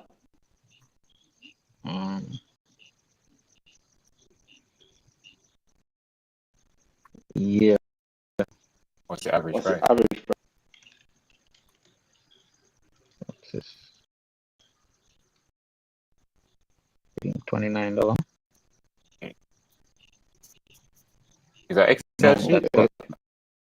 no, that's a. Oh, That's the what? that's the current price. No, the current price That is is 20. $20.56. Dollars. Yeah. Cents, yeah. Oh, What's your average price you pay? What say your price? oh, the average price I'm seeing is $23. Your average price is $23. Yeah. As in the average price that you have paid is Yeah. $23. And cents. 23. $23.23 average price. Yeah. All right. So you're currently what's it saying that you're at in terms of a loss currently? What is? This is what 28. Percentage wise. I have to bring up the calculator. I'm sorry, it's about 11 and a half. 11.5%. 11.5%. Yeah. It's easy for my money J account here. So It makes see at least everything easy in for you front of to you. You know the gain and the loss yeah. same time. One You don't want to be getting about that. You want to know, yo, if I buy down more, I know how much my average is dropping or my average is going up because you're making a 10-year play that you want to hear 5 times that. So you want to know what 5 times if you know your average price at any given. So you see that price on the market, you say, well, my number gone. I made the money I was looking to make.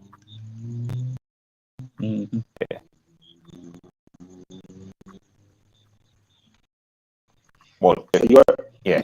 You're saying that next 10 years you expect them to be worth at least 116. Yeah. Yeah, yes, Suppose that they're worth that. Suppose they're worth that by this year. I'd find that very possible. Not even slightly possible. But It's very possible. I would probably keep it. I'd probably sell. You would sell. Then buy back. Buy back with. Right. And then buy back when? Well, At a low suppose it price. don't go low. Price. I don't know. Would you actually? I don't know. If you hit the price. If it fly to your price by, let's say we're at the start of February now. So suppose by when acquisition supposed to Danhai. This one? No, this thing, this quarter. This quarter. So suppose let's say by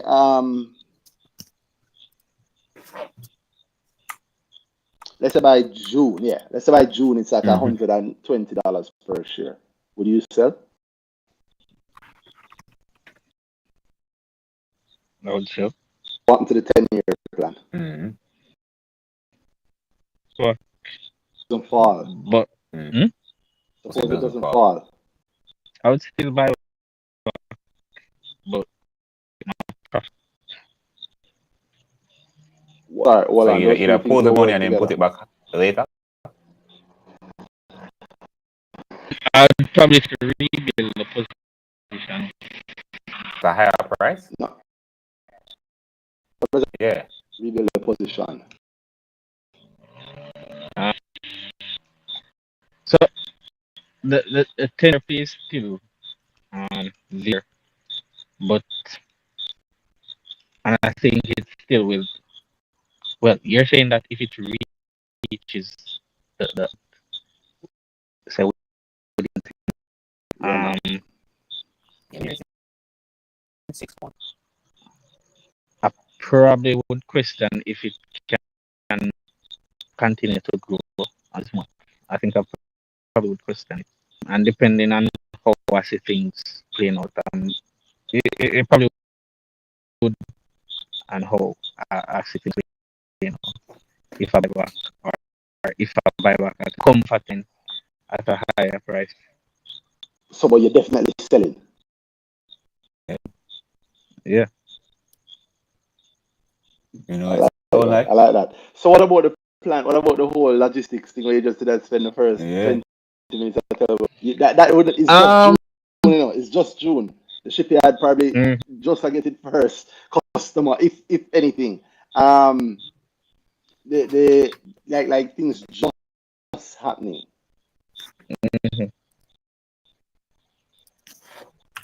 Would you really would still not expect more from the company because it's just 4 months back.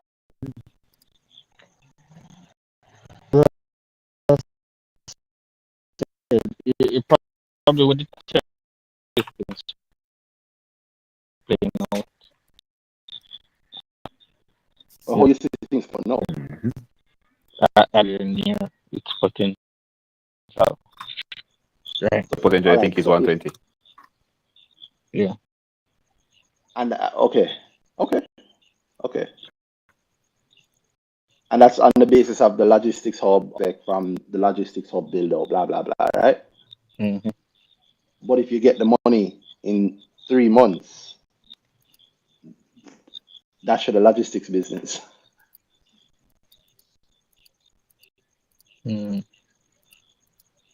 I'm not leading you, I want you to understand. I'm not leading you one way or another. I'm actually asking you.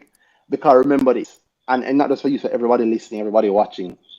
If you believe about the company, you need to have an idea in your mind of what you're going to do when the thing happens, and suppose it happens early.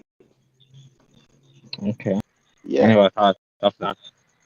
most people don't think of it. Most people say it, but they don't really mean what they say. Mm-hmm. That's why I'm asking. I'm trying to put. That's why I'm trying to put you in a little situation where you are seeing what you expect, but maybe at a different time from when you expected. What do you then do? What do you realistically do? Because I can tell you what most people do is, I don't know. I can't say what most people do. I can tell you what a lot of people do. A lot of people do one or two things. Most regular people who do it, who get that happen to them, immediately, like I said, instead of suddenly go, well, if it can go 100, it can go 200, and then it did go 200. And if it can go 200, it can go 400, and it did go 400. And in your case, if it can go 400, it can go 500, and it did go 500. So imagine that. March, if it can go 200, it will go 200. April, 300. May, 400. June, 500. You're not going to hold it until July?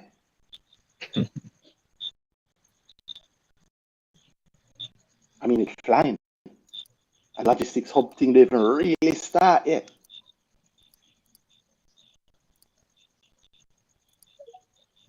Only you can answer that, by the way. I'm not saying, I want you to understand, I'm not saying You're which gonna one right is answer right. to your money. Yeah, in fact, in what I do preach is what you actually said at first.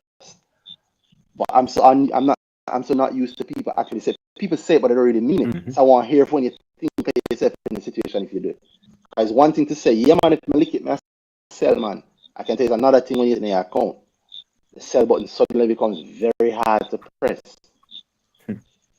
And worse, when you delay on pressing it, and the next time you look on it, it's even higher. Jesus Christ. See, that's why I'm ready to sell it. Mm-hmm.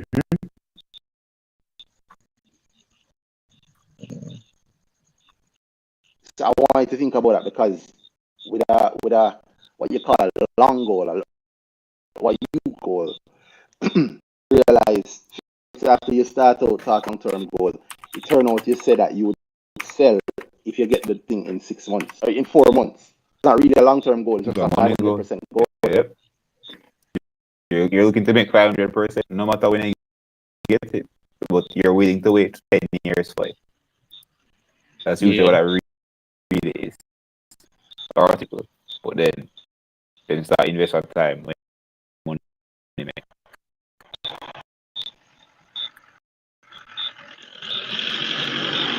Yeah, you get you get the one you get the one main point there about how you go like it has to be guiding you. Mm-hmm. It's not, think about it with some thought. It's a thing that a lot of people struggle with, especially if they think they don't struggle with it. That's when they definitely struggle with it. Mm-hmm. Yeah. Well, yeah, it's definitely something to think about. I It's a never massive thing to thought think about. about. I never thought about it, but I'll definitely give it some thought. And let me be clear, I don't know that JP can give it a 500% this year. If JP were to say tomorrow, if they put out an announcement, stock split announcement, right to announcement, renounce your announcement, and talk about any of the infrastructure moves that they have, they fund a joint venture with Capital Infrastructure Group. If you were to hear more about the Capital Infrastructure Group, some proper capital infrastructure level things, so very planned, owning piece and listing of it, and JP is going to have some shares in that IPO early out. And JP, you're working out JP shares is at 50 cents, but the IPO is at $1.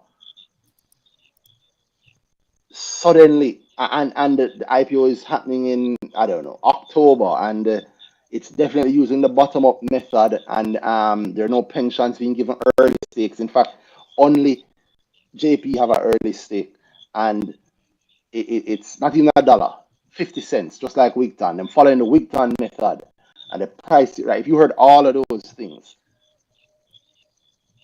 would you not consider that boy, JP might really be about to fly, right? How likely would that be? The rights issue, renounceable rights issue, spin-off of a company that they're gonna own a good chunk of in a massive infrastructure level project, and that's in addition to all of the other logistics things that you've mentioned, plus the heavy profit from their holdings in Panjam, plus everything else coming into them, plus the heavy cash position. If you heard all of that, would you not maybe be inclined to rush to buy more shares? I mean, I can tell you, I probably would be. Straight up. I probably would be, and I think a lot of people would be. Which, if that were to happen, I think if JP were to even just announce a stock split alone, I could see their share price giving you the 300 or 400 or 500% in this year. I'm not saying that I think that's going to happen. I'm saying in my hypothetical case, that could happen. Could see ways in which it could realistically happen this year, but it would require. I don't Paul, and I don't know. Like I don't know what the JP like that. It would JPT would have to do certain things, and but it's a possibility.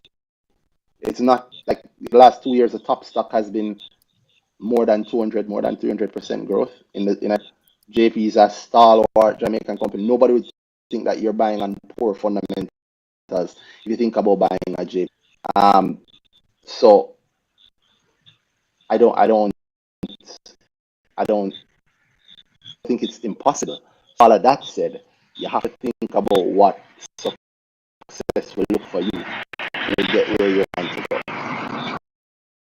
Because the success comes earlier of what you do when success comes. Or you might find it listen.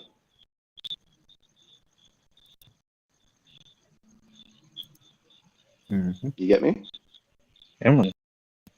That's a good point. So consider it heavily. Consider that you have to know what it's going to look like before you get there and be sure of what you'll do. Because it's very easy to talk. Everybody talk. Like a little thing I said. You know who the biggest short-term investors are? The people who start off saying, I'm a long-term investor. But, literally, anybody tell me they're a long-term investor? 5 seconds. Yep. Let's say 5 seconds. I'm a long-term investor. But, and then here comes the honest thing. So, there's nothing wrong. The long-term, short-term, it's all, I hate both of those terms. In long or short-term, you have to have an idea of what you're really going to want and what it's going to look like when you get it. And what you get it. Because this market, you sometimes get it. You very often than you expect. And suddenly you realize that, oh wow, I'm not actually the person I was. Every investor suddenly discovers the term. Yeah, but you have to take profit too, you know.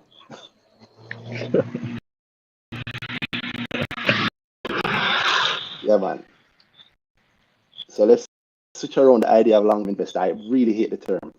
No such thing as a long-term investor. Very few real, no such thing. There are very few real long-term investors. And even the long-term investors, I don't see them doing what you'd expect long-term investors to do. Not all of them. Very few of them, actually. So just be honest about what you really want. What you really want, it sounds to me is 500%. As I give the 500% opportunity, you say, oh, I'd sell. Immediately, I'd sell. And that's fine. And you realize it, oh, I'd buy back in, I'd build back a position. Yeah. So if you can buy back in, why are you selling? Yeah, exactly. Yeah, you get the money you want and you turn around. Well, I'm going to use it and buy this. Just sell. Yeah. And buy possible. It's also de-risking. Let me tell you something, Cruz. Stop on a sorry like.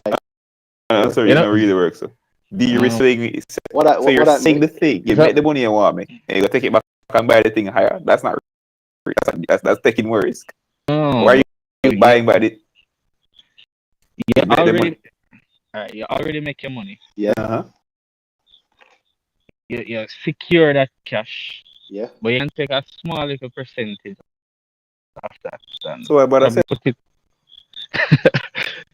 because there's Yeah, So that's why what. did you sell? But you're always a putting, but possibility. but No matter how convinced you are about your something, 20 million become 100 million because you're going to make yeah, 100 million. You have 100 million in front and then how is it de-risking? The money you're making, the risk is all gone. No, you made the money you want to make. Going back into the thing, possibly higher, is less risk. It's taking away risk. because I'm going in with less. That's I not don't have that. de-risking. That's going back into GP. That's all it is. Yeah, but I don't have that large. I know, man, but when I talk about that position, I just making the set that don't matter. It could be 100 grand, 20 million. You buy 100%, you got it. The risk Money. is now gone. You don't make what you want to make. Going back into the thing is not that's a risk play. If you tell me, say, yo, I think the thing still work, still makes sense. So I take it, I pull out the money and I'm considering going back in JP and it still makes sense. And maybe I'll go there with and keep some of the cash in my thing in my bank account. That's making a play on JP. Still, that's fine. Because you think, okay, 10 years from now, you can probably make another 500 if you think that makes sense for you. That's not de-risking. JP and taking risk on JP, which is not a bad thing, but it's not the thing you say right now. So may I say? Yeah, I understand what you're saying. But I think we're saying the same thing. No, we are You not. guys are not saying the same We are thing at not all. saying the same thing. You are saying that you're reducing the risk of JP by getting your money out of JP at profit and then taking the same money and putting it back in. Same money. Which money then? Less Which money then? Less. Okay, the risk So is what the I said, risk. You're still exposing your money to the money risk to risk. of JP. Yes, exactly. You're going Yeah. back into the thing that's the actual risk. But That's not there's a difference de-risking. That's between taking risk. there's a difference between me putting 500,000 and it becomes 2.5 mil, Mm-hmm. and then me pull out my 2.5 mil and then putting back 500,000. You know what the risk is? The risk is that if that thing gains, if it goes at 100% instead of 5 million, you'd only have 1 million. Yeah. You're still exposed to the risk. And the risk is that if it falls percent, The money you put back in, dropping with it. Exactly. But it's not going to hurt as much. It still hurts. So let me tell you, from having been hurt, it hurt just like, you know what hurt?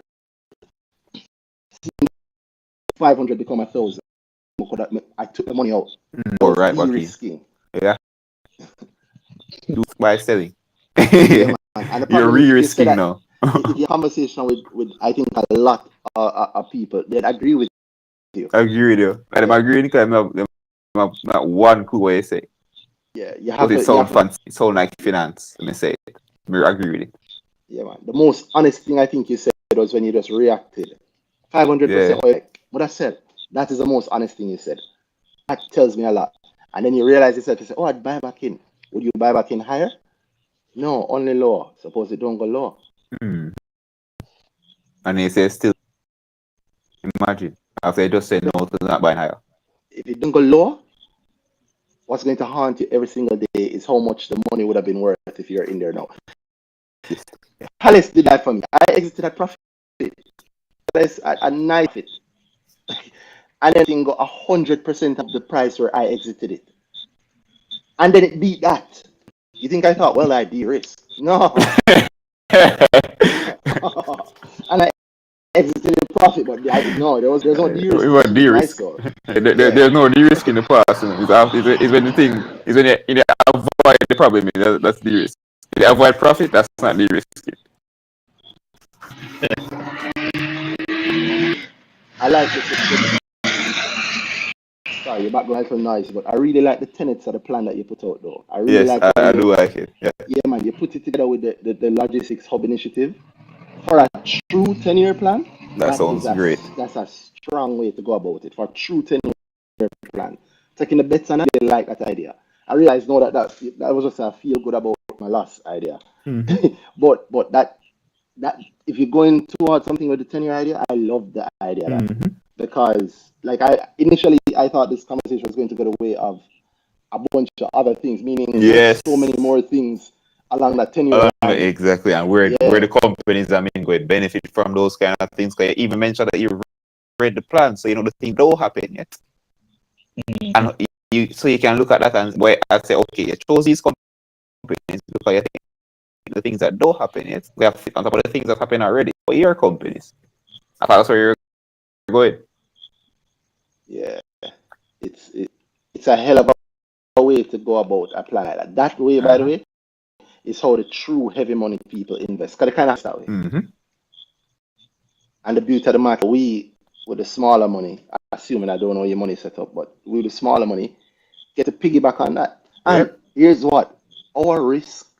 I won't say our risk is in some regards is greater, in other regards it's much less. Because unlike the person making the logistics layout, we can just jump out anytime.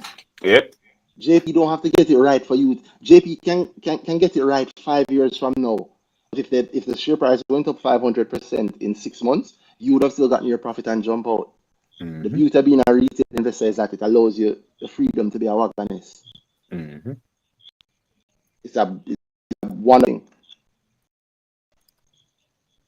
So I like that the 10-year idea to this.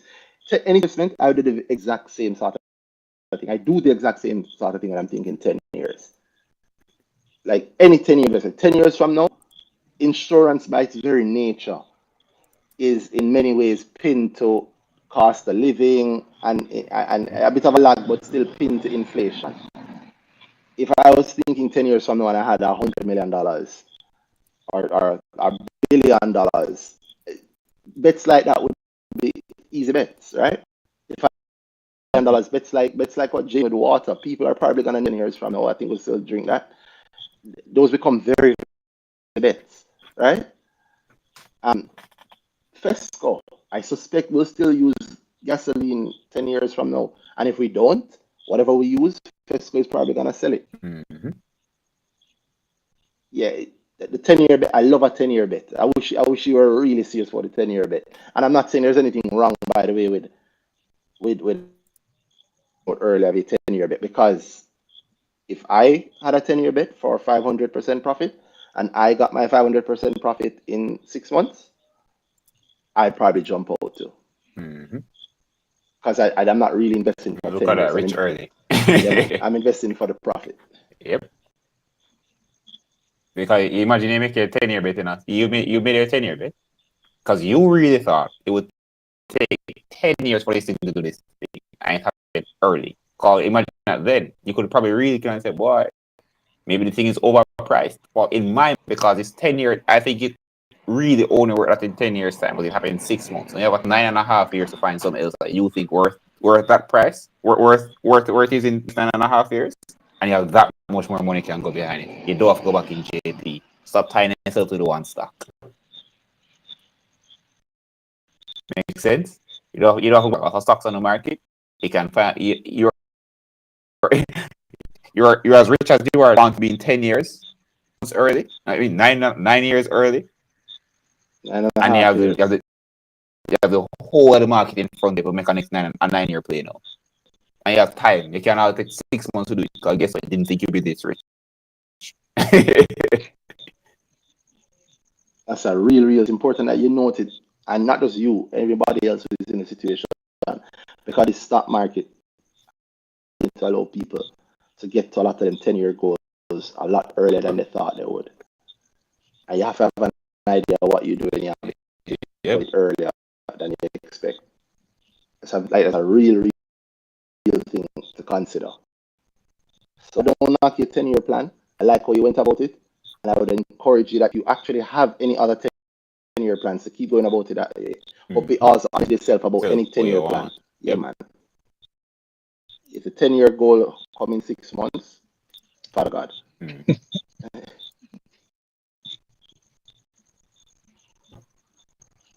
Consider it and keep testing, please.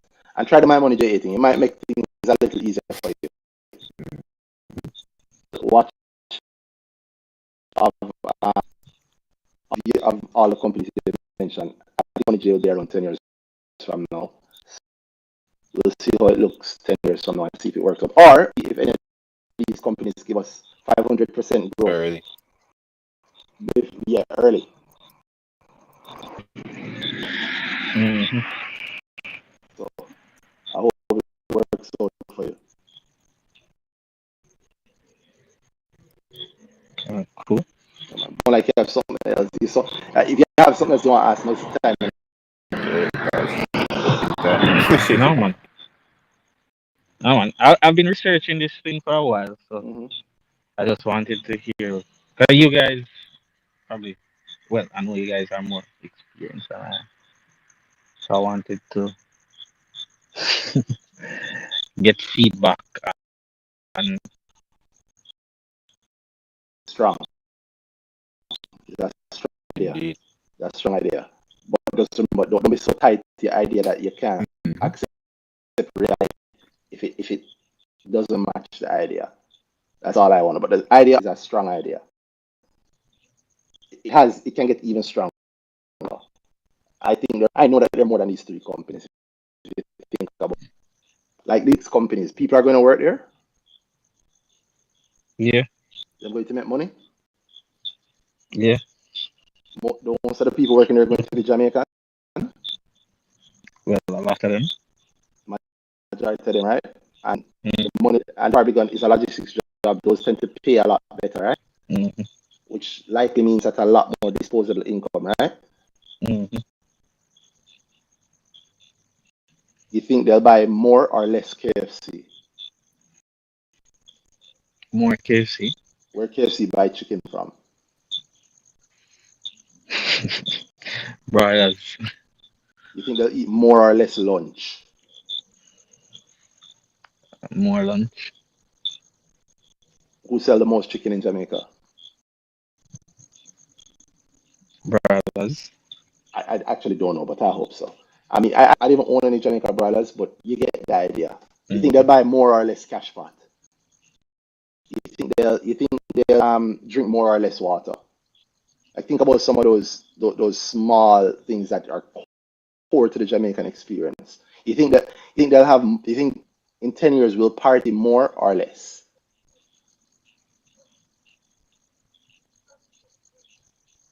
Like that's the way that I look at it in a very realistic way. Not that you're not looking at it realistic. I like it, but I think that you I deliberately was looking at it. buttonhole yourself. I'm looking at it like that, but I think I'm more skeptical. I think the thing you're skeptical about is that the thing you're hinging on, you sure that. Because that's the part it held up. They really continue to do this thing the right way. That I see them doing so far. Yeah, I think the PC. Yeah, I already have to know that. Yeah, already. Yeah. You already taking the risk. yourself while you keep it. Yeah. But don't ever be so with the idea that you can't change it. Yeah, man. And I can tell you this: as much as I think your idea is grand, I can see other places to make 500% in the next 10 years and lower. I know. Yeah, and sooner, I should say. So don't be so in love with the idea that you can do it. Yeah. Palace has given half of your 500% in the last month and a half. Imagine that. That's 5 years worth of your idea in 2.5 months. In a month and a half. I can say 2.5. A month and a half. No, 2.5 months. No, damn, no, a month. The middle of December till the end of January.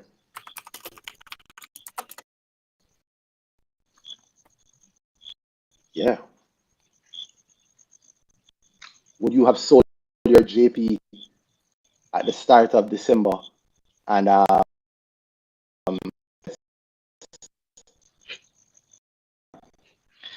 One, I don't watch the market. Like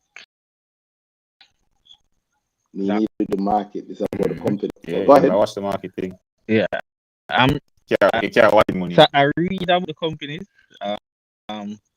but I don't keep up that with it.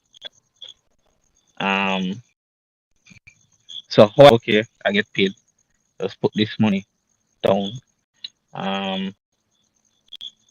And set some goals, set some timelines about things will probably play out. But I don't want to say I'm gonna watch this stock and it comes up and like because a lot of times those things within a day or 2 days, and unless you're watching the market like that, you're probably not going to catch those opportunities. That's not true though. That's not true at all. At all. It's not. So At you all. can find evidence of Of that what? not being true, but you can also find evidence of that Of also what being true. Of what being true? Meaning that you might not, you might find like what do you call it, like months play or 6 months play. Mm-hmm. But those, I think, like a 3 month is difficult. It's difficult, but it's there. Yeah, Now, well, if you're there. not, It's not a watch basis. yeah. Now, if At you the know that moment, your life don't set up you for it, that's watching the one thing. market will make you find, will make you better at, will make you say, okay, I can make the same money over the next 5 years in 3 months. The market is not the difference there. Time to check what the trades are. You are not becoming any better off of being able to just look at, okay, we stop trading up and down on XYZ. Yeah, but you'd have to be in like the Glean and all of those places and Twitter. You do that for imagine putting money for 10 years and it don't work out. Yeah, because they weren't checking. Yeah, I check it, but I don't check it that frequently. So what are you not? So what are you exactly saying in terms of checking? Watch the market. What do you mean by watch the market? About Palace. For me, pull off that with Palace to be years will have to be on the ground. You have to be in the free every news feed. It was there. It's there. It's a free news feed. You click the link. It's on your phone. JA are all there. You could pay attention on Twitter. After logging and look at that. What? How much is you log into the data? Yeah, but I'm so busy. Me too. Okay. My work day can last like 12. Mine That's is going rough. on I right now. understand that. That's why they're like this to help you. How hard it was to do this 10 years ago? You think there was something that would send you an alert when a share price like a certain thing? Now I get the alert on my phone. We don't or even know my what the watch. queue look like. We couldn't even look and see what people buy and sell. We put in an order and hope we go through. Exactly. We used to put in an order and JS app and tell you what things. Oh, this trade, this does trade. And you see now I watch it and hope that say this go through because JMB not going to tell you say it go through until 2 days later. Imagine that. You can set things now and set alerts for the price and leave it alone and don't watch until the directions. You can put on dividend alerts on your portfolio so you get an alert when it hits a certain level. You have all the help in the world. You can just pay attention to the news articles in you can literally, you have literally that a retail investor has ever had in the history of Jamaica, including for free. There's all, but everybody must be able to at least get some help there. And I said, no. I mean, cool. Cool. But I think you might be surprised at what you are capable of doing, especially all the tools that are available at your disposal. And I think you're probably not really sure the level of work you need to be doing for what you think, what you want.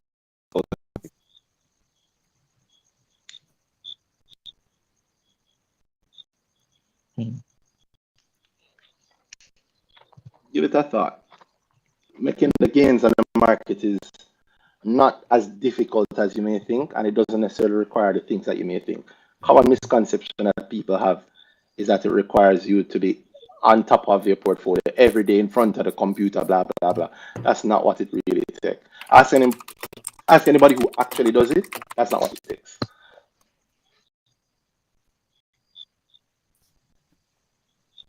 Just a thought.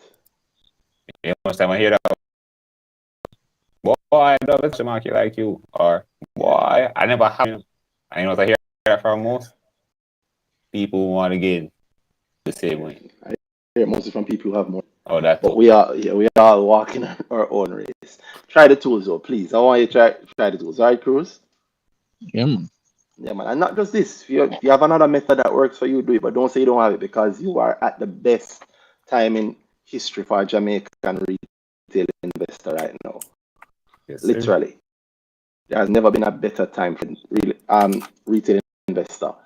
You have most support, the most tools, the most options. You have something like this where you have people talking to you minutes to one on a Saturday morning about a stock that you're wondering about 10 years from now for free.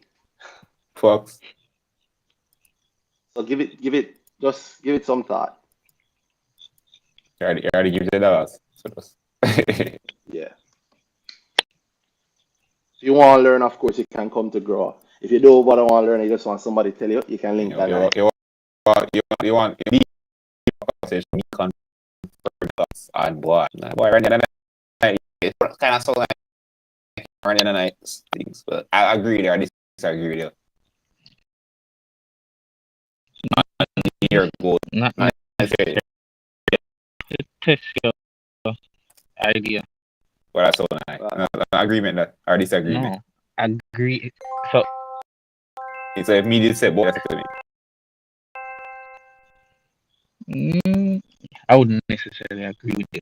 And if I gave you a strong reason why not say that's it. Here's how I see it. If you have an idea, you're supposed to can put it to other people and test the 100%. Idea. Yeah, and you know how testing mean. It means I can see the loopholes are the blind spots that I wasn't thinking about, like things that show me. And if that loophole or blind spots comes from, you know, and I'll give you a reasons why. Disagreement. I'm not saying that you're looking for confirmation. I'm not saying you're trying to milk it. I'm saying that's really what that is. If I agree with it, I should show you points where I agree. If I disagree, I should show you points why I don't. And then you will objectively. That makes sense. Or in a sense. Then I just say foolish and I know it's foolish, so I go about my sense. Then I'm wrong. Alright? Mm-hmm. Straight up. You know, don't look at how it sounds. Look at what it is.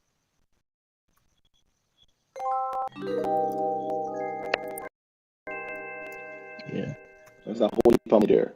It don't sound as nice as the, you know, the ads at the front of the bank, but because I wanted you guys to poke holes in it. Sorry. You came with a strong idea. You just don't believe in your idea. It's like we believe in when you go.